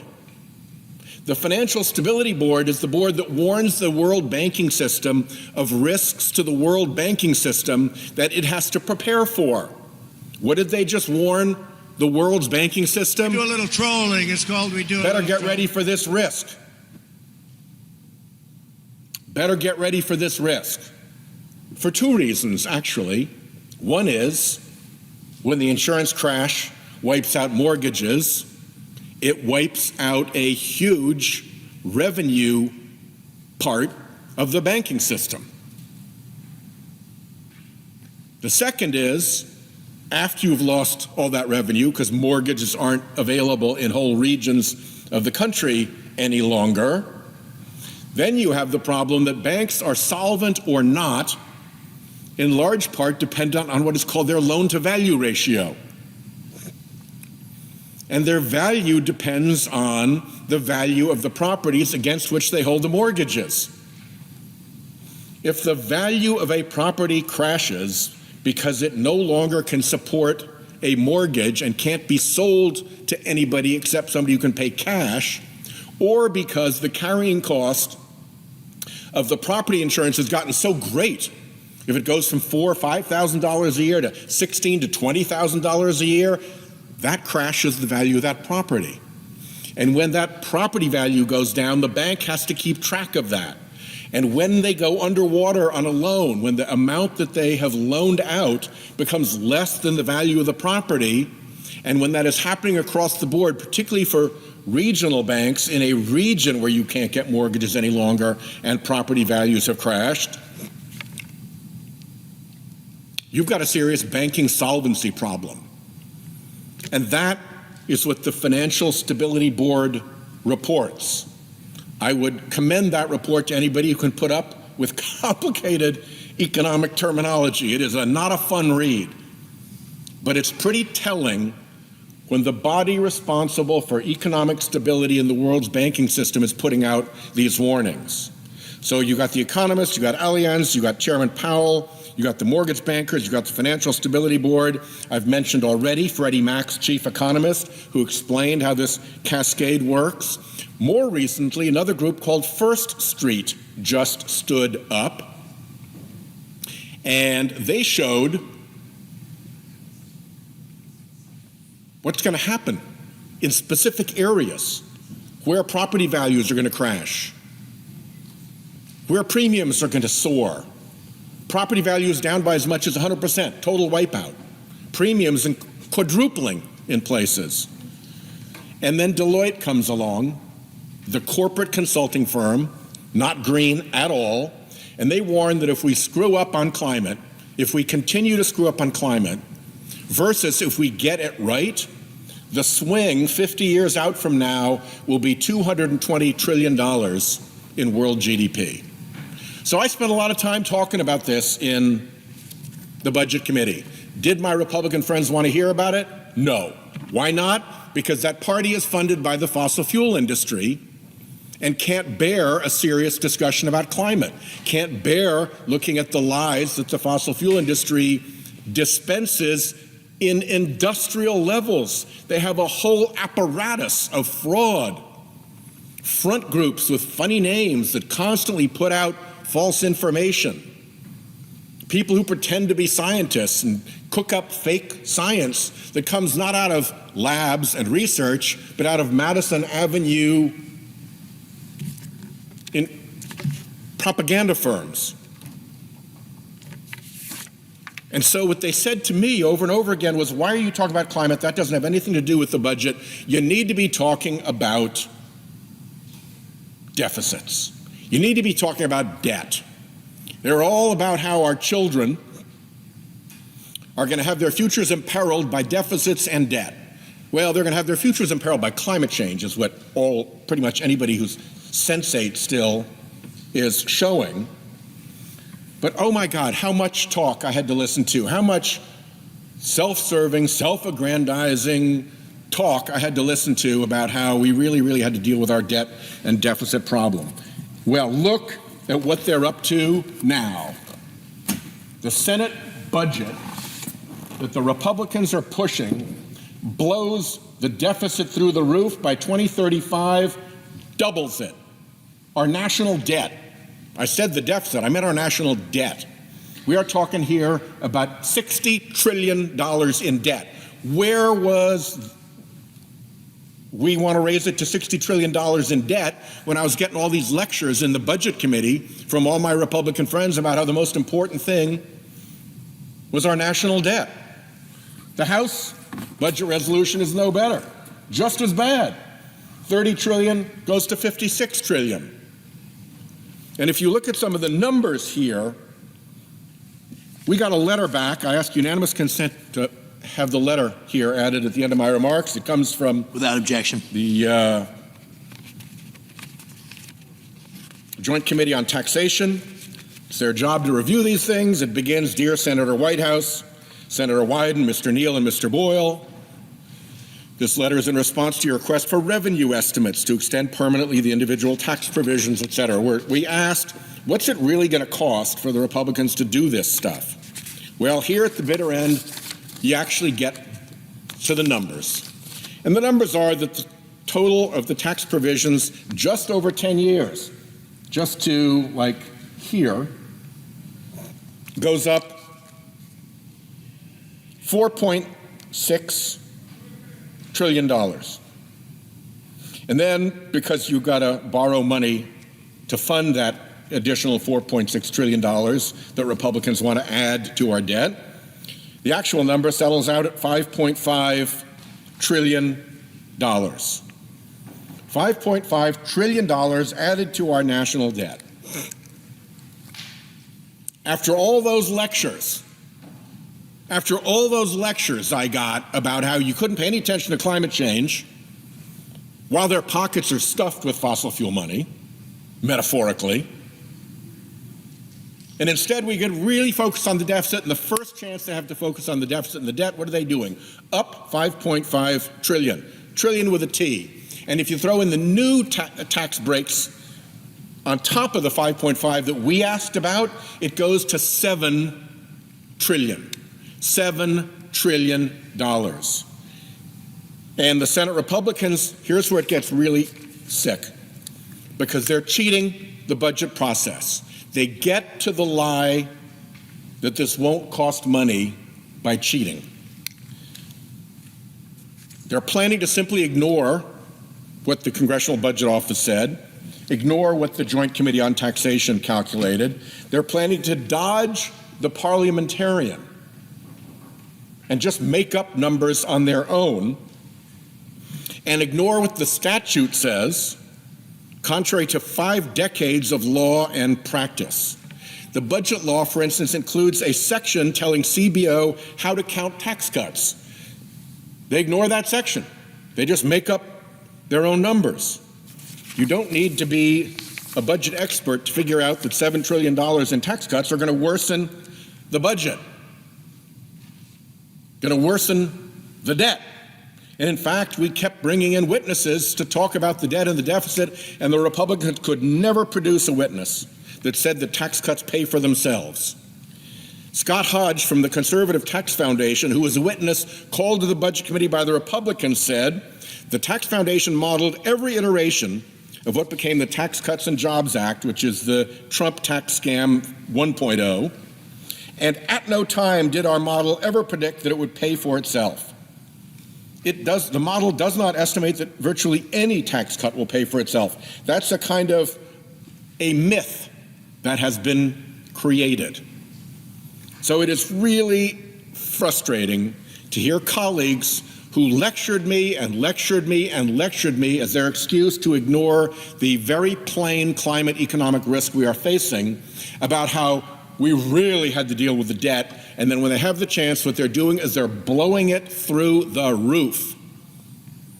And to do that, they're going to hack away at Medicaid. And at the end of the day, most of this goes to the very rich. The original thought was out of $4 trillion, it was $2+ trillion going just to a very small group of extremely rich people and very big corporations. Our tax code is riddled with corruption. We could raise a lot of money and actually fix the deficit by pulling out the corruption, but the big businesses would squeal and scream because they don't like paying taxes. And for a long time, they haven't had to. In what some of my colleagues seem to think are the good old days, that's the 1950s. The good old days in America when men were men and life was good. Corporations contributed 30% of America's revenue. Corporations contributed 30% of America's revenue.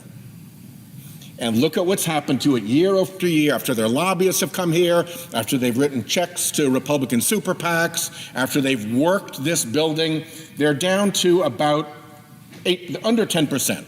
They've been down as low as 6%. And by the way, it's not because corporations got smaller and poorer in that time.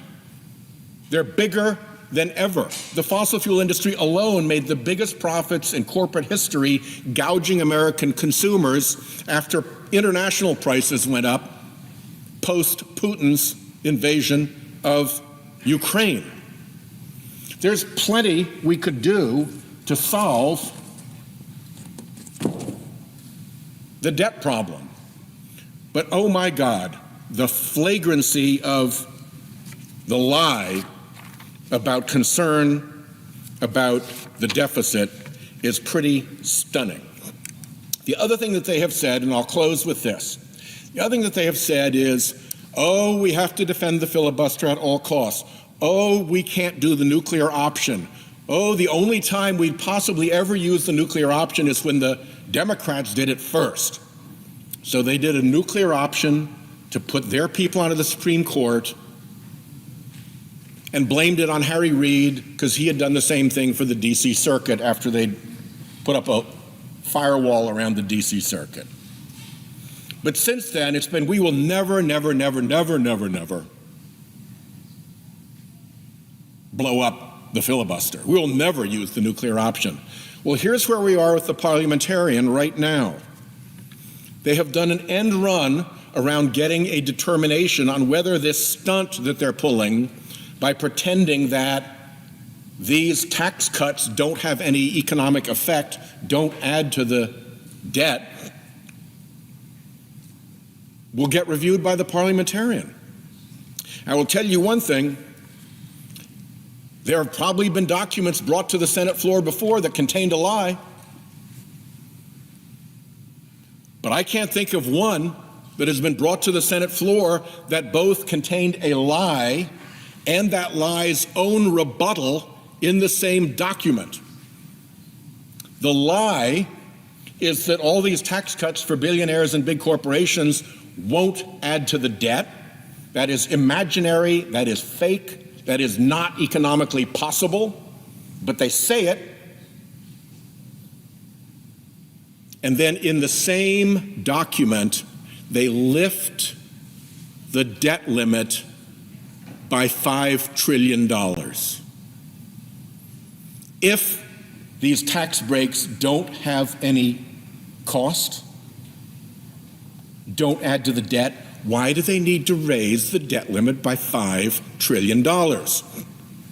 The problem is, it's very hard to go into the parliamentarian's office and say, this is legit, because at the same time I'm lying that it's free and adding $5 trillion in debt limit because it obviously isn't free. When you're dealing with a debt limit, you're dealing with banks and Treasury and people who can't participate in the Senate hothouse lie that this doesn't cost $5 trillion. And so you have these two things side by side in the same bill, the lie and its own rebuttal baked right in. How do you get that by the parliamentarian? Very hard to do, so they skip. But the problem is that sooner or later, there will be a parliamentary ruling.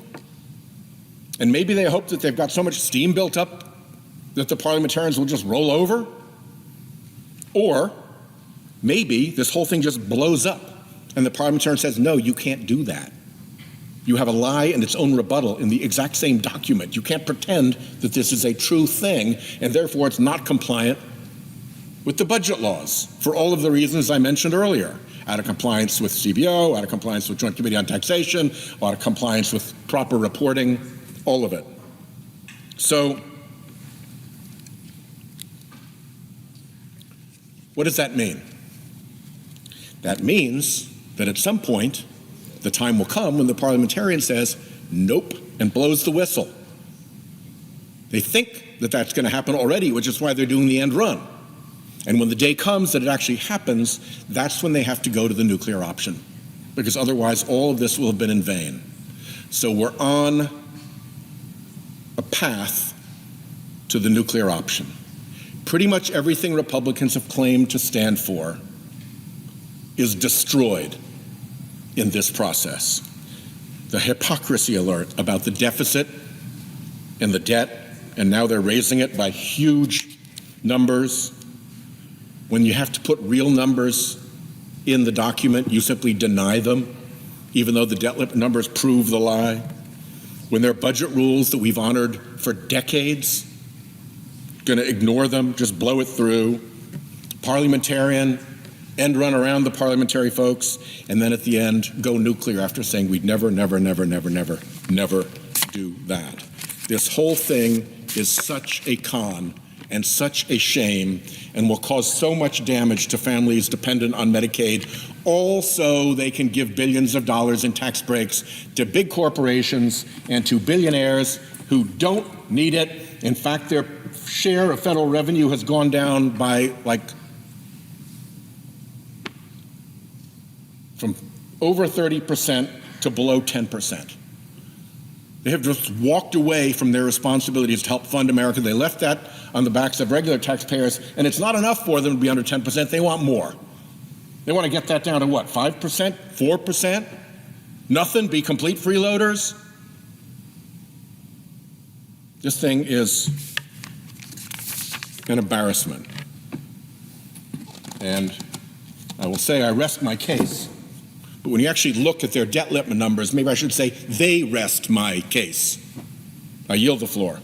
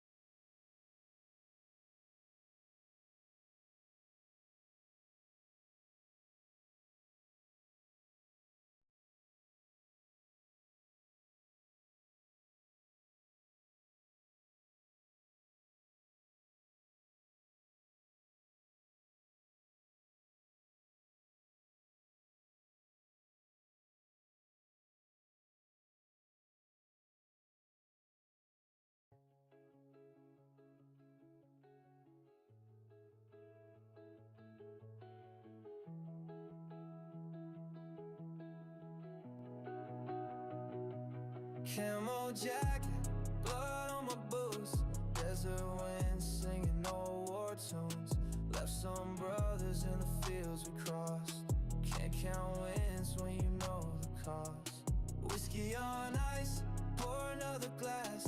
Every Every toast is a name from the past. Smoke in a mirror, ghosts in my head, carrying memories of the things unsaid. Riding through the dark, stars burning out. Lost a lot of friends, can't turn around. Looking in the rear view, seeing their faces, trying to outrun all the places. Ghosts in my rear view, names on my skin, carrying the weight of everywhere I've been. Osama bin bombing, still standing tall, but it's lonely as hell when you survive it all. Yeah, ghosts in my rear view, chasing me down. I wear this pain like a crooked crown. Tattered flags and empty halls, battle scars on these crumbling walls. Laugh too loud just to drown the doubt. Smile on my face, but I'm hollowed out. Medals in a box, gathering dust. Only thing ever in a broken trust. A legend they say, but they don't see the silence that screams inside of me. Riding through the dark, stars burning out. Lost a lot of friends, can't turn around. Looking in the rear view, seeing their faces, trying to outrun all the places. Ghosts in my rear view, names on my skin, carrying the weight of everywhere I've been. Osama bin bombing, still standing tall, but it's lonely as hell when you survive it all. Yeah, ghosts in my rear view, chasing me down. I wear this pain like a crooked crown. Smoke rings fade into the night. Pour another drink just to feel alright. Heroes fall and legends fade, but I'm still running from the mess we made. Ghosts in my rear view, names on my skin, carrying the weight of everywhere I've been. Osama bin bombing, still standing tall, but it's lonely as hell when you survive it all. Yeah, ghosts in my rear view, chasing me down. I wear this pain like a crooked crown. Ghosts in my rear view, yeah, ghosts in my rear view, still chasing me down.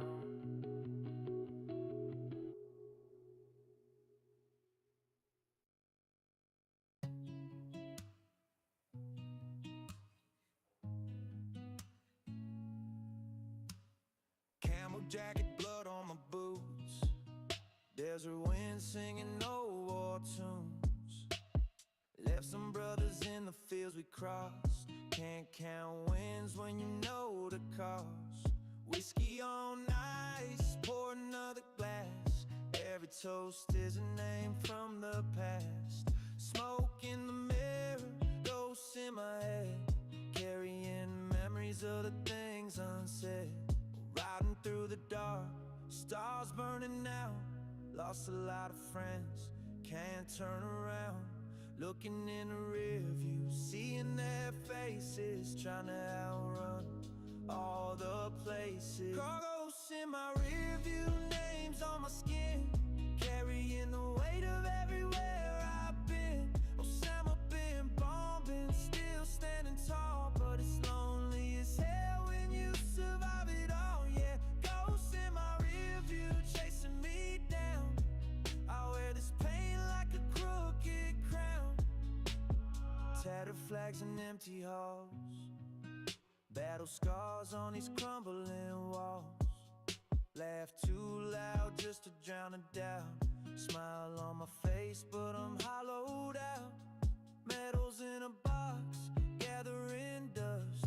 Only thing heavy in a broken trust. A legend they say, but they don't see the silence that screams inside of me.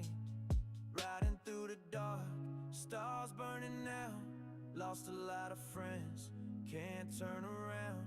Looking in the rear view, seeing their faces, trying to outrun all the places. Ghosts in my rear view, names on my skin, carrying the weight of everywhere I've been. Osama bin bombing, still standing tall, but it's lonely as hell when you survive it all. Yeah, ghosts in my rear view, chasing me down. I wear this pain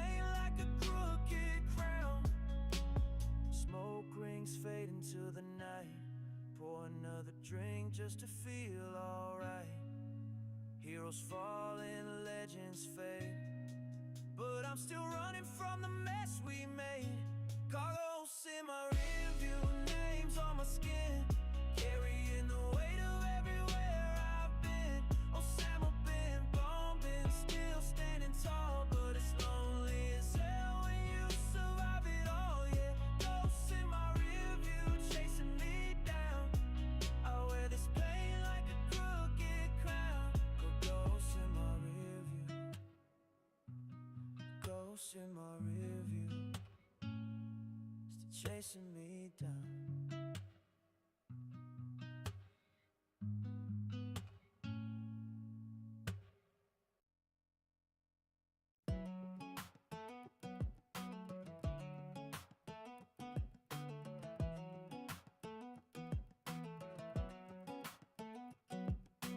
Boots kicked up on a ballroom chair, camo hat back and he just don't care. Osama bin bombing done cleaned that map, now he's sipping on whiskey with a victory lap. 4 shots down, toast to the boys, another round coming, let's make some noise. Fought that fight like a wild Mustang, now he's dancing in boots, letting freedom bang.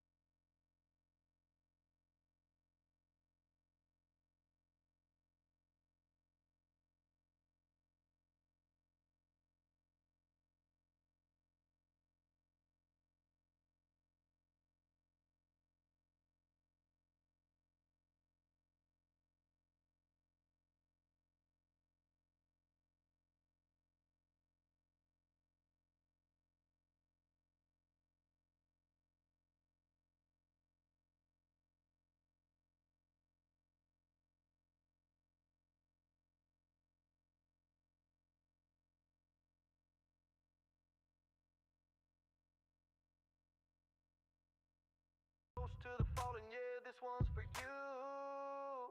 Shots for the victory, bottles on